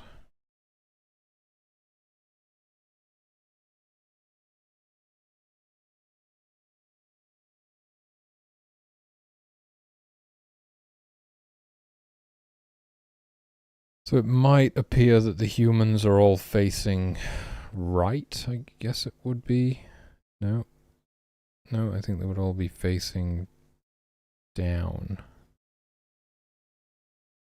They would all be facing towards us by default. They might all be facing that way for like one frame before it updates their direction or something.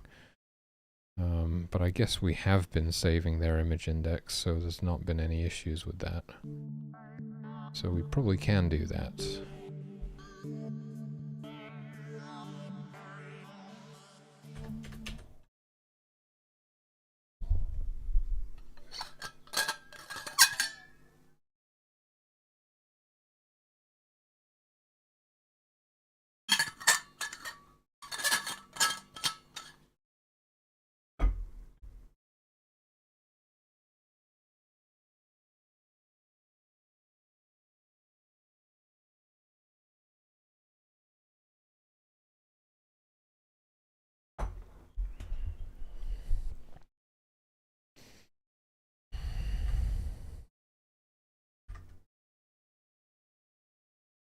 Oh, weird. Some of them... Okay. What the hell? The children all turned into babies again, still. Why is that? But they didn't seem to be facing in any, like... You know, they all seem to be facing the same direction. That's good. I mean, not the same direction as one another. They were facing the same direction they were in when we saved, I guess. So I suppose that updates, like, quickly enough that it isn't noticeable. Not really sure how that works, but okay. Unless I actually have something in the create event for the humans as well. Possibly. I don't think so. I don't think so. But why are the children all reverting into babies? They're regressing. What's wrong with the kids?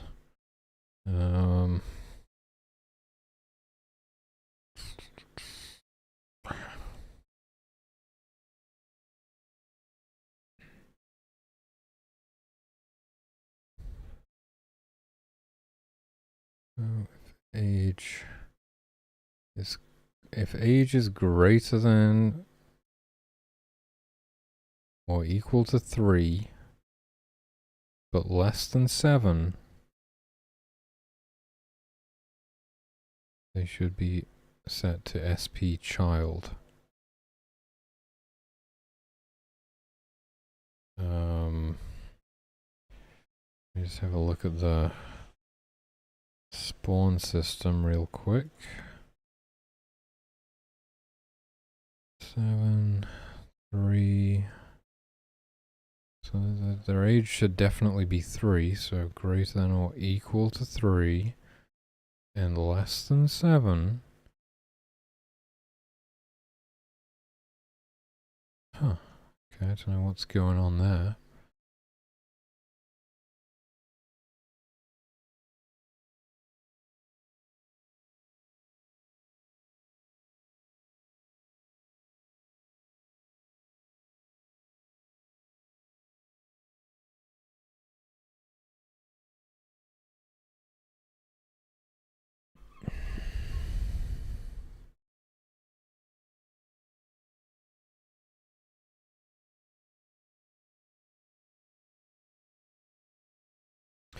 Image index. Oh, I put image index instead of sprite index.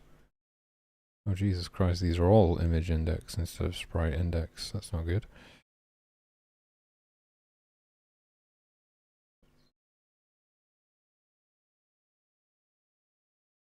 Okay, there, I was updating the wrong thing. Okay, right.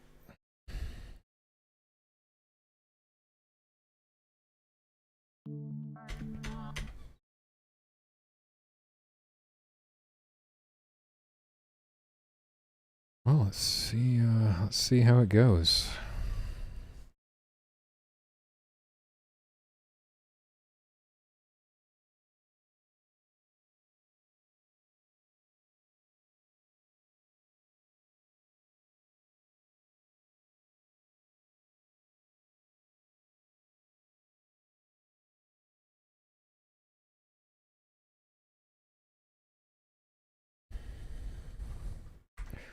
Saving.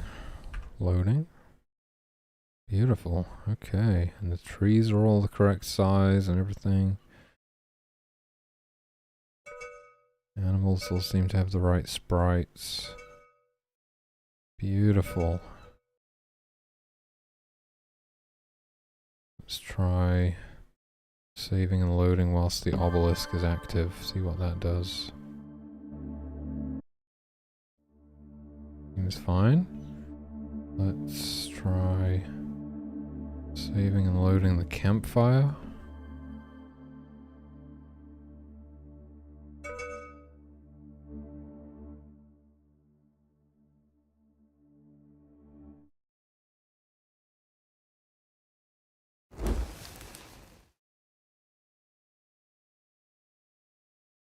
Perfect. I want to try opening the portal and saving and loading that.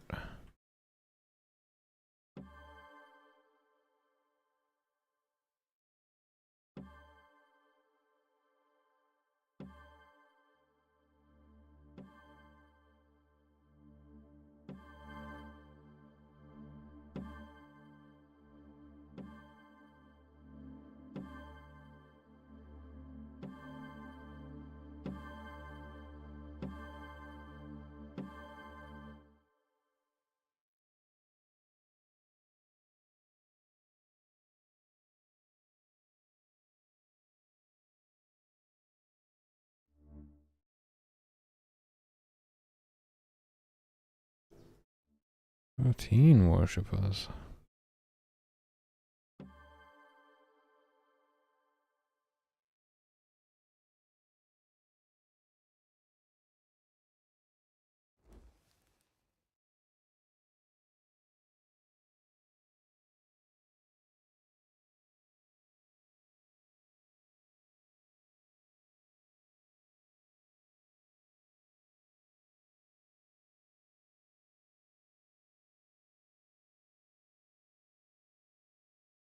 Oh my god, what the? Holy shit. Okay, well, maybe we don't want a campfire just because it has the potential to set people on fire.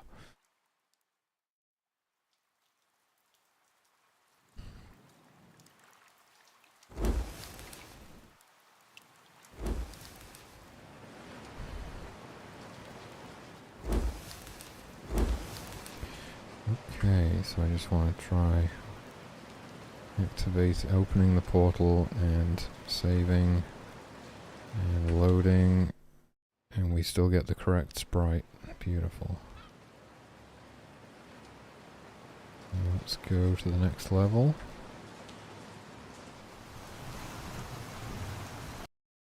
And I will try activating. Hopefully we don't get attacked by anything immediately on the other side of the portal. We might.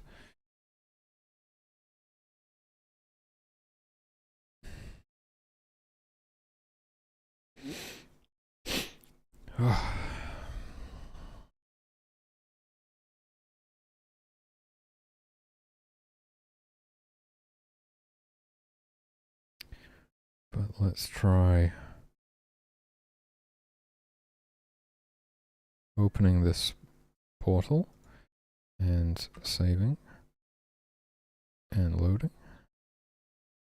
And it's the sprite loaded correctly. The humans were pretty janked up. Don't know why that is. They always get kind of janked up if you save and load them on the portal stairs.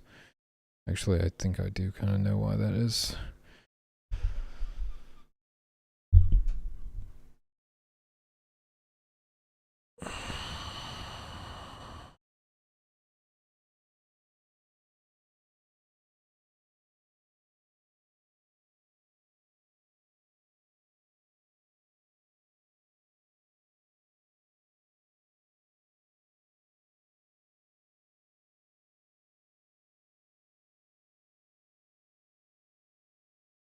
I think I might have a way of fixing that.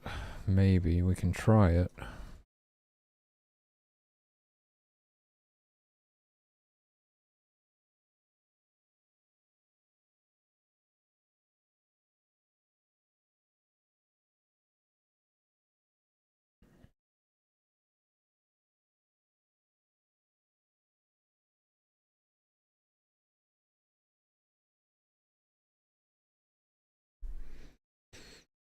in stasis, we say like,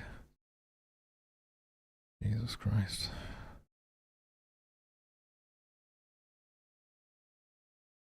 X, if X is greater than this position,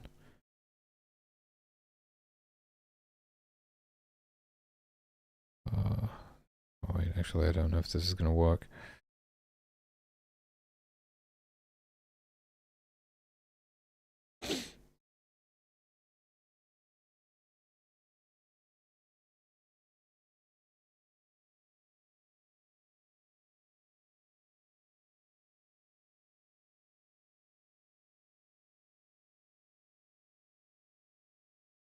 No, I don't think it works. I thought I had an idea.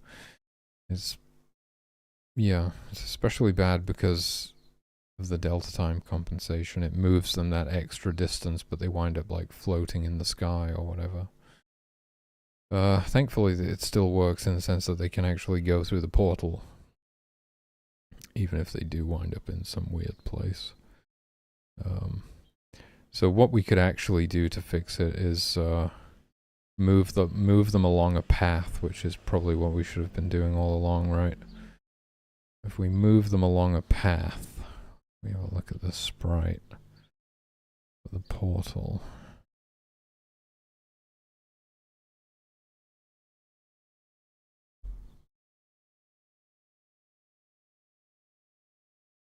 So they're standing in this tile right here. And if we make a path that basically goes like... No, we can't really, because the path has to go like this.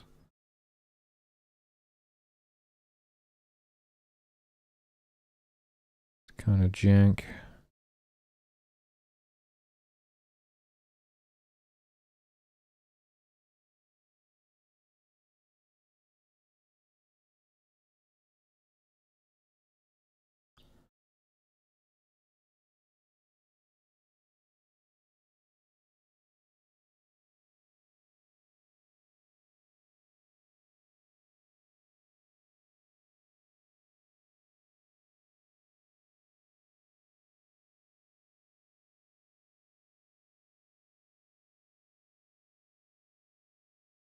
Yeah, there isn't really a way to do that.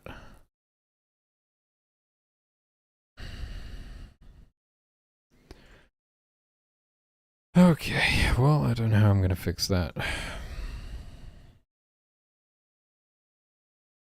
We just got to sort of hope that nobody really saves and loads whilst the humans are going up the portal stairs. It doesn't break anything, it just looks bad.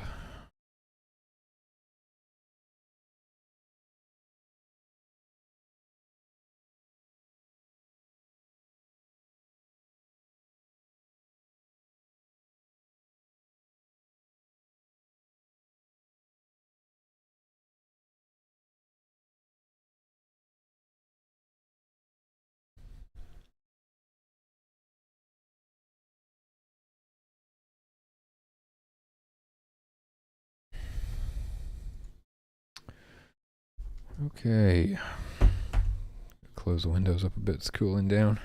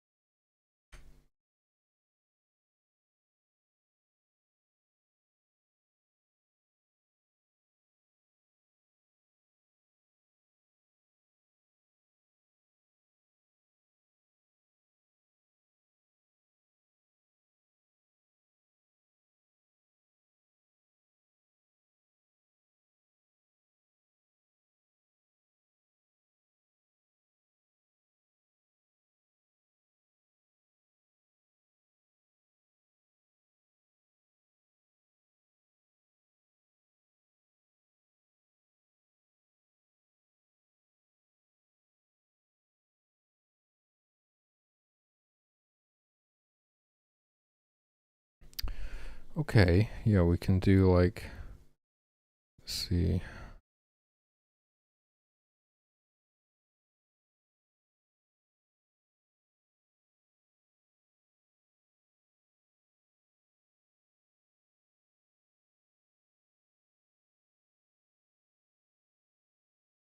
What's a good one to use for testing this? I don't know. Doesn't really matter, I guess. We'll just go with carpenter. And we'll say like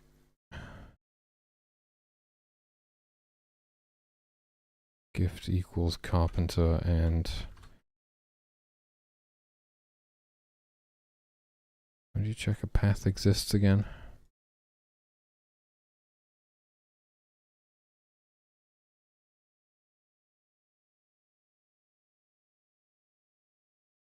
Like path index does not equal 0 or path index. Variable path index is read-only variable that holds the handle for a given path asset.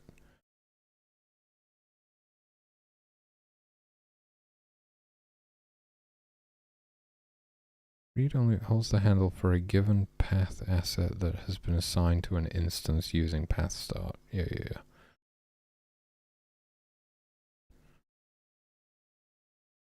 Path index does not equal -1.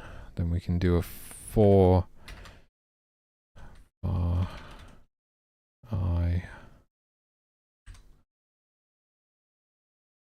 I less than path get length. No. Path get points.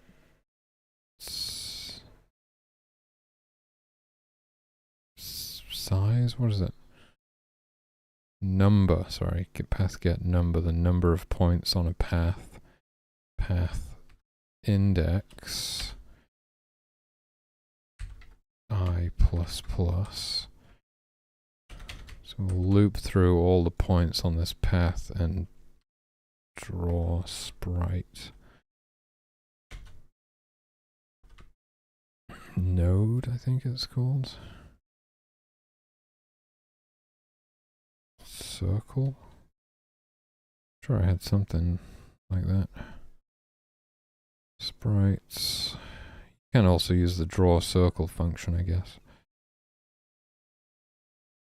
Sprites might be fractionally faster, but not really enough to make a meaningful difference. Might as well use draw circle. Draw circle. And then we would do path get x. The index of the path, how far through the path to check. So path index I.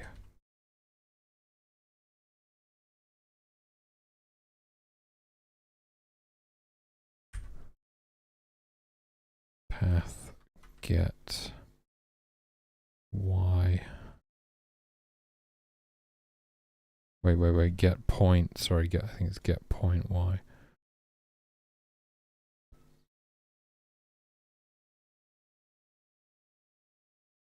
Oh, yeah, that's cool.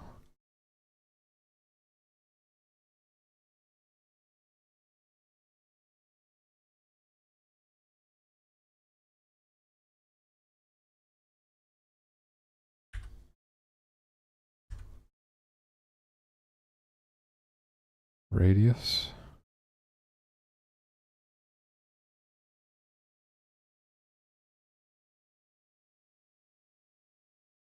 Outline. Sure, give it an outline. I don't know. Okay, so if they're on a path, we'll draw a circle at every point along that path, which is going to allow us to kind of see how path points work.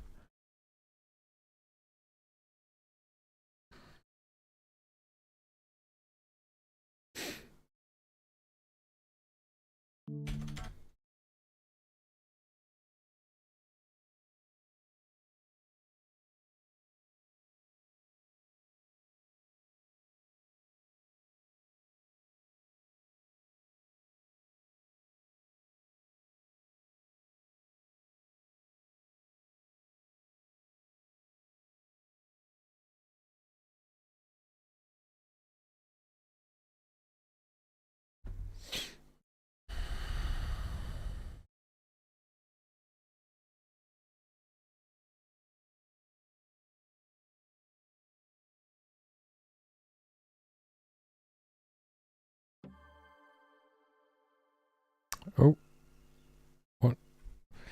Variable I not set before reading it. What? It's a temporary variable.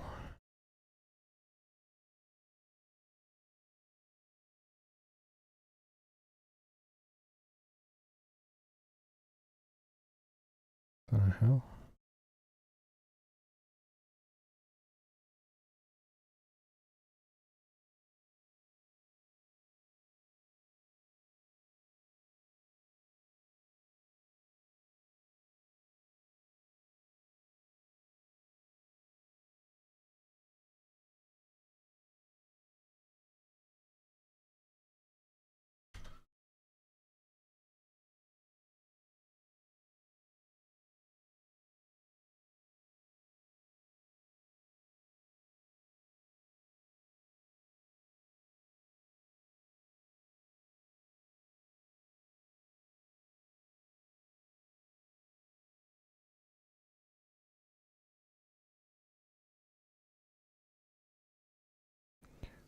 Yeah, that's the thing, dude. It's not a local variable. It's a temporary variable.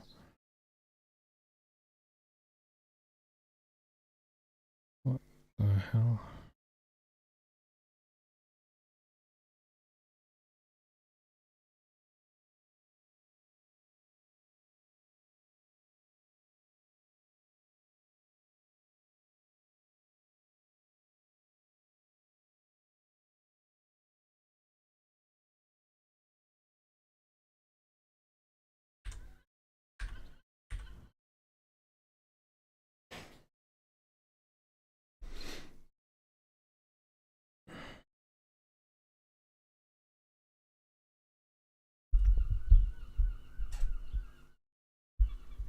Hmm?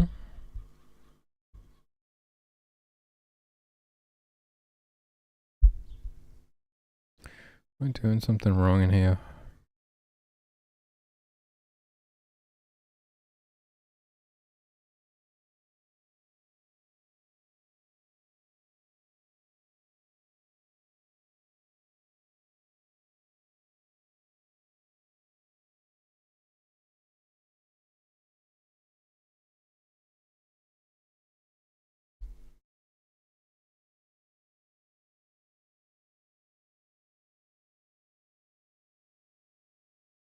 Oh, wait a minute.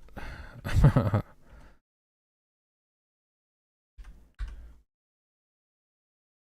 we go.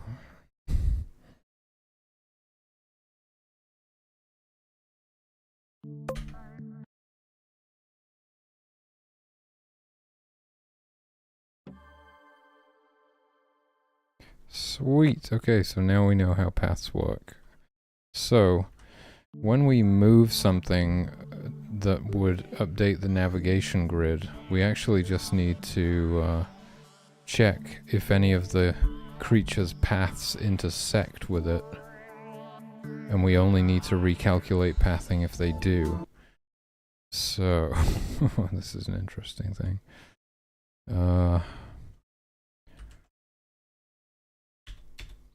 Interesting indeed. Where is that stuff? It's in two different places. One when you pick something up and one when you drop something. So left pressed if you pick up something that occupies space on the navigation grid like a tree. With object tree. Wait, why are we not doing something there? Oh, I'm looking at the wrong thing. What's going on?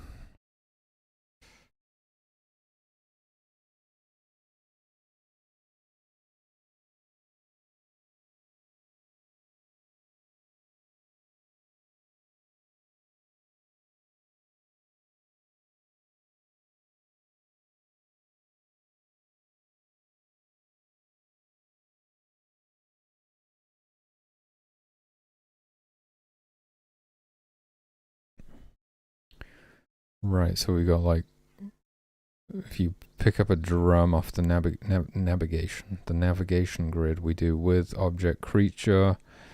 If it's on a path and it's not at path position 1, then we just end the path and recalculate it. Now, what we actually want to do is like check if its path actually intersects with the fucking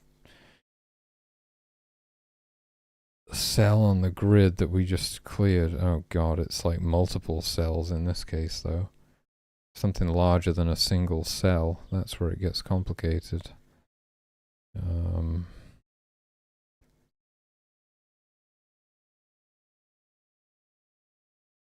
Well, we've done a clear rectangle. Does that help us in any way?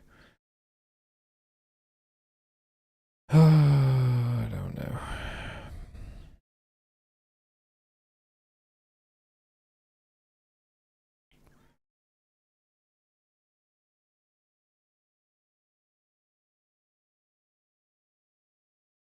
These are in room coordinates.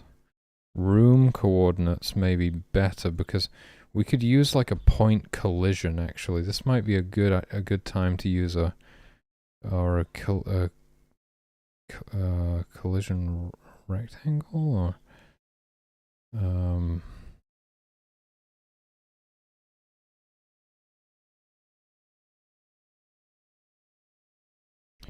collision point collision rectangle. What is this? Collision rectangle uses the first 4 arguments to define an area within the current and then checks to see if any object that is defined by it. No. It would be a collision point type thing. Or like I'm looking for like a point in rectangle. There we go. Beautiful. Point in rectangle. So we would actually need to do like, we're going to go through all of the points on the path, right? And okay, how does this work? We don't want to draw a circle. But this information is going to be useful. So we want to do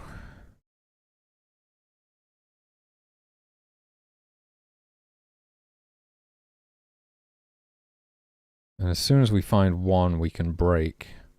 That's nice too. Break. Point in rectangle. And these are the coordinates.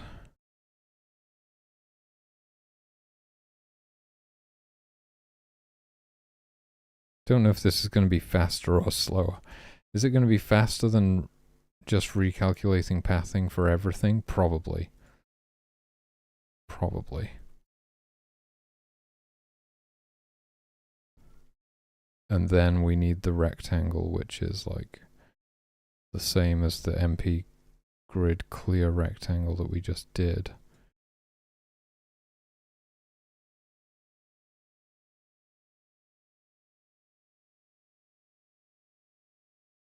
X1, Y1,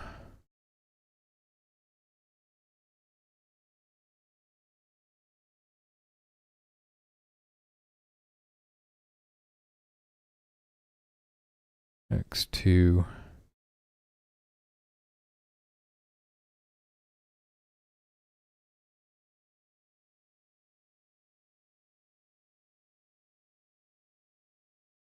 Y2.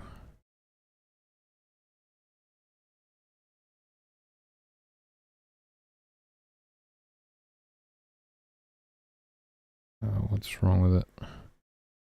Turn value of pure function. The fuck does that mean?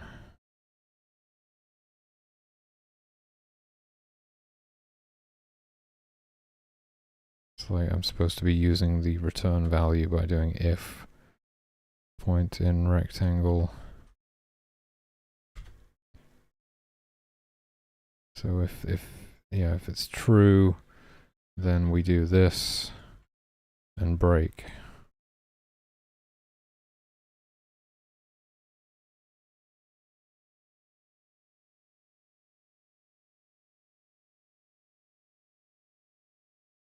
That's pretty cool.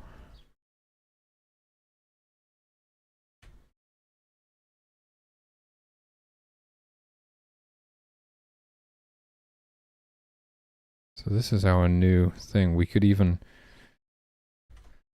turn this into a function, which would be smart, wouldn't it?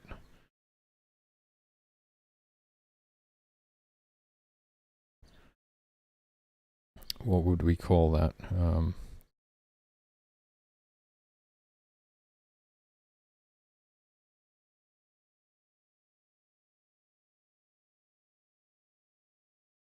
Like a path check.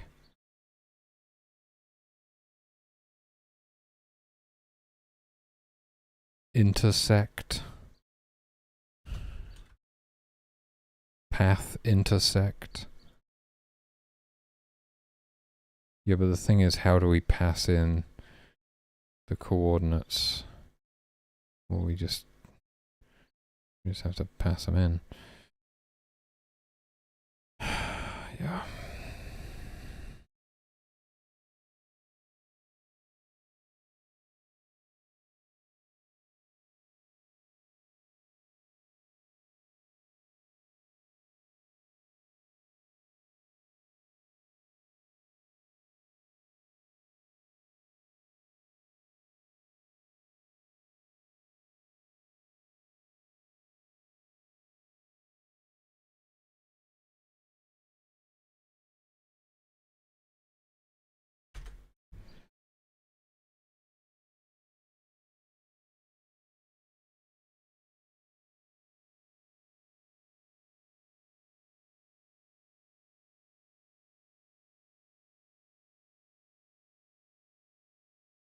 And we do this on all creatures. And then we have like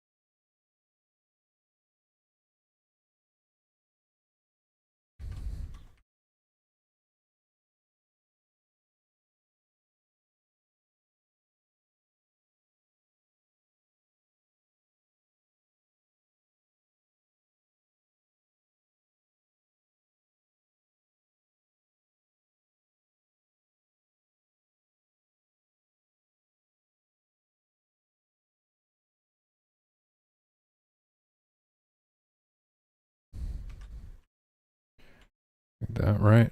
Y2, X2, Y1, X1.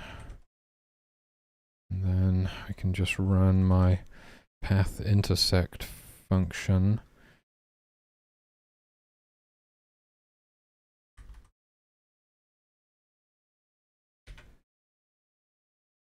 And put these values into it.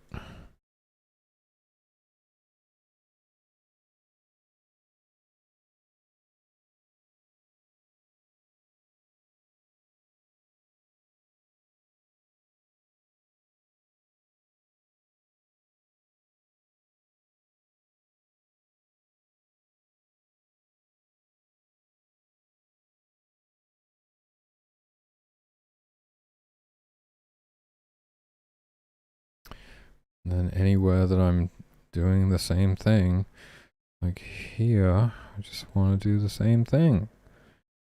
And I'm pretty sure actually that, oh, I don't even need to pass anything in because it's always this. It's always just the bounds of the sprite, isn't it? Well, is it not actually the mask? It depends. It does depend. Well, really, it's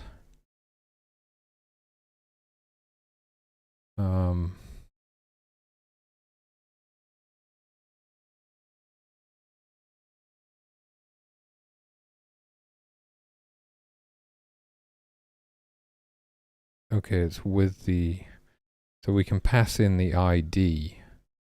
Actually, we could do it that way.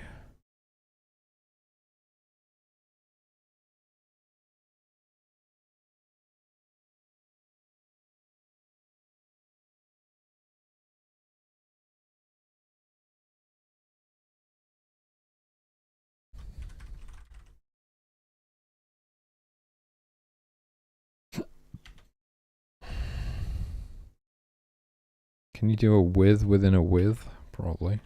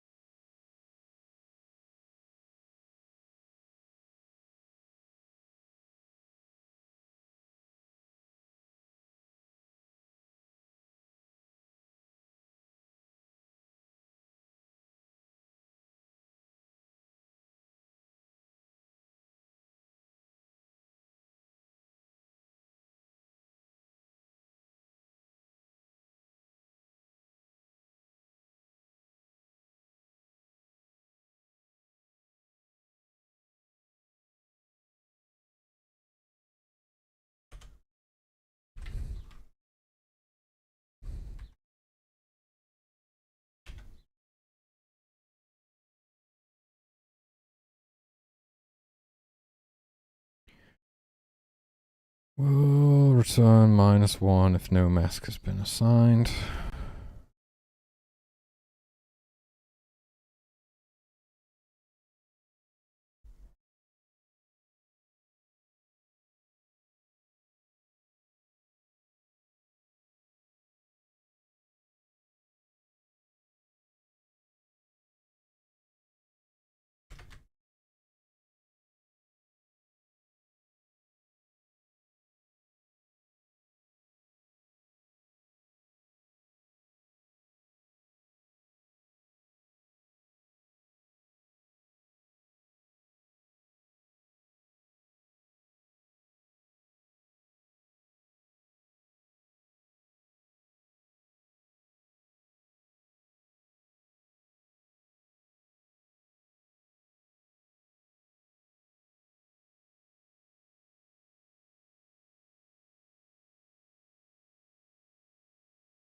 See path.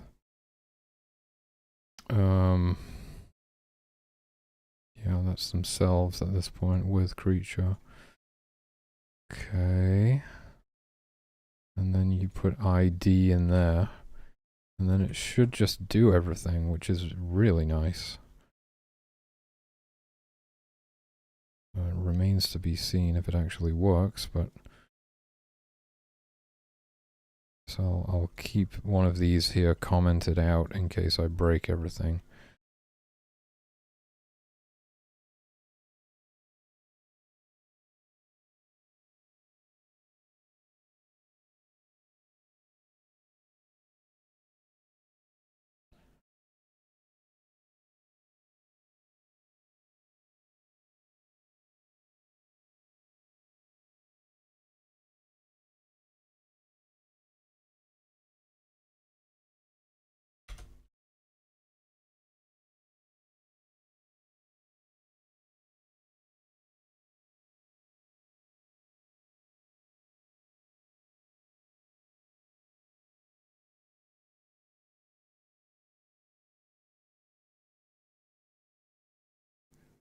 So that's campfire, drum, tree, miracle tree, right? And then there's whenever you place a tent, which is in tap, I think.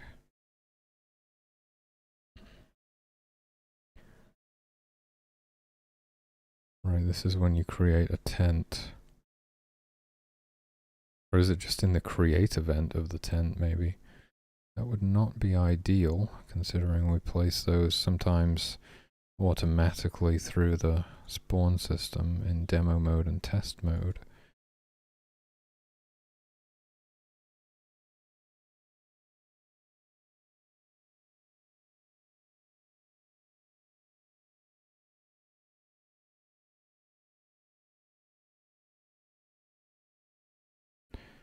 Oh, it's not actually, it's when, right, because then they don't occupy the grid until they reach stage 1.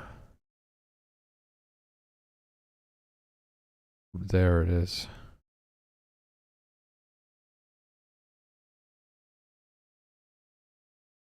Path intersect ID.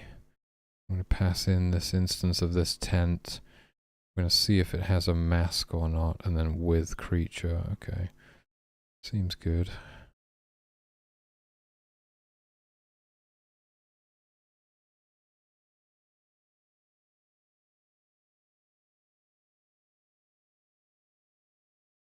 Still don't know if this is going to be faster or not.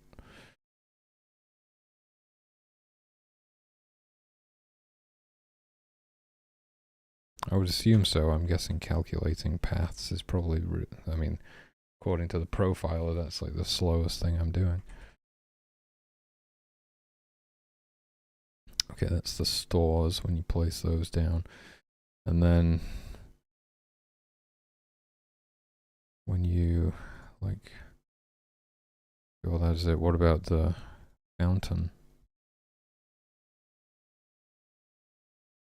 Fountain.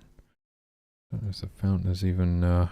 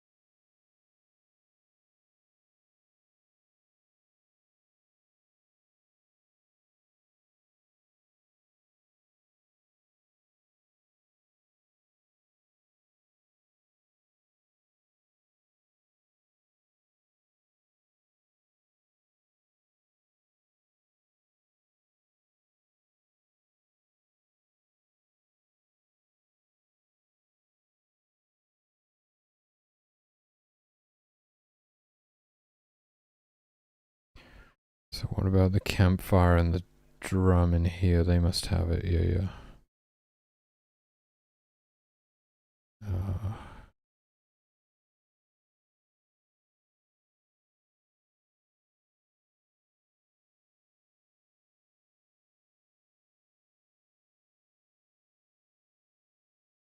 Cool. And then what about the fountain?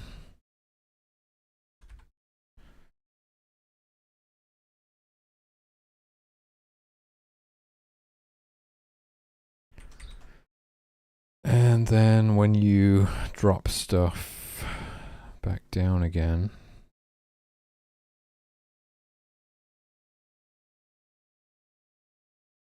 pretty sure that's everything, right? Like building tents, picking up drums, campfires, trees, miracle trees, placing fountains.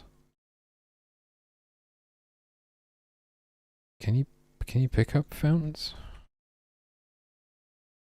I think maybe once the fountain has been placed, it's immovable right now. Yeah, I think it is. That would be something we probably want to make the fountain movable eventually.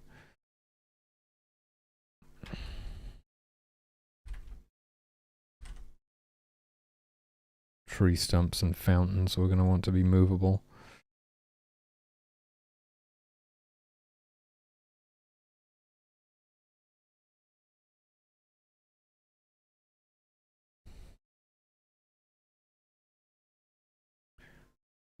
Okay.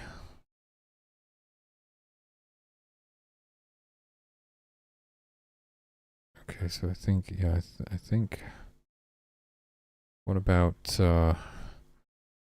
yeah, Miracle Forest, though. Miracle Forest, we'll do it at the end there.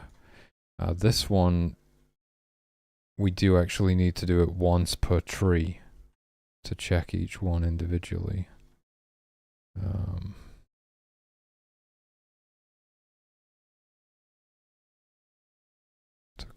Can I just pass in spawned tree as the thing? I pass in spawn tree, then it'd be like with spawn tree, blah blah blah. Yeah, that works.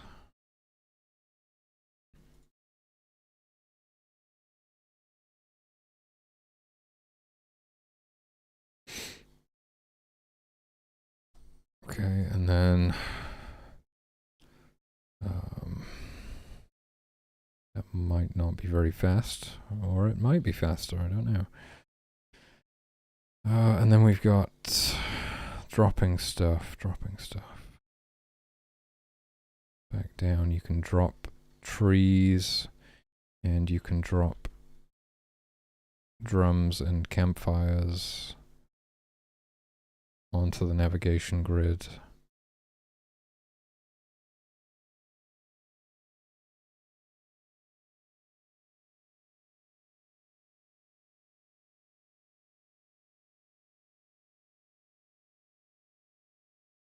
The hell is all this?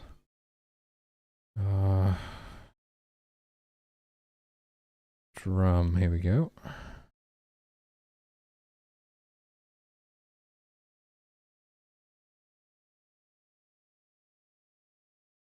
Yeah, I think I can just put ID because we're doing this in a with, right? With global clicked. Campfire.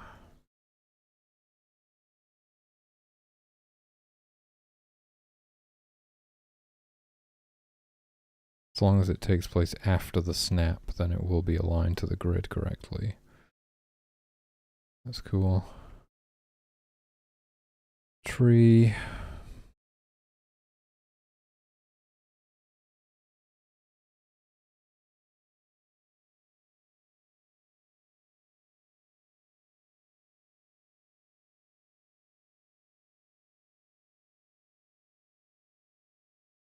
Where the hell is it?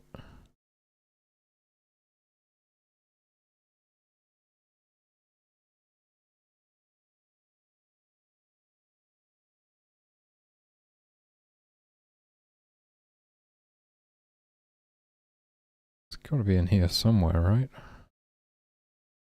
These ones all seem to result in destroying the tree.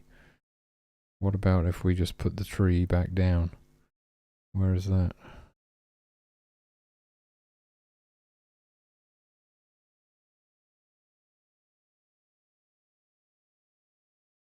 Oh, there it is. This is why you should comment your code. Where's the snap? Ah, it's built into this, or? Oh, there's the snap. Okay, we need to snap this before we do that.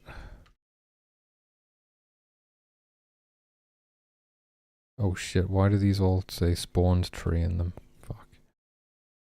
It'd be ID.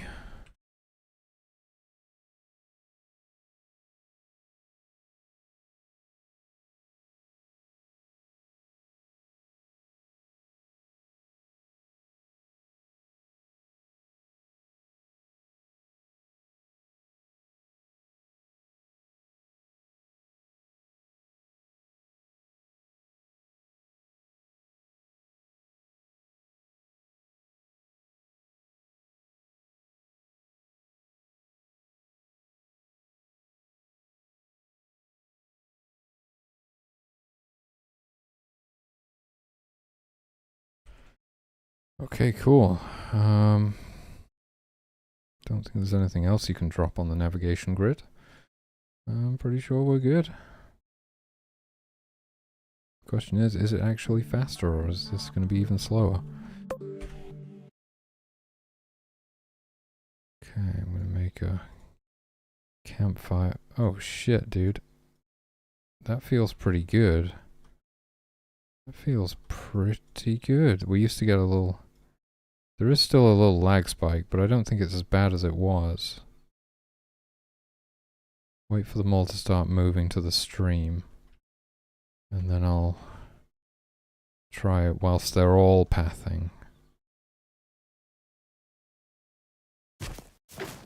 Oh, so it's kind of about the same. I mean, maybe it's a tiny bit better.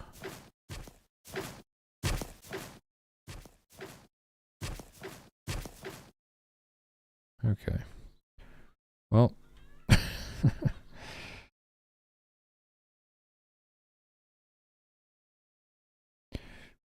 If we actually made the paths visible for somebody, we can check that it will actually still, you know, make them change, make them like recalculate their pathing to go around the thing.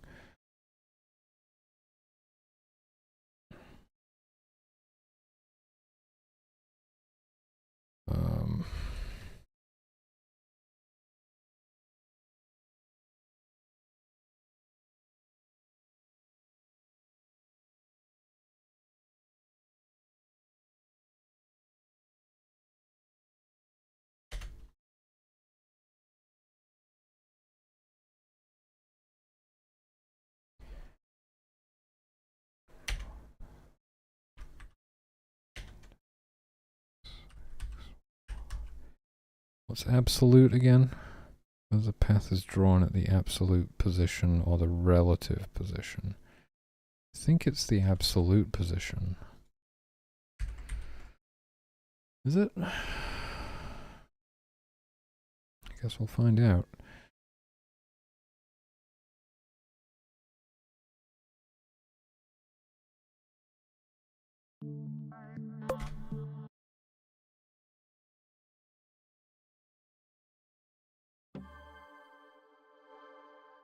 Okay, I'm gonna drop a tree on his path. Hey!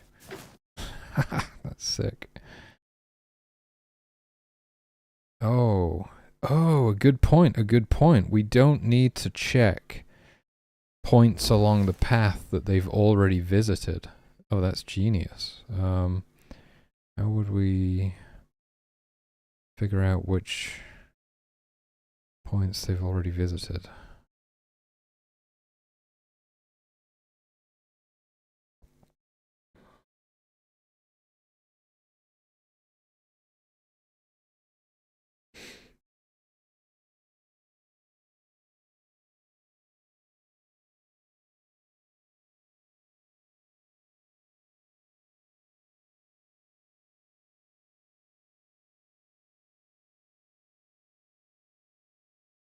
It's like instead of I equals 0, it should be like I equals whatever point. We could check, can we check what point at the path they are at? Because that's exactly what we need.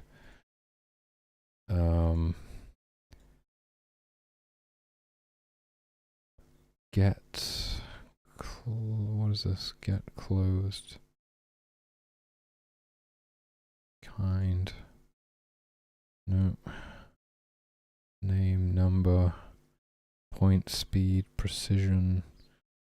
Oh man, I don't think there's anything to get like what point on the path. We can probably use path position to like figure it out maybe. Path index, path position previous. Get the position of an instance along its current path in the previous step. It's a normalized value between 0 and 1.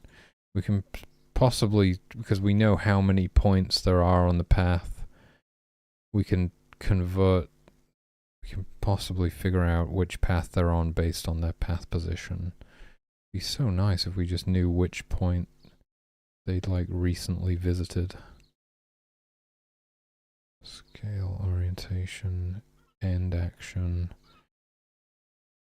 Yeah, path position can be used to get or set the position of an instance along a path. The value is normalized from 0 to 1. How could we figure this out?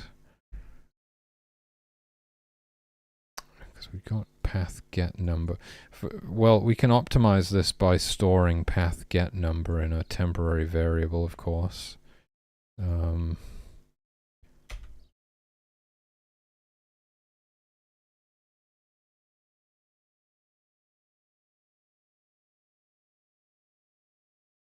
Points, I guess.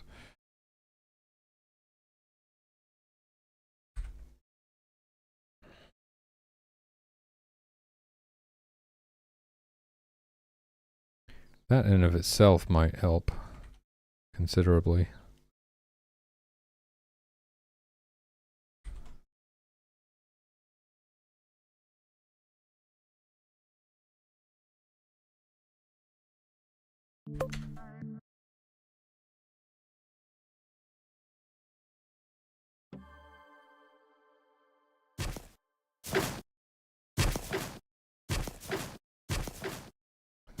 There's still a tiny bit of lag, but it is better.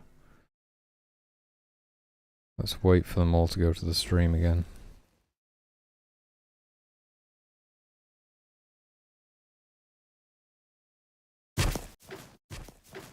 Okay. I don't know if it's that much better, to be honest with you. But we can cut it down further if we can not check the path points that we don't need to check. I'm just going to grab something to drink. I'll be right back.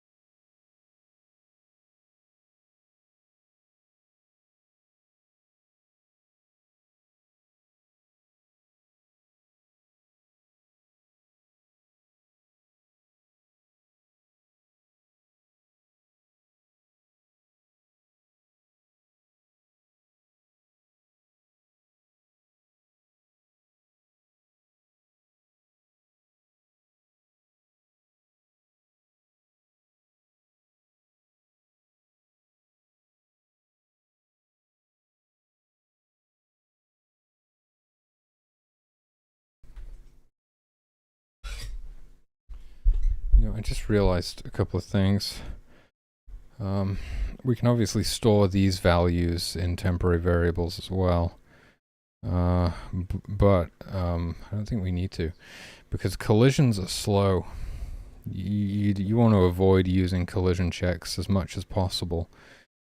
If we can use distances, it will be a lot faster. Distance checks. And why am I still drawing these fucking circles? God damn it, that's not going to be helping. That's slow as fuck. Okay. Alright, get rid of that. That's going to help a lot, I imagine.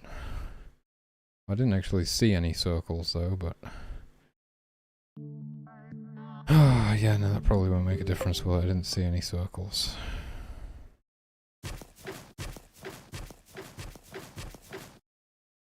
Yeah, if we can use distance checks instead of collisions, it'll be much faster, and that's totally fine, because we only need like a ballpark estimate. Like, we just need to know if it's close. We don't need to be super precise about it.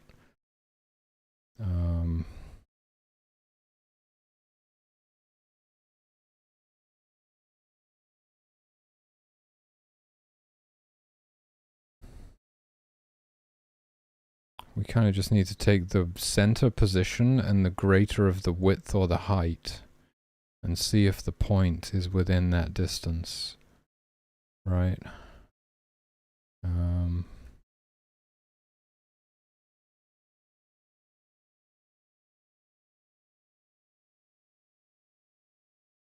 With instance var center equal center x underscore center x equals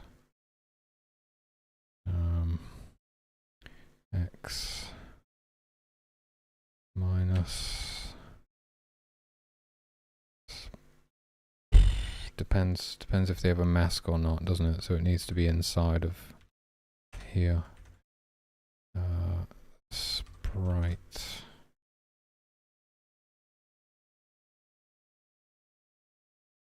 x offset plus sprite width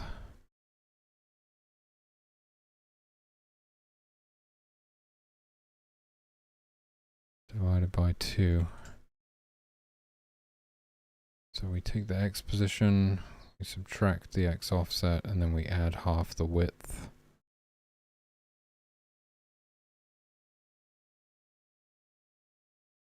I don't think you need the brackets there.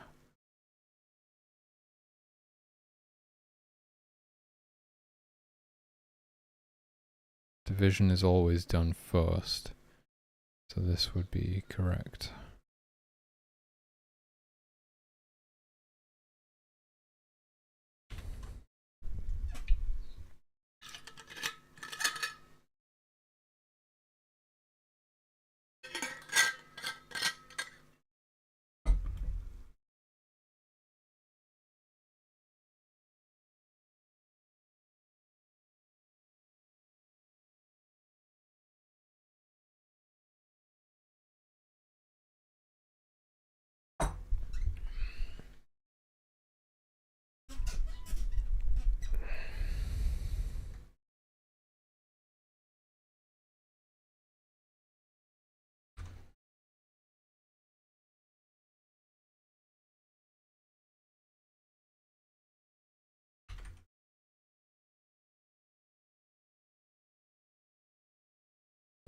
And then we need a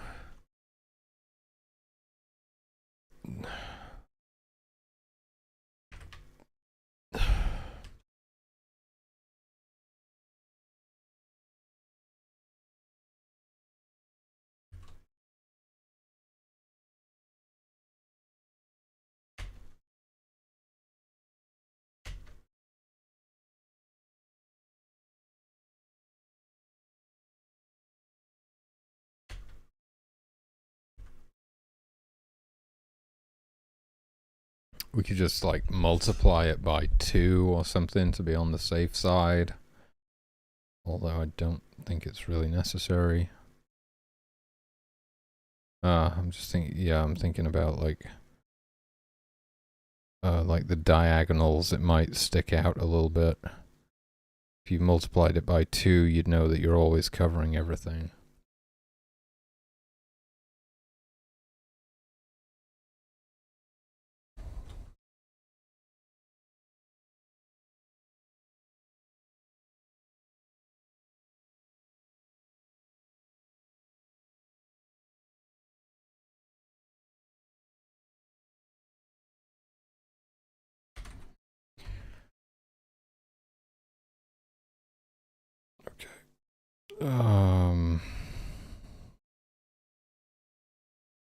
Yeah, I think we can just do point distance, pretty much.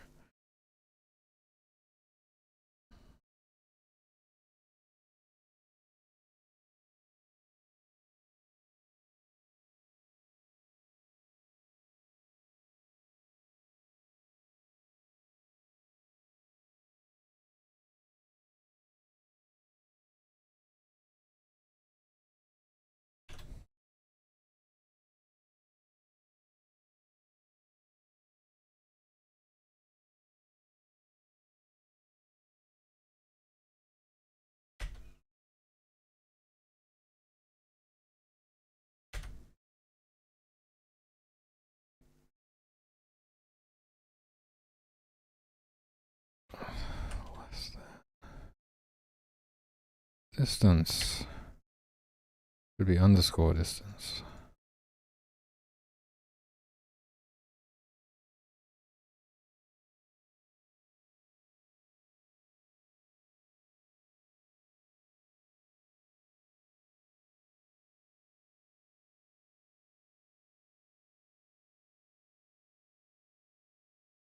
Okay, now we're just using distance checks instead of collision checks, which is way faster. Let's see if that improves performance.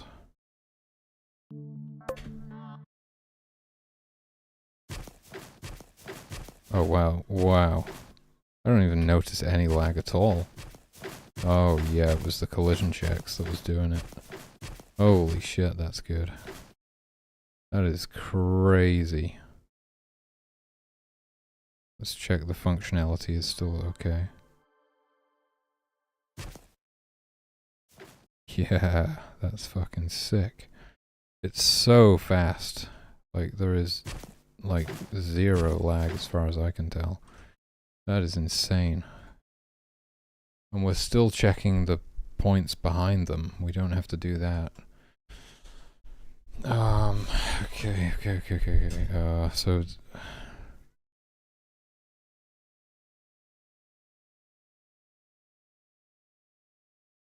we use floor to always round down or something, and then find like the percentage, right?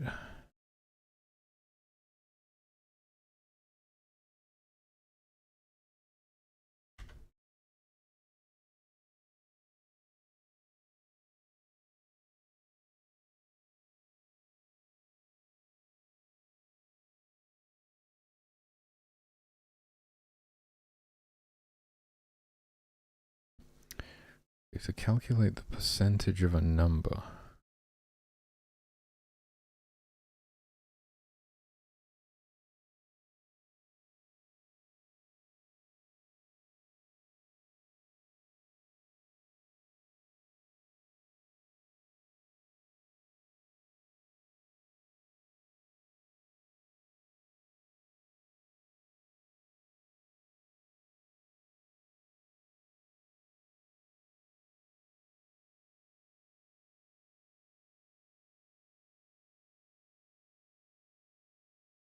How do we do this? It would really help if I knew how to do math.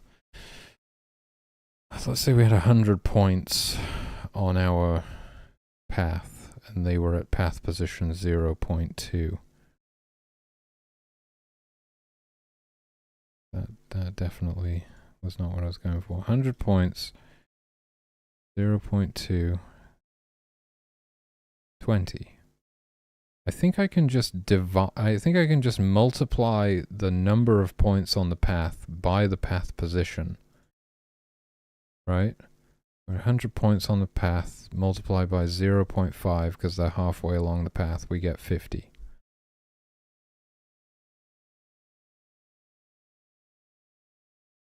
And then I always just round that number down or something. Using floor. So I do like I equals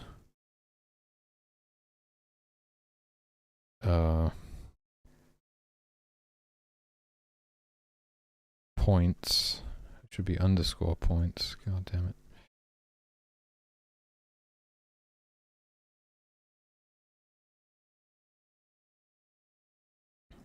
I do I equals underscore points divided by the path position of the creature, so literally just path position, and then floor that.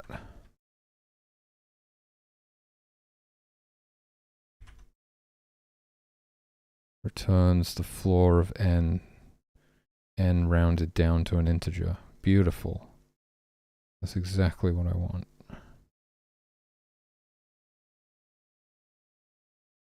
So now it won't even check the points on the path that they've already been to. It's even faster. I mean, it's already lag free, so I'm not going to be able to notice any difference, but that is crazy. That is batshit insane.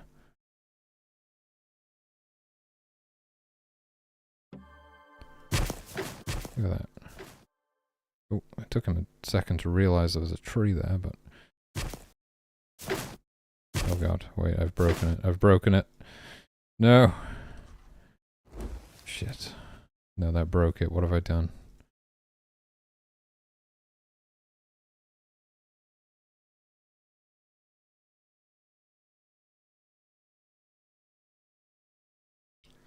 What's wrong with that? What is wrong with that?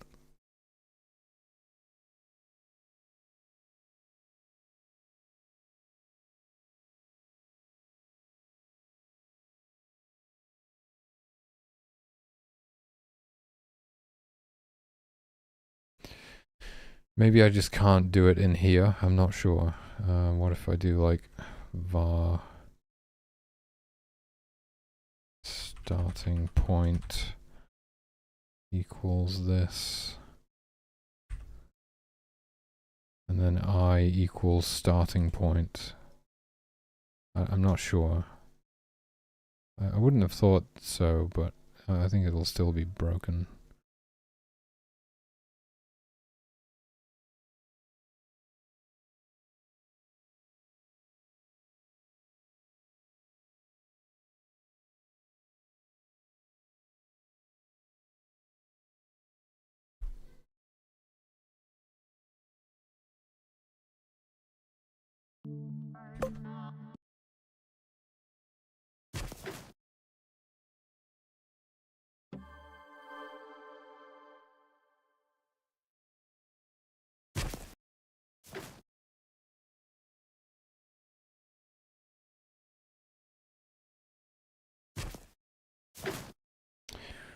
Fuck. Man, I thought I was onto something there.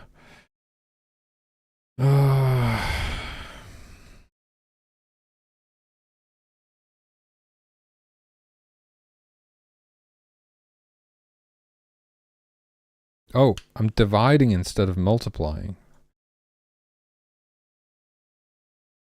There we go.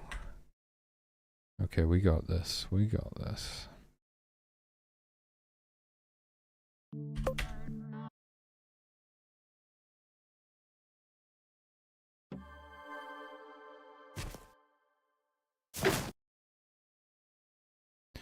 Okay. I shouldn't be able to drop it on top of the humans. That's a bug. Whoa, that was crazy. Yeah, if they get stuck inside the tree, that's an issue. That's a pretty serious... Why is it allowing me to do that? I mean, it's turning red. But it's allowing me to, that's a different bug. That's something else. Why is it allowing me to drop the trees on the humans? That's a good question. Where even is the... Where do we check that stuff? I don't know.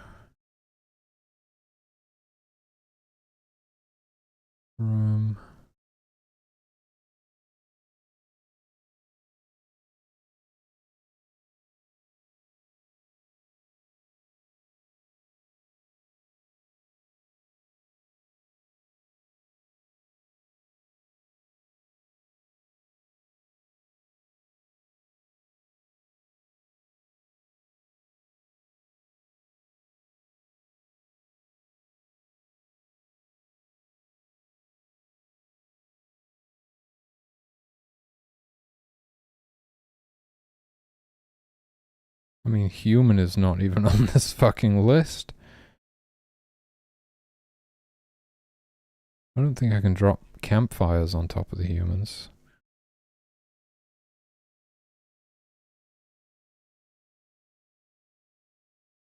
Or can I? What's going on? Where's the...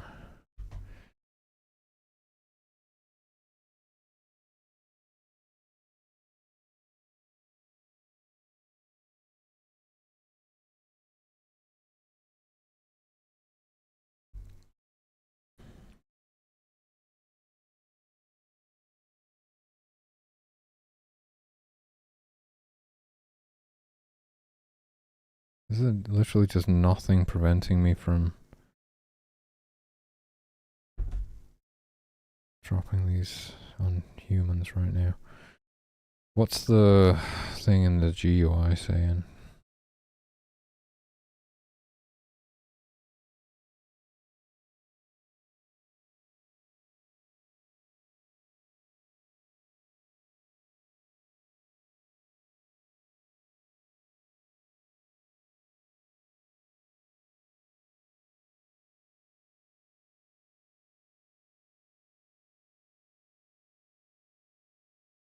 Like something somewhere is turning it red.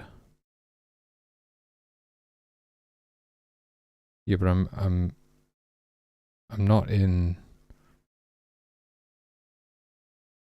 build mode. I'm not in build mode. I'm holding an object. Where's that? How does that work? Am I like sprite swapping the object or something?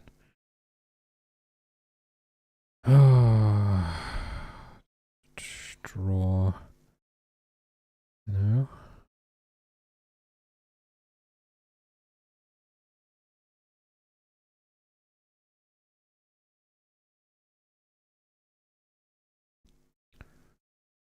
Not in the, or wait, is it in the step event? End step event?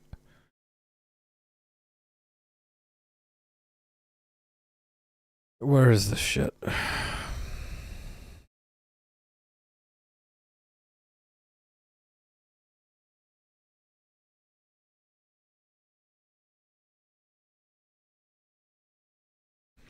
It's called, I'm gonna do a global search. I'm sure it's called like SP tree. Nope.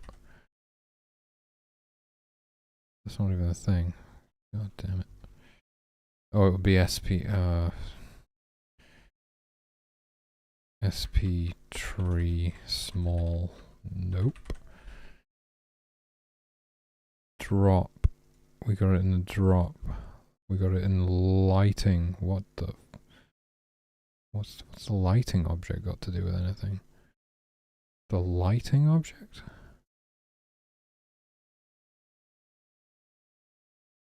Okay then. You say so. GUI. There's something in drop. There's something in. There is something in GUI. What is this? What is this? We're using collision rectangle. If I'm holding one of these, what the fuck is nearest to unheld tree? Okay.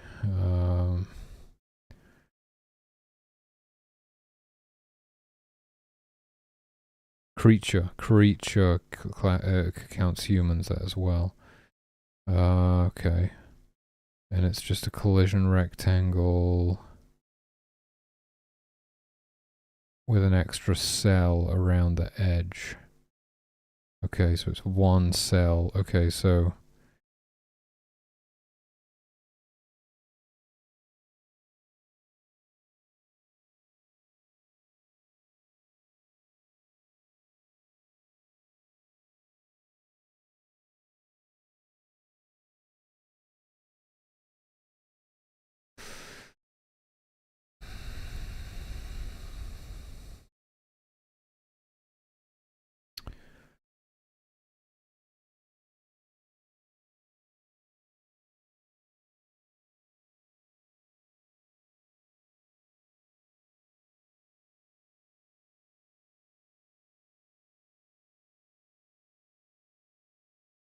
yeah, I mean,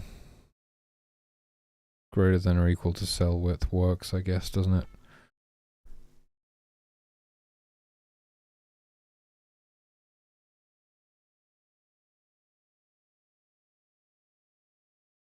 Does need to be larger for the larger creatures. You know, this means I can just drop these on top of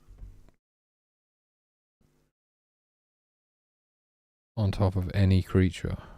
That's not good. You serious? I didn't think you could do that. A campfire. Well, let me build a campfire on top of somebody. But drop a campfire on top of somebody, no problem. That's fucked. That is not good.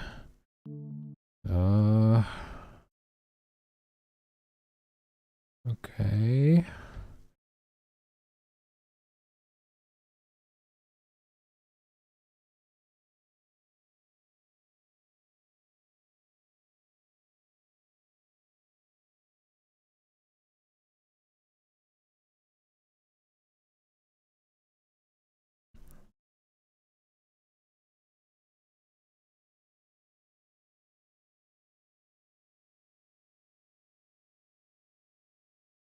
Collision rectangle.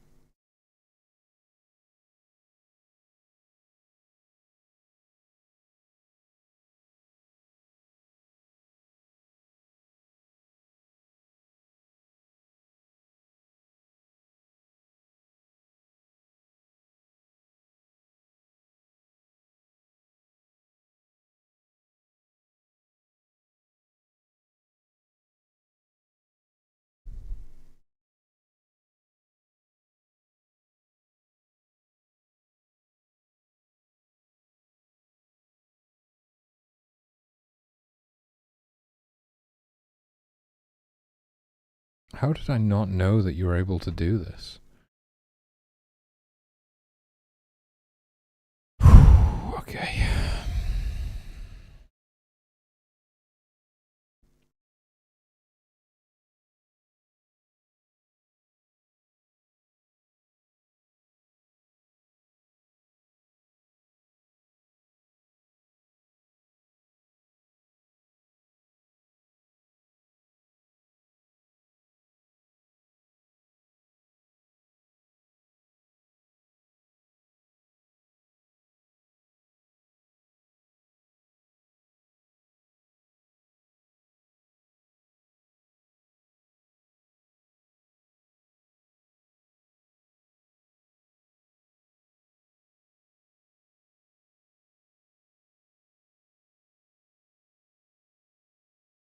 Okay, it's okay because we're using distance to object.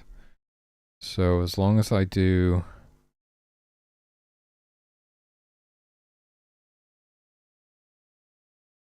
distance to object, creature. If we want it to be the same as the other, it just has to be greater than 0. In all honesty. Some things, like the obelisk, shrines, Portal entrance we're not even bothered about. I mean, the thing is, we don't know now. You might be able... We should be. It's just that that was a new addition to the game. Let me put those together so I can easily copy paste it.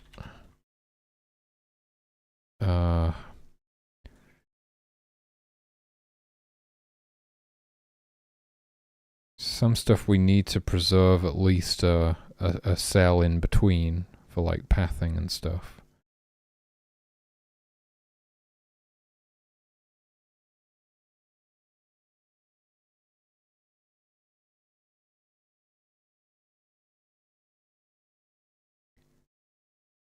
But creatures, it doesn't matter, actually, so we can do that. This is drum. This is campfire. And we got tree. And miracle tree. That's insane. I had no idea that you could drop that stuff on top of humans. I mean, it turns red as if you can't do it, but then you can do it.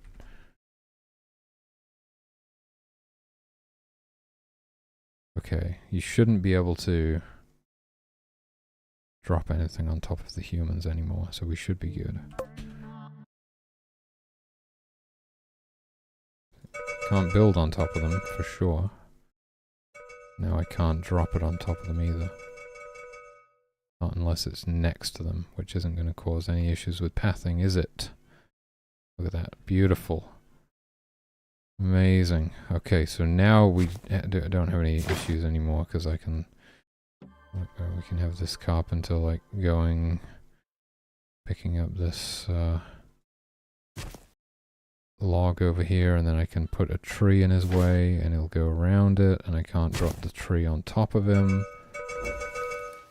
Amazing.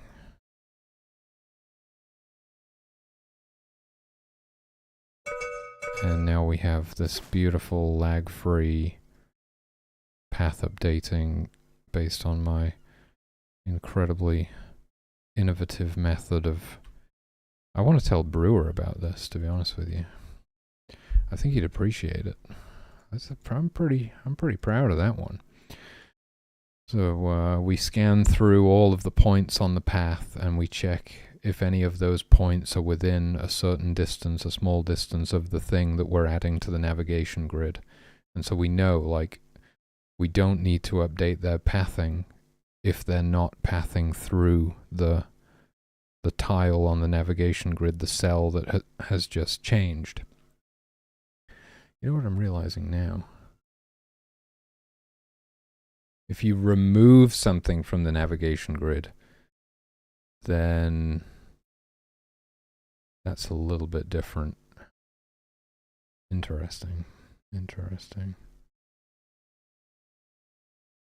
If you remove something from the navigation grid, you're actually clearing the way.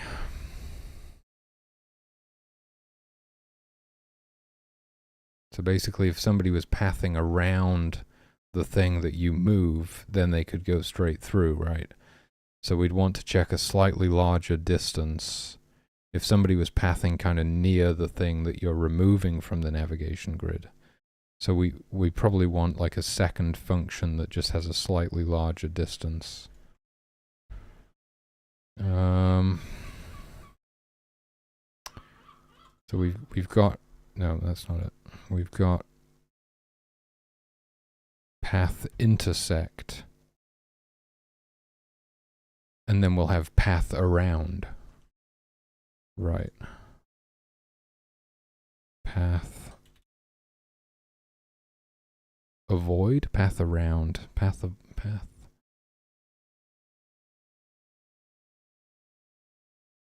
intersect, around.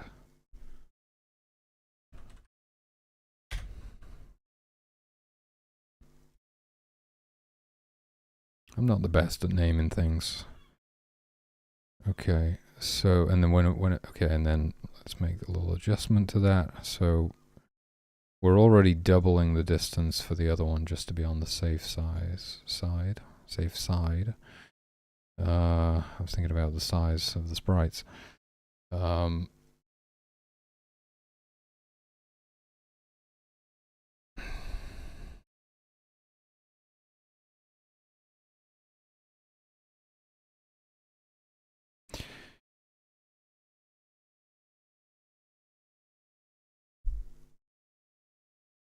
Yep.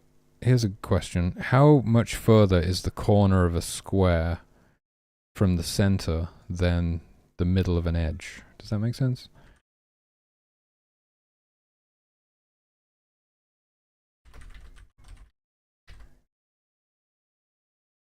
How much further from the center of a square is a corner than the middle of an edge? Approximately 1.414 times. Okay. So we only need to actually multiply this by like 1.5. That's more accurate. Okay. And then we could just like double that to 3 for if something is pathing nearby something, right?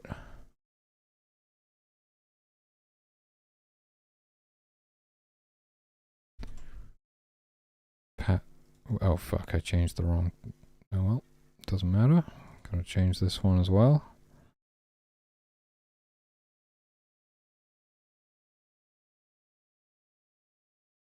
Okay, and then path around, we change that to like 3. So we know that they're pathing nearby the thing that we've just removed from the navigation grid.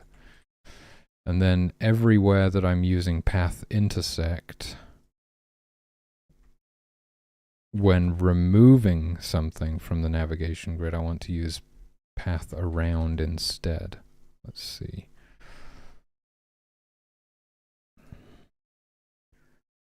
That would be on left pressed, basically, whenever I'm picking something up.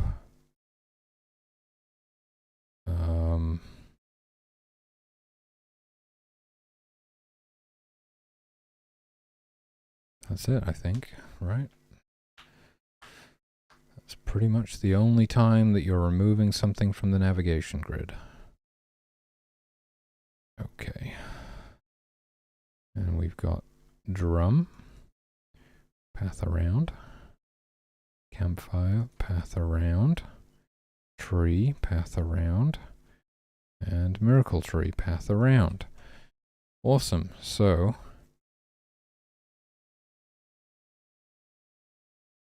let's see if we can get somebody like pathing around a tree and then we move the tree out of the way and then they should just path straight through.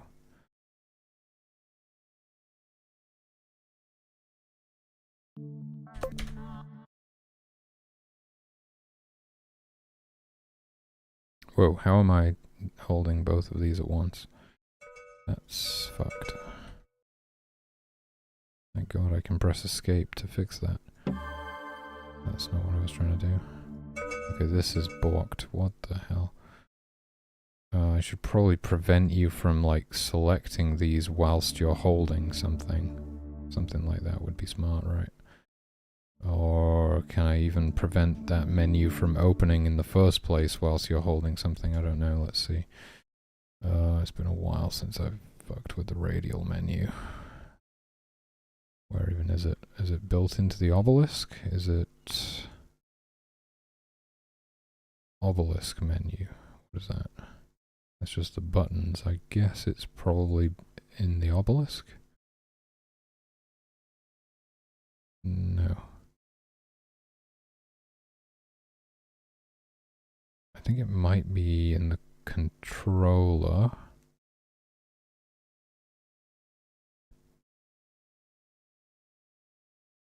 Honestly, I have no idea where this thing is.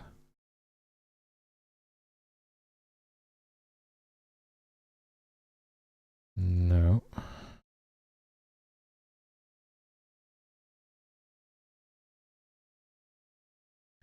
It's if I left click on the obelisk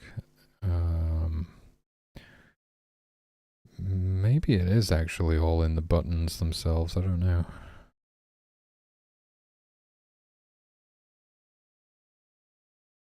Yep. No. Left released is in there. How do you open the radial menu again?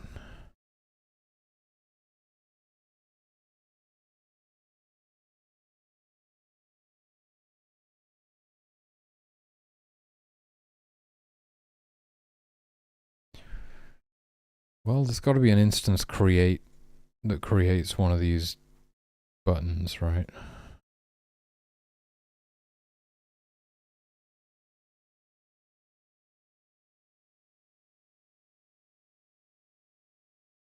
It is in the controller. Okay.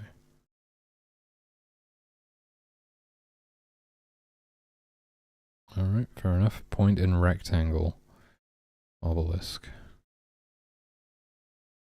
And it just creates all of these. And there is no check to see if you're already holding something. So I could just say, first thing we could say here is global.holding equals no one.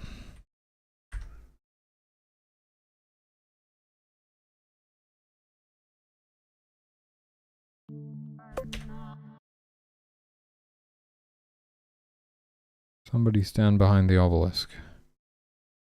Hey, that's clean. I like that. It's been kind of jank for a while. That's really nice. No more like opening the menu at the same time as picking somebody up. Oh, that is sweet.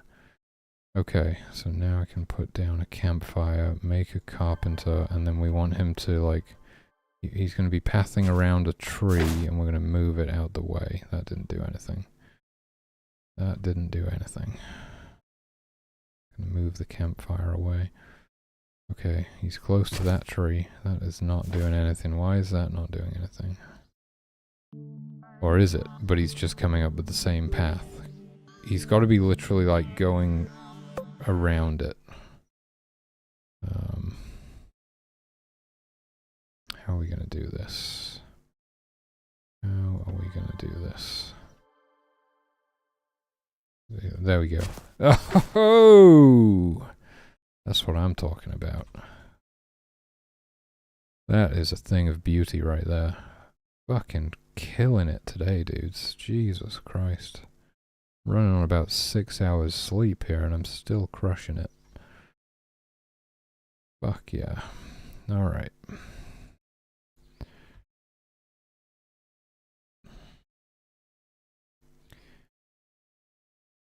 Make fountains movable, make tree stumps movable.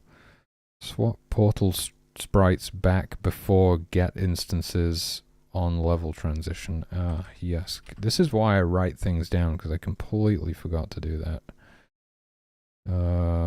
Get rid of the draw path now. I love draw path, man. Like, they just look so cool. The paths look really cool. Portal.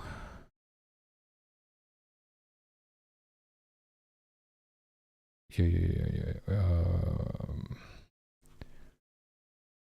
Right. Before get instances, because we... Wait, what? I don't think we actually save the sprite for this, do we? No, we just set it back to open if it's the active portal. I don't think this is even necessary. No, I'm pretty sure it's not. Let's give it a quick test. I don't think this is even necessary. Because the portal will be, you know, destroyed and a new portal will be created in the new level. And it will just have the default sprite, which is the closed portal sprite. And we only swap the sprite to the open portal sprite if you load a save in which the portal was open.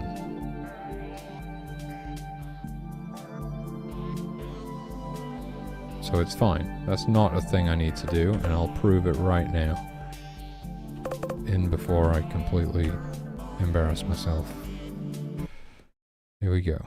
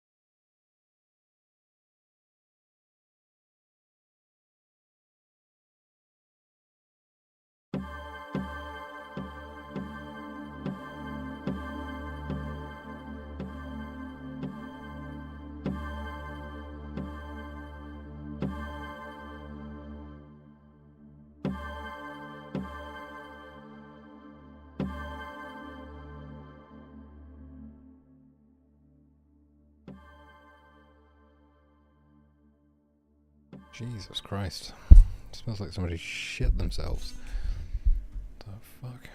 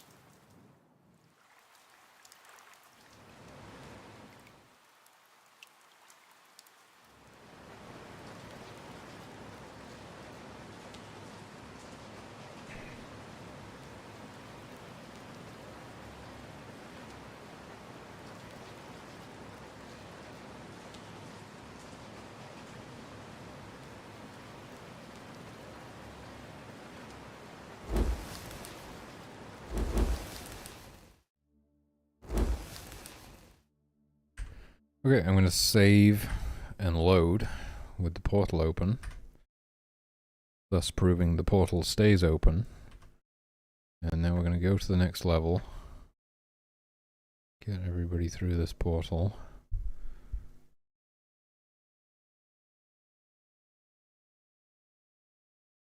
And the portal on the opposite side will be closed, and then if we return to this level, this portal will be closed. And then I'll go back to that level, and then I'll load the save back into this level, just so we can do everything. Every possible scenario, every which way of doing it. Jesus Christ, I thought... I was getting a bit worried for a second. I was like, oh, the portals are broken. It doesn't even work anymore. We're just waiting on these guys. There we go.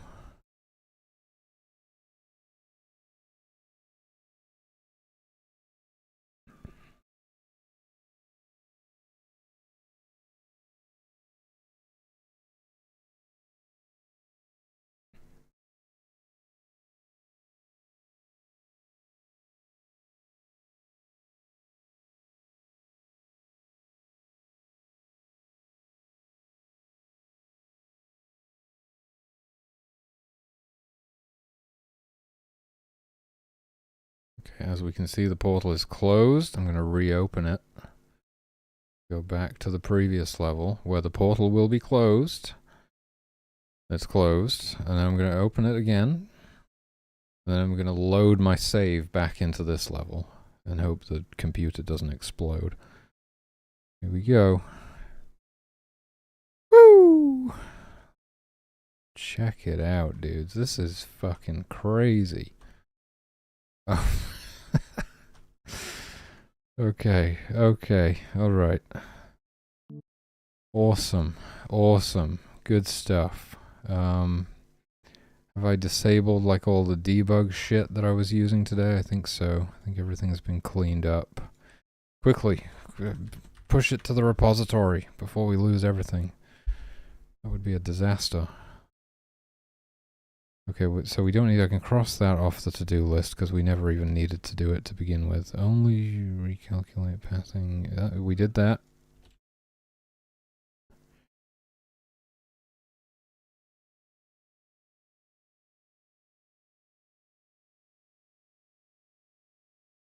And we just have a couple of things for tomorrow. Make tree stumps movable, make fountains movable. A couple of little things. Anything to avoid drawing more sprites. I mean, come on. And Jesus, 58 changes today. What have I even been doing? I know I did the pathing stuff. Only recalculate pathing if path intersects with added cells or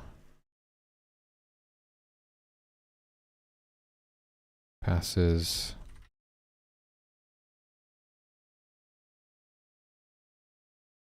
close, passes by, passes close to, passes, or only recalculate pathing if path intersects with added cells or passes near to why can't I formulate a sentence that sounds right? Only recalculate pathing if path intersects with added cells or passes by removed. Yeah. Removed cells, that's it. What was I doing before this? What was I doing today? Who am I? Something portals, maybe? Finishing off portal stuff? Was that what I was doing? No, I just kind of do that yesterday. Wasn't that yesterday? What have I been doing all day?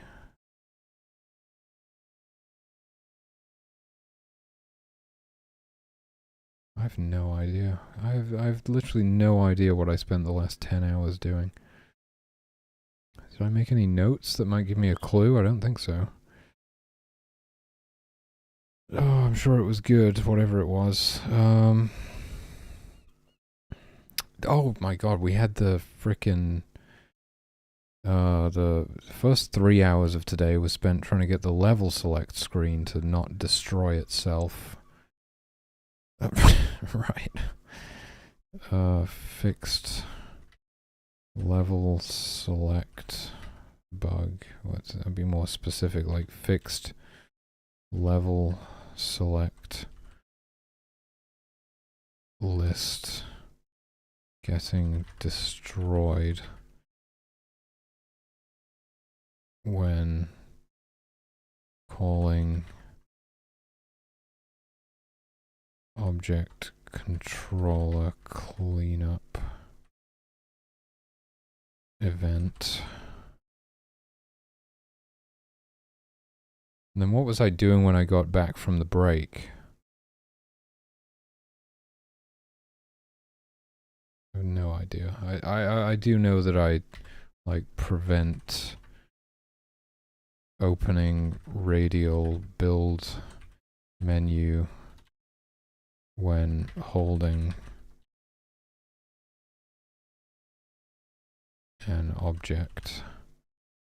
Did that. That was a minor little side thing that I did. There's a chunk of time there that I'm just missing.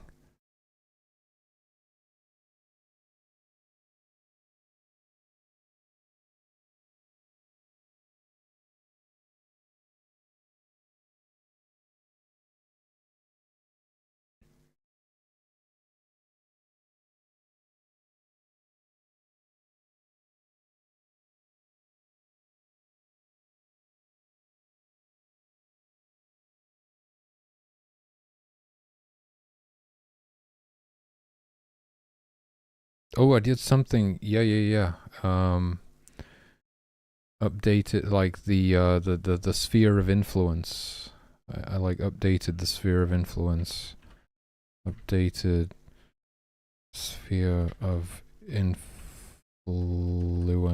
to save, load correctly, and return to the correct size when revisiting levels.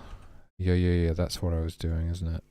That was one of the things. There might have been more in there, I don't know. That's good enough. It's good enough. We got some notes there. Push it. There we go. Hell yeah. Okay, I'm pretty sure I've cleaned everything up and disabled like all the debug stuff I was using today. I don't think we have anything still. I'll have a quick look.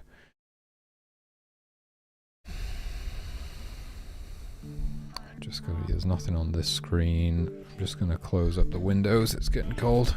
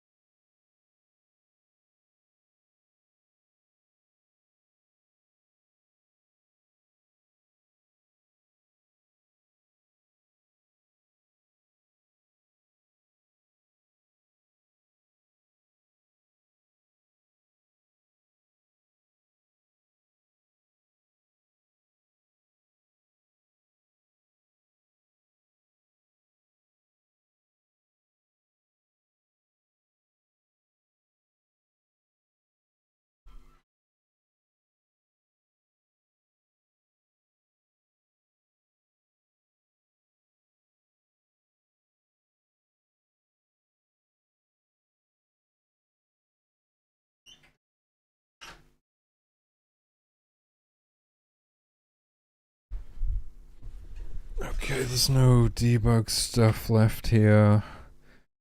Oh, I fixed that bug with where you could like, I could pick up trees and drop them on humans. I can't do that anymore. There's nothing with the carpenter's paths being drawn. I think everything's fine. I think we did it. Another successful day of GodSIM game dev. It's honestly, it's getting crazy at this point. It's like it's actually turning into a real video game. I wasn't prepared for this, you know. I didn't think I'd make it this far. Alright, let's compile that and release it. Let's crank the version number, if anything. I think we've earned it. Let's crank that bitch up.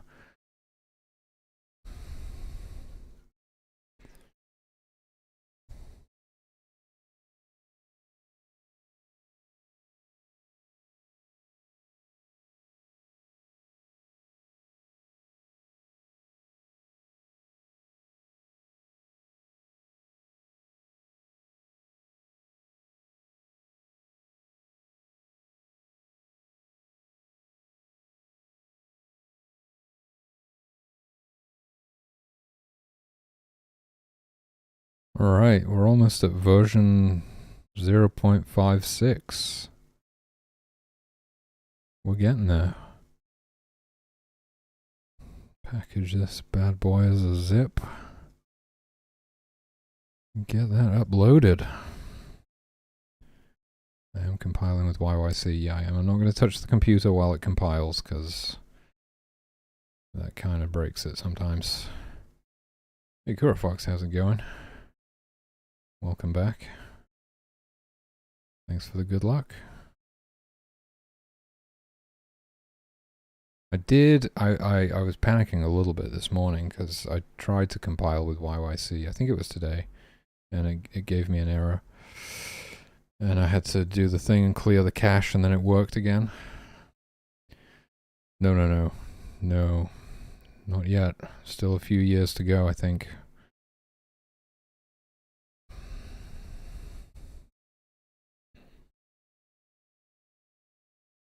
But I am releasing this build for Ko-fi members.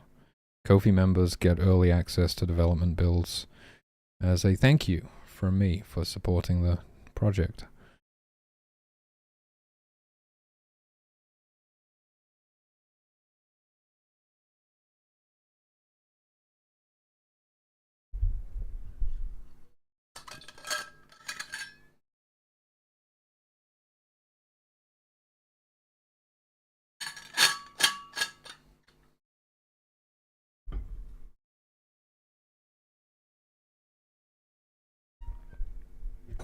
But we will be doing Steam playtests before too long, because I'm in the process of getting my Steam page set up, and the page doesn't even need to be public to be able to do Steam playtests, so we'll be able to do Steam playtests soon, which I think is going to be really cool.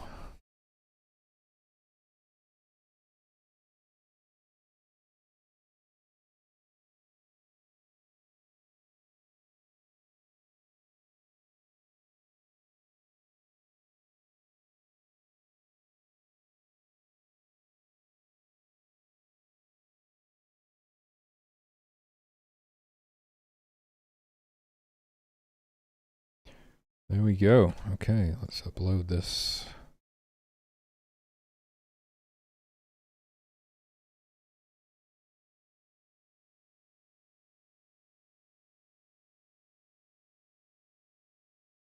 Alright.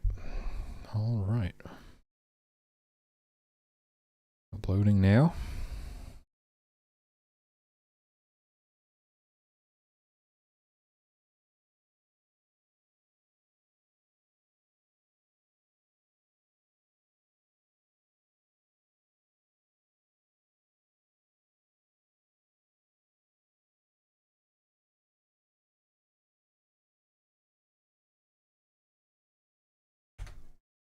Okay, there we go. Check that link works, it seems to. Alright, version 0.5.5.9 is now available for Ko-fi members to download. Thank you so much for joining me today, guys. I'm going to get a nice early finish today. It's only 9:30. It's incredible. It's better than coding until midnight, isn't it? See if we can find somebody to raid. Only 9:30? That's kind of unbelievable. I don't think I've finished this early in weeks. And we did a lot of good stuff as well. Who's live and what are they doing? Hamster Hammer, he looks like he's doing some A-Sprite. Mr. D-Boy, he's just playing video games, so I'm having none of that. But Adeline is doing some game dev in GameMaker, working on Blade Sight, one of my favorite GameMaker projects.